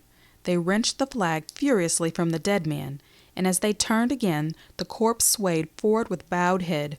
One arm swung high, and the curved hand fell with heavy protest on the friend's unheeding shoulder. Chapter 20. When the two youths turned with the flag, they saw that much of the regiment had crumbled away, and the dejected remnant was coming back. The men, having hurled themselves in projectile fashion, had presently expended their forces. They slowly retreated with their faces still toward the spluttering woods, and their hot rifles still replying to the din. Several officers were giving orders, their voices keyed to the screams. "Where in hell you going?" the lieutenant was asking in a sarcastic howl, and a red-bearded officer, whose voice of triple bass could plainly be heard, was commanding, "Shoot into 'em! Shoot into 'em! God damn their souls!" There was a melee of screeches in which the men were ordered to do conflicting and impossible things. The youth and his friend had a small scuffle over the flag. "Give it to me." "No, let me keep it." Each felt satisfied with the other's possession of it, but each felt bound to declare by an offer to carry the emblem his willingness to further risk himself. The youth roughly pushed his friend away. The regiment fell back to the stolid trees. There it halted for a moment to blaze at some dark forms that had begun to steal upon its track. Presently it resumed its march again, curving among the tree trunks. By the time the depleted regiment had again reached the first open space, they were receiving a fast and merciless fire. There seemed to be mobs all about them. The greater part of the men, discouraged, their spirits warmed by the turmoil, acted as if stunned. They accepted the pelting of the bullets with bowed and weary heads. It was of no purpose to strive against walls. It was of no use to batter themselves against granite. And from this consciousness that they had attempted to conquer an unconquerable thing, there seemed to arise a feeling that they had been betrayed. They glowered with bent brows, but dangerously, upon some of the officers, more particularly upon the red-bearded one with the voice of triple brass. However, the rear of the regiment was fringed with men, who continued to shoot irritably at the advancing foes. They seemed resolved to make every trouble. The youthful lieutenant was perhaps the last man in the disordered mass. His forgotten back was toward the enemy. He had been shot in the arm. It hung straight and rigid. Occasionally he would cease to remember it and be about to emphasize an oath with a sweeping gesture. The multiplied pain caused him to swear with incredible power. The youth went along with slipping, uncertain feet. He kept watchful eyes rearward. A scowl of mortification and rage was upon his face. He had thought of a fine revenge upon the officer who had referred to him and his fellows as mule drivers, but he saw that it could not come to pass.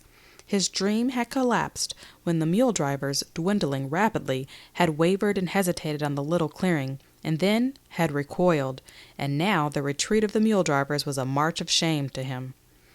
A dagger-pointed gaze from without his blackened face was held toward the enemy, but his greater hatred was riveted upon the man who, not knowing him, had called him a mule driver. When he knew that he and his comrades had failed to do anything in successful ways that might bring the little pangs of a kind of remorse upon the officer, the youth allowed the rage of the baffled to possess him. This cold officer upon a monument, who dropped epithets unconcernedly down, would be finer as a dead man, he thought. So grievous did he think it that he could never possess the secret right to taunt truly in answer. He had pictured red letters of curious revenge. "We are mule drivers, are we?" And now he was compelled to throw them away. He presently wrapped his heart in the cloak of his pride and kept the flag erect. He harangued his fellows, pushing against their chest with his free hand.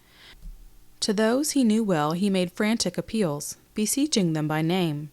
Between him and the lieutenant, scolding and near to losing his mind with rage, there was felt a subtle fellowship and equality. They supported each other in all manners of hoarse, howling protests. But the regiment was a machine run down. The two men babbled at a forceless thing. The soldiers who had heart to go slowly were continually shaken in their resolves by a knowledge that comrades were slipping with speed back to the lines. It was difficult to think of reputation when others were thinking of skins. Wounded men were left crying on this black journey. The smoke fringes and flames blustered always. The youth, peering once through a sudden rift in a cloud, saw a brown mass of troops, interwoven and magnified until they appeared to be thousands. A fierce-hued flag flashed before his vision. Immediately, as if uplifting of the smoke had been prearranged, the discovered troops burst into a rasping yell, and 100 flames jetted toward the retreating band. A rolling gray cloud again interposed as the regiment doggedly replied. The youth had to depend again upon his misused ears, which were trembling and buzzing from the melee of musketry and yells. The way seemed eternal. In the clouded haze, men became panic-stricken with the thought that the regiment had lost its path and was proceeding in a perilous direction. Once the men who headed the wild procession turned and came pushing back against their comrades, screaming that they were being fired upon from points which they had considered to be toward their own lines. At this cry, a hysterical fear and dismay beset the troops. A soldier, who heretofore had been ambitious to make the regiment into a wise little band that would proceed calmly amid the huge appearing difficulties, suddenly sank down and buried his face in his arms with an air of bowing to a doom. From another, a shrill lamentation rang out, filled with profane allusions to a general. Men ran hither and thither, seeking with their eyes roads of escape. With serene regularity, as if controlled by a schedule, bullets buffed into men. The youth walked stolidly into the midst of the mob, and with his flag in his hands took a stand as if he expected an attempt to push him to the ground. He unconsciously assumed the attitude of the color-bearer in the fight of the preceding day. He passed over his brow a hand that trembled. His breath did not come freely. He was choking during the small wait for the crisis. His friend came to him. "Well, Henry, I guess this is goodbye, John." "Oh, shut up, you damn fool," replied the youth, and he would not look at the other. The officers labored like politicians to beat the mass into a proper circle to face the menaces. The ground was uneven and torn. The men curled into depressions and fitted snugly behind whatever would frustrate a bullet. The youth noted with vague surprise that the lieutenant was standing mutely with his legs far apart and his sword held in the manner of a cane. The youth wondered what had happened to his vocal organs that he no more cursed. There was something curious in his little intent pause of the lieutenant. He was like a babe, which having wept its fill, raises its eyes and fixes upon a distant toy. He was engrossed in this contemplation, and the soft underlip quivered from self-whispered words. Some lazy and ignorant smoke curled slowly. The men, hiding from the bullets, waited anxiously for it to lift and disclose the plight of the regiment. The silent ranks were suddenly thrilled by the eager voice of the youthful lieutenant bawling out, "Here they come, right on to us, by God!" His further words were lost in a roar of wicked thunder from the men's rifles. The youth's eyes had instantly turned in the direction indicated by the awakened and agitated lieutenant, and he had seen the haze of treachery disclosing a body of soldiers of the enemy. They were so near that he could see their features. There was a recognition as he looked at the types of faces. Also, he perceived the dim amazement that their uniforms were rather gay in effect, being light gray, accented with a brilliant-hued facing. Too, the clothes seemed new. These troops had apparently been going forward with caution, their rifles held in readiness, when the youthful lieutenant had discovered them, and their movement had been interrupted by the volley from the Blue Regiment. From the moment's glimpse, it was derived that they had been unaware of the proximity of their dark-suited foes, or had mistaken the direction. Almost instantly they were shut utterly from the youth's sight by the smoke from the energetic rifles of his companions. He strained his vision to learn the accomplishment of the volley, but the smoke hung before him. The two bodies of troops exchanged blows in the manner of a pair of boxers. The fast, angry firings went back and forth. The men in blue were intent with the despair of their circumstances as they seized upon the revenge to be had at close range. Their thunder swelled loud and valiant. Their curving front bristled with flashes, and the place resounded with the clangor of their ramrods. The youth ducked and dodged for a time, and achieved a few unsatisfactory views of the enemy. There appeared to be many of them, and they were replying swiftly. They seemed moving toward the Blue Regiment, step by step. He seated himself gloomily on the ground with his flag between his knees. As he noted the vicious wolf-like temper of his comrades, he had a sweet thought that if the enemy was about to swallow the regimental broom as a large prisoner, it could at least have the consolation of going down with bristles forward. But the blows of the antagonists began to grow more weak. Fewer bullets ripped the air, and finally, when the men slackened to learn of the fight, they could see only dark, floating smoke. The regiment lay still and gazed. Presently, some chance whim came to the pestering blur, and it began to coil heavily away. The men saw a ground vacant of fighters. It would have been an empty stage if it were not for a few corpses that lay thrown and twisted into fantastic shapes upon the sword.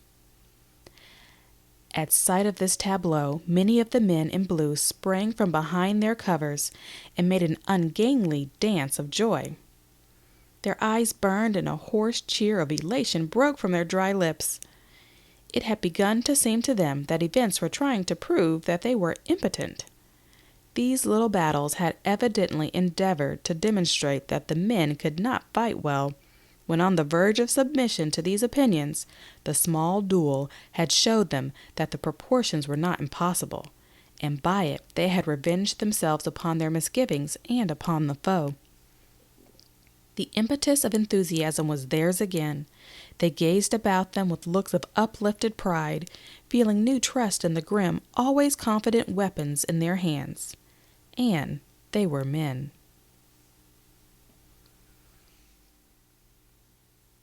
Chapter 21. Presently they knew that no fighting threatened them. All ways seemed once more open to them. The dusty blue lines of their friends were disclosed a short distance away. In the distance there were many colossal noises, but in all this part of the field there was a sudden stillness.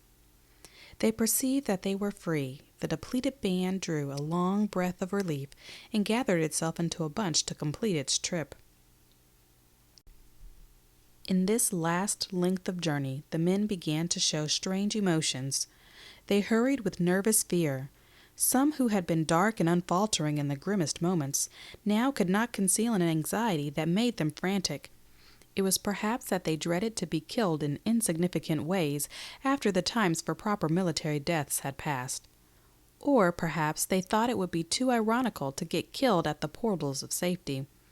With backward looks of perturbation, they hastened. As they approached their own lines, there was some sarcasm exhibited on the part of a gaunt and bronzed regiment that lay resting in the shade of trees. Questions were wafted to them. "Where the hell you been? What you comin' back for? Why didn't you stay there? Was it warm out there, sonny? Going home now, boys." One shouted in taunting mimicry, "Oh, mother, come quick and look at the soldiers."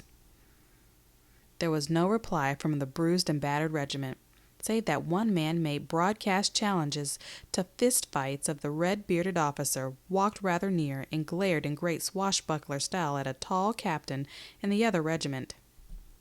But the lieutenant suppressed the man who wished to fist fight, and the tall captain, flushing at the little fanfare of the red-bearded one, was obliged to look intently at some trees. The youth's tender flesh was deeply stung by these remarks. From under his creased brows he glowered with hate at the mockers. He meditated upon a few revenges. Still, many in the regiment hung their heads in criminal fashion, so that it came to pass that the men trudged with sudden heaviness, as if they bore upon their bended shoulders the coffin of their honor. And the youthful lieutenant, recollecting himself, began to mutter softly in black curses. They turned when they arrived at their old position to regard the ground over which they had charged. The youth in his contemplation was smitten with a large astonishment. He discovered that the distances as compared with brilliant measurings of his mind were trivial and ridiculous. The stolid trees, where much had taken place, seemed incredibly near.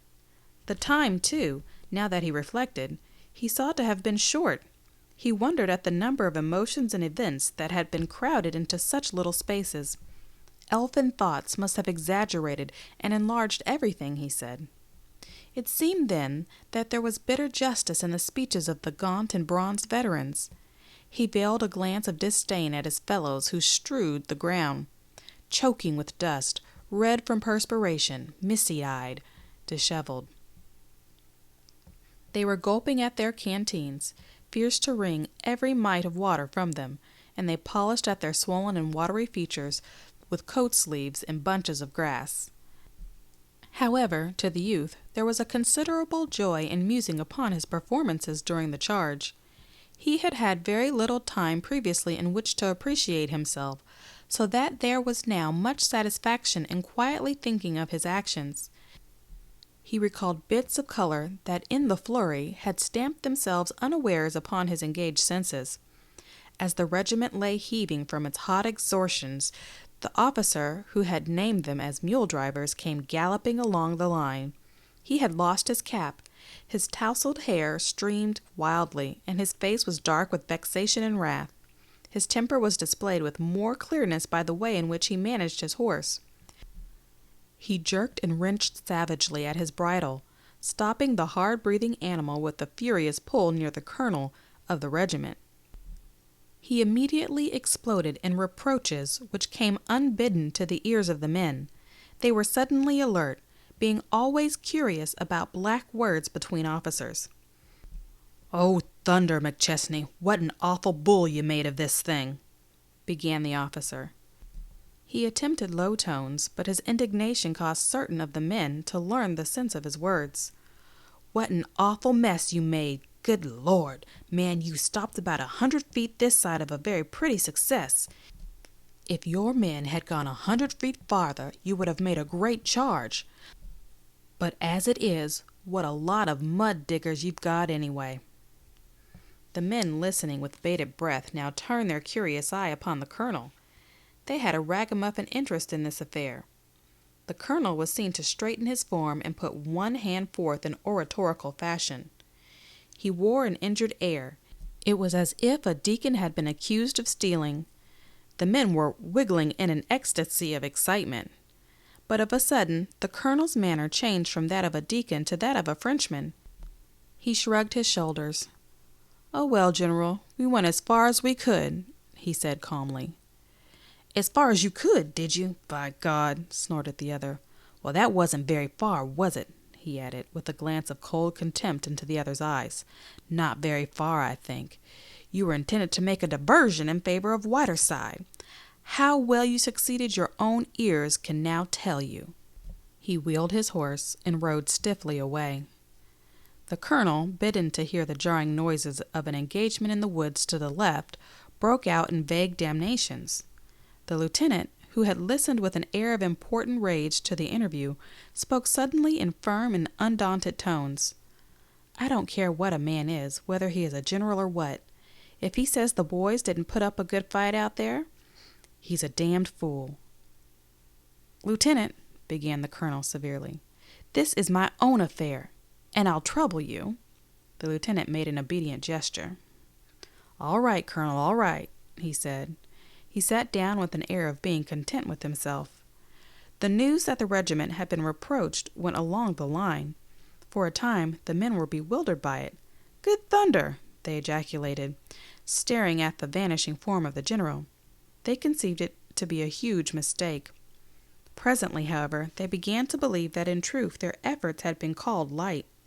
The youth could see this conviction upon the entire regiment until the men were like cuffed and cursed animals, but withal rebellious. The friend, with a grievance in his eye, went to the youth. "I wonder what he does want," he said. "He must think we went out there and played marbles. I never seen such a man." The youth developed a tranquil philosophy for these moments of irritation. "Oh, well," he rejoined. "He probably didn't see nothing of it at all, and got mad as blazes and concluded we were a lot of sheep just because we didn't do what he wanted done. It's a pity old Grandpa Henderson got killed yesterday. He'd have known that we did our best and fought good. It's just our awful luck, that's what." "I should say so," replied the friend. He seemed to be deeply wounded at an injustice. "I should say we did have awful luck.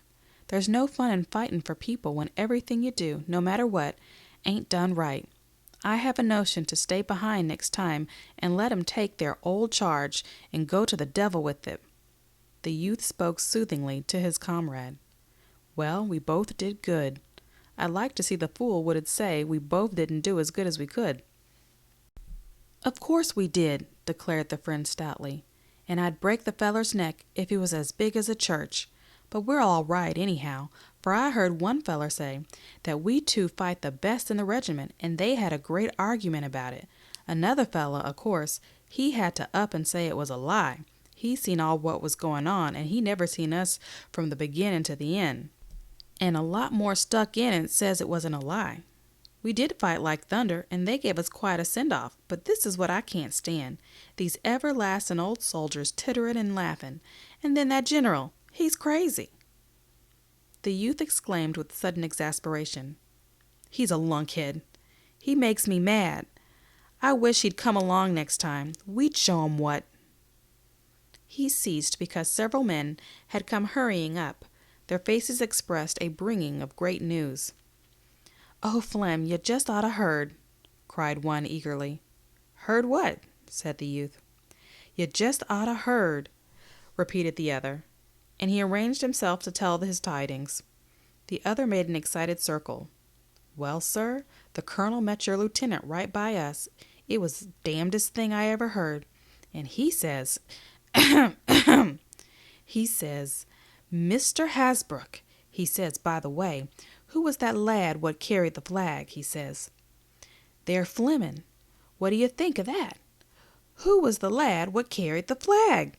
He says, and the lieutenant, he speaks up right away. 'That's Fleming.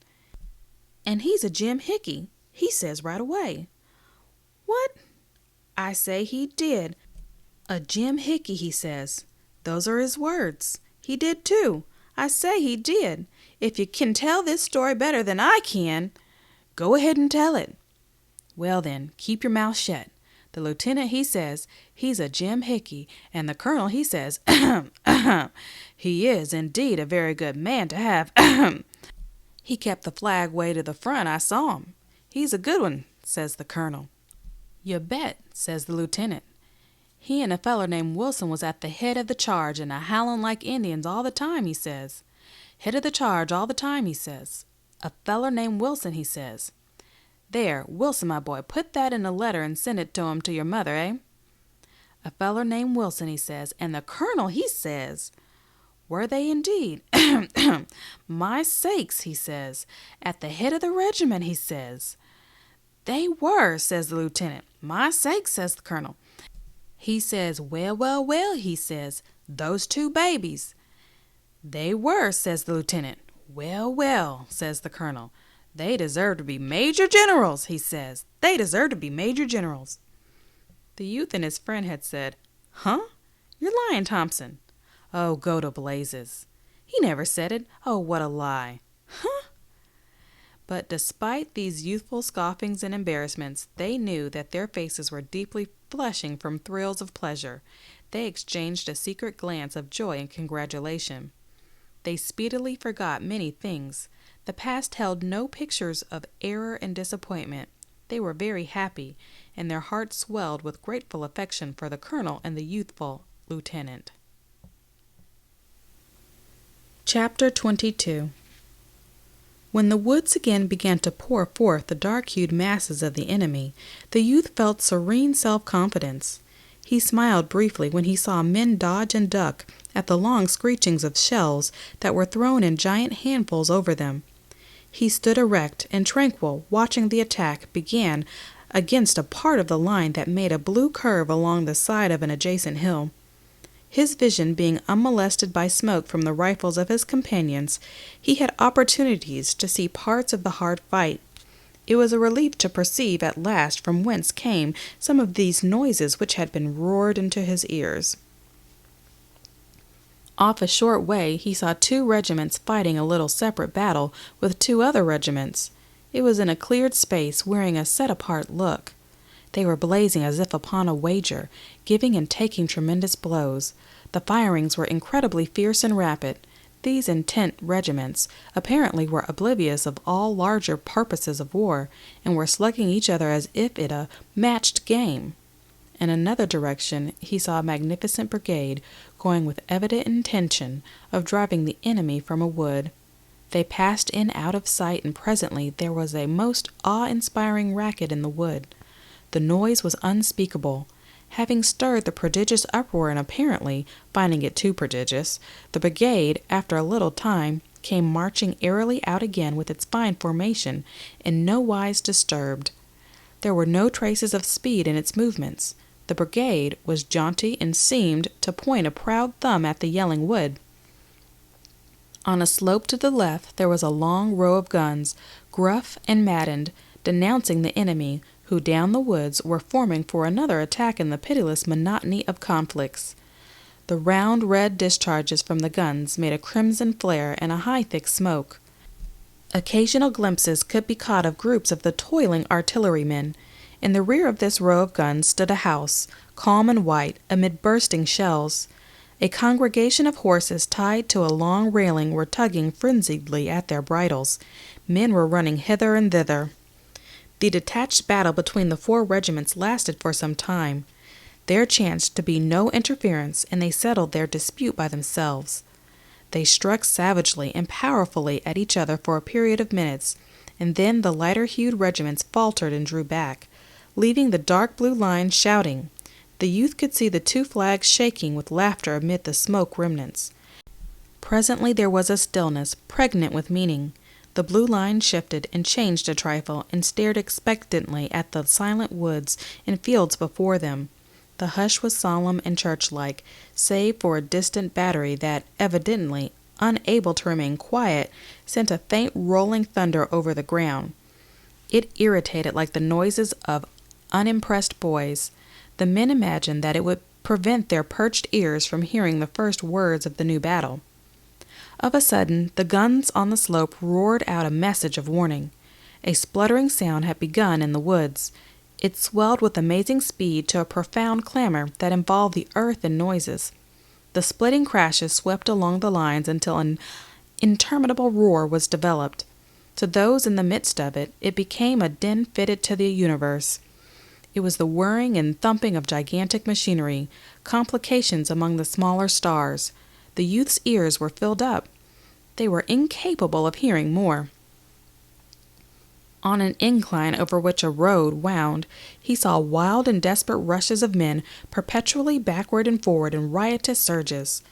These parts of the opposing armies were 2 long waves that pitched upon each other madly at dictated points. To and fro they swelled. Sometimes one side, by its yells and cheers, would proclaim decisive blows, but a moment later the other side would be all yells and cheers. Once the youth saw a spray of light forms go in hound-like leaps toward the waving blue lines. There was much howling, and presently it went away with a vast mouthful of prisoners. Again he saw a blue wave dash with such thunderous force against a gray obstruction that it seemed to clear the earth of it, and leave nothing but trampled sod. And away in their swift and deadly rushes, to and fro, the men screamed and yelled like maniacs. Particular pieces of fence or secure positions behind collection of trees were wrangled over, as gold thrones or pearl bedsteads. There were desperate lunges at these chosen spots, seemingly every instant, and most of them were bandied like light toys between the contending forces. The youth could not tell from the battle flags flying like crimson foam in many directions which color of cloth was winning. His emaciated regiment bustled forth with undiminished fierceness when its time came. When assaulted again by bullets, the men burst out in a barbaric cry of rage and pain. They bent their heads in aims of intent hatred behind the projected hammers of their guns. Their ramrods clanged loud with fury as their eager arms pounded the cartridges into the rifle barrels. The front of the regiment was a smoke wall penetrated by the flashing points of yellow and red. Wallowing in the fight, they were in an astonishingly short time resmudged. They surpassed in stain and dirt all their previous appearances, moving to and fro with strained exertion, jabbering the while they were, with their swaying bodies, black faces, and glowing eyes, like strange and ugly friends, jigging heavily in the smoke. The lieutenant, returning from a tour after a bandage, produced from a hidden receptacle of his mind new and portentous oaths suited to the emergency. Strings of expletives he swung lash-like over the backs of his men, and it was evident that his previous efforts had in no wise impaired his resources. The youth, still the bearer of the colors, did not feel his idleness. He was deeply absorbed as a spectator. The crash and swing of the great drama made him lean forward, intent-eyed, his face working in small contortions. Sometimes he prattled, words coming unconsciously from him in grotesque exclamations. He did not know that he breathed, that the flag hung silently over him, so absorbed was he. A formidable line of the enemy came within dangerous range. They could be seen plainly, tall, gaunt men with excited faces running with long strides toward a wandering fence. At sight of this danger, the men suddenly ceased their cursing monotone. There was an instant of strained silence before they threw up their rifles and fired a plumping volley at the foes. There had been no order given. The men, upon recognizing the menace, had immediately let drive their flock of bullets without waiting for a word of command. But the enemy were quick to gain the protection of the wandering line of fence. They slid down behind it with remarkable celerity, and from this position they began briskly to slice up the blue men. These latter braced their energies for a great struggle. Often, white clenched teeth shone from the dusky faces.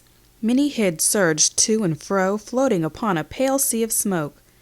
These behind the fence frequently shouted and yelled in taunts and jibe-like cries, but the regiment maintained a stressed silence. Perhaps at this new assault the men recalled the fact that they had been named mud diggers, and it made their situation thrice bitter. They were breathlessly intent upon keeping the ground and thrusting away the rejoicing body of the enemy. They fought swiftly and with a despairing savageness denoted in their expressions. The youth had resolved not to budge whatever should happen. Some arrows of scorn that had buried themselves in his heart had generated strange and unspeakable hatred. It was clear to him that his final and absolute revenge was to be achieved by his dead body lying torn and gluttering upon the field.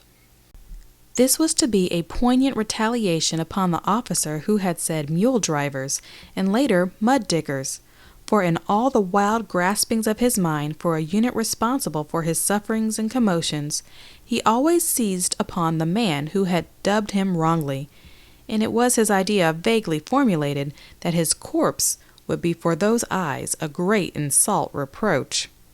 The regiment bled extravagantly. Grunting bundles of blue began to drop. The orderly sergeant of the youth's company was shot through the cheeks, its supports being injured. His jaw hung afar down, disclosing the wide cavern of his mouth, a pulsing mass of blood and teeth, and with it all he made attempts to cry out. In his endeavor there was a dreadful earnestness, as if he conceived that one great shriek would make him well. The youth saw him presently go rearward. His strength seemed in no wise impaired. He ran swiftly, casting wild glances for succor. Others fell down about the feet of their companions. Some of the wounded crawled out and away, but many lay still, their bodies twisted into impossible shapes. The youth looked once for his friend. He saw a vehement young man, powder-smeared and frowzled, whom he knew him to be. The lieutenant also was unscathed in his position at the rear. He had continued to curse, but it was now with the air of a man who was using his last box of oaths. For the fire of the regiment had begun to wane and drip. The robust voice that had come strangely from the thin ranks was growing rapidly weak.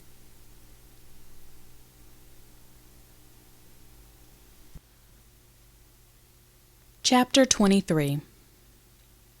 The colonel came running along the back of the line. There were other officers following him. "We must charge 'em!" they shouted. "We must charge 'em!" they cried with resentful voices, as if anticipating a rebellion against this plan by the men. The youth, upon hearing the shouts, began to study the distance between him and the enemy. He made vague calculations. He saw that to be firm soldiers they must go forward. It would be death to stay in the present place, and with all the circumstances to go backward would exalt too many others. Their hopes was to push the galling foes away from the fence.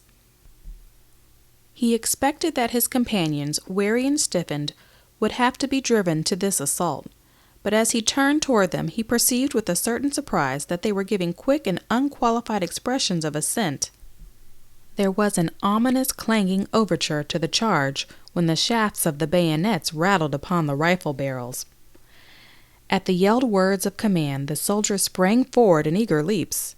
There was new and unexpected force in the movement of the regiment.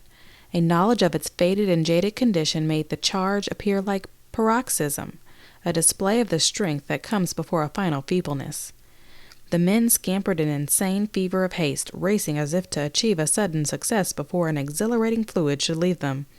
It was a blind and despairing rush by the collection of men in dusty and tattered blue, over a green sward and under a sapphire sky, toward a fence dimly outlined in smoke, from behind which spluttered the fierce rifles of enemies.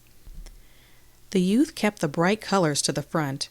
He was waving his free arm in furious circles, while the shrieking mad calls and appeals urging on those that did not need to be urged, for it seemed that the mob of blue men hurling themselves on the dangerous group of rifles were again grown suddenly wild with an enthusiasm of unselfishness. From the many firings starting toward them, it looked as if they would merely succeed in making a great sprinkling of corpses on the grass between their former position and the fence.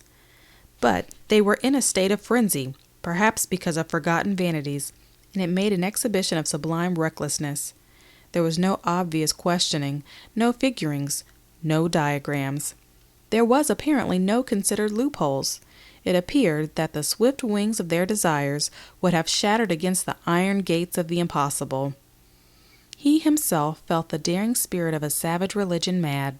He was capable of profound sacrifices, a tremendous death. He had no time for dissections, but he knew that he thought of the bullets only as things that could prevent him from reaching the place of his endeavor. There were subtle flashings of joy within him that thus should be his mind.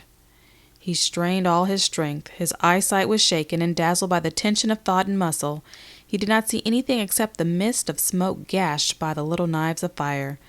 But he knew that in it lay the aged fence of a vanished farmer protecting the snuggled bodies of the gray men. As he ran, a thought of the shock of contact gleamed in his mind. He expected a great concussion when the two bodies of troops crashed together. This became a part of his wild battle madness. He could feel the onward swing of the regiment about him, and he conceived of a thunderous, crushing blow that would prostrate the persistent and spread consternation and amazement for miles. The flying regiment was going to have a catapultian effect. This dream made him run faster among his comrades, who were giving vent to hoarse and frantic cheers. But presently he could see that many of the men in gray did not intend to abide the blow. The smoke rolling disclosed men who ran, their faces still turned. These grew to a crowd, who retired stubbornly. Individuals wheeled frequently to send a bullet at the blue wave. But at one part of the line there was a grim and obdurate group that made no movement. They were settled firmly down behind posts and rails. A flag, ruffled and fierce, waved over them, and their rifles dinned fiercely. The blue whirl of men got very near, until it seemed that in truth there would be a close and frightful scuffle. There was an expressed disdain in the opposition of the little group that changed the meaning of the cheers of the men in blue. They became yells of wrath, directed personal. The cries of the two parties were now in sound an interchange of scathing insults. They in blue showed their teeth, their eyes shone all white. They launched themselves as at the throats of those who stood resisting. The space between dwindled to an insignificant distance. The youth had centered the gaze of his soul upon that other flag. Its possession would be high pride. It would express bloody minglings near blows. He had a gigantic hatred for those who made great difficulties and complications. They caused it to be as a craved treasure of mythology, hung amid tasks and contrivances of danger. He plunged like a mad horse at it. He was resolved it should not escape if wild blows and darings of blows could seize it. His own emblem, quivering in a flare, was winging toward the other. It seemed there would shortly be an encounter of strange breaks and claws, as of eagles. The swirling body of blue men came to a sudden halt at close and disastrous range, and roared a swift volley. The group in gray was split and broken by this fire, but its riddled body still fought. The men in blue yelled again and rushed in upon it. The youth, in his leaping, saw as through a mist a picture of 4 or 5 men stretched upon the ground, or writhing upon their knees with bowed heads as if they had been stricken by bolts from the sky. Tottering among them was the rival color-bearer whom the youth saw had been bitten vitally by the bullet of the last formidable volley. He perceived this man fighting a last struggle, the struggle of one whose legs are grasped by demons. It was a ghastly battle. Over his face was the bleach of death, but set upon it was the dark and hard lines of desperate purpose. With this terrible grin of resolution, he hugged his precious flag to him, and was stumbling and staggering in his design to go the way that led to safety for it. But his wounds always made it seem that his feet were retarded, held, and he fought a grim fight, as with invisible ghouls fastened greedily upon his limbs. Those in advance of the scampering blue men, howling cheers, leaped at the fence. The despair of the lost was in his eyes as he glanced back at them. The youth's friend went over the obstruction in a tumbling heap and sprang at the flag as a panther at prey. He pulled at it, and wrenching it free, swung up its red brilliancy with a mad cry of exultation, even as the color-bearer, gasping, lurched over in a final throw, and stiffening convulsively, turned his dead face to the ground. There was much blood upon the grass blades. At the place of success there began more wild clamoring of cheers. The men gesticulated and bellowed in an ecstasy. When they spoke, it was as if they considered their listener to be a mile away. What hats and caps were left to them, they often slung high in the air. At one part of the line 4 men had been swooped upon, and they now sat as prisoners. Some blue men were about them in an eager and curious circle. The soldiers had trapped strange birds, and there was an examination. A flurry of fast questions was in the air. One of the prisoners was nursing a superficial wound in the foot. He cuddled it, baby-wise, but he looked from it often to curse with an astonishing utter abandon straight at the noses of his captors. He consigned them to red regions. He called upon the pestilential wrath of strange gods, and with it all he was singularly free from recognition of the finer points of the conduct of prisoners of war. It was as if a clumsy clod had trod upon his toe, and he conceived it to be his privilege, his duty to use deep, resentful oaths. Another, who was a boy in years, took his plight with great calmness and apparent good nature. He conversed with the men in blue, studying their faces with his bright and keen eyes. They spoke of battle and conditions. There was an acute interest in all their faces during the exchange of viewpoints. It seemed a great satisfaction to hear voices from where all had been darkness and speculation. The third captive sat with a morose countenance. He preserved a stoical and cold attitude. To all advances he made one reply without variation. "Ah, go to hell." The last of the 4 was always silent, and for the most part kept his face turned in unmolested directions. From the views the youth received, he seemed to be in a state of absolute dejection. Shame was upon him, and with it profound regret that he was perhaps no more to be counted in the ranks of his fellows. The youth could detect no expression that would allow him to believe that the other was giving a thought to his narrowed future. The pictured dungeons, perhaps, and starvations and brutalities liable to the imagination. All to be seen was shame for captivity and regret for the right to antagonize. After the men had celebrated sufficiently, they settled down behind the old rail fence, on the opposite side to the one from which their foes had been driven. A few shot perfunctorily at distant marks. There were some long grass. The youth nestled in it, and rested, making a convenient rail support, the flag. His friend, jubilant and glorified, holding his treasure with vanity, came to him there. They sat side by side and congratulated each other.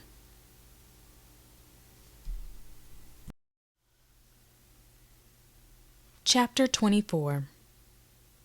The roarings that had stretched in a long line of sound across the face of the forest began to grow intermittent and weaker.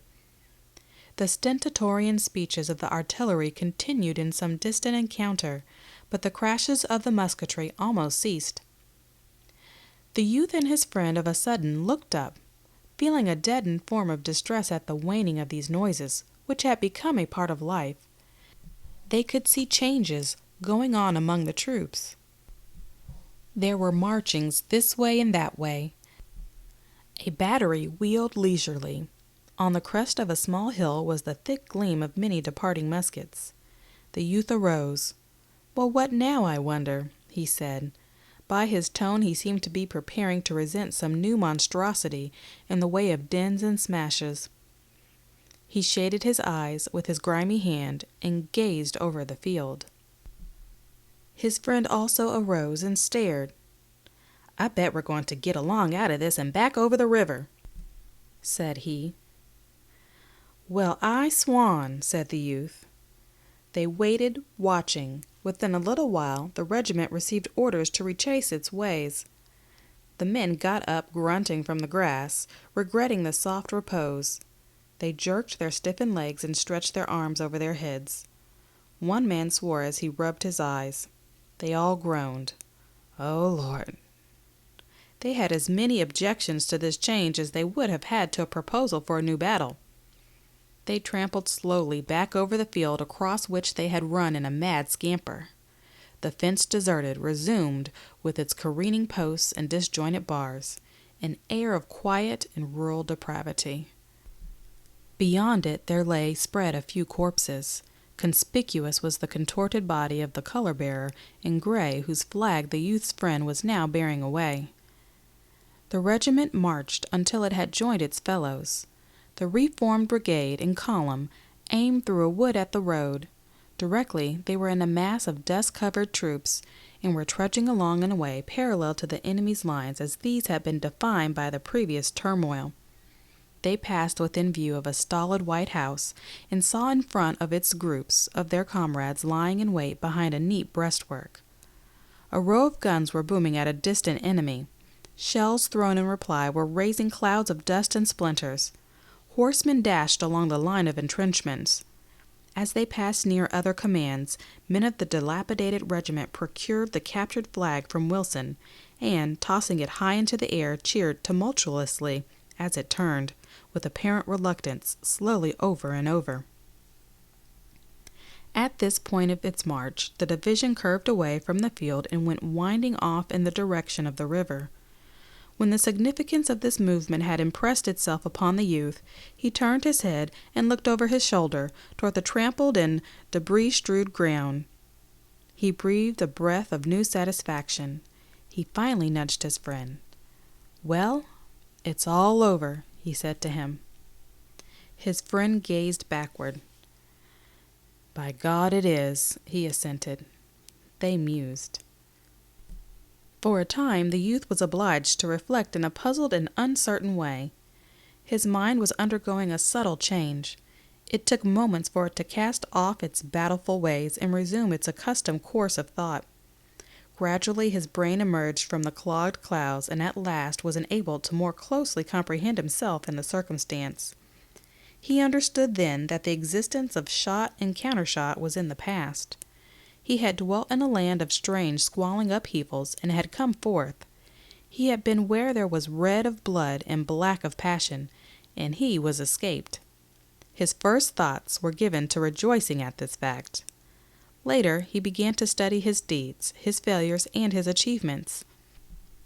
Thus, fresh from the scenes where many of his usual machines of reflection had been idle, from where he had proceeded sheep-like, he struggled to marshal all his acts.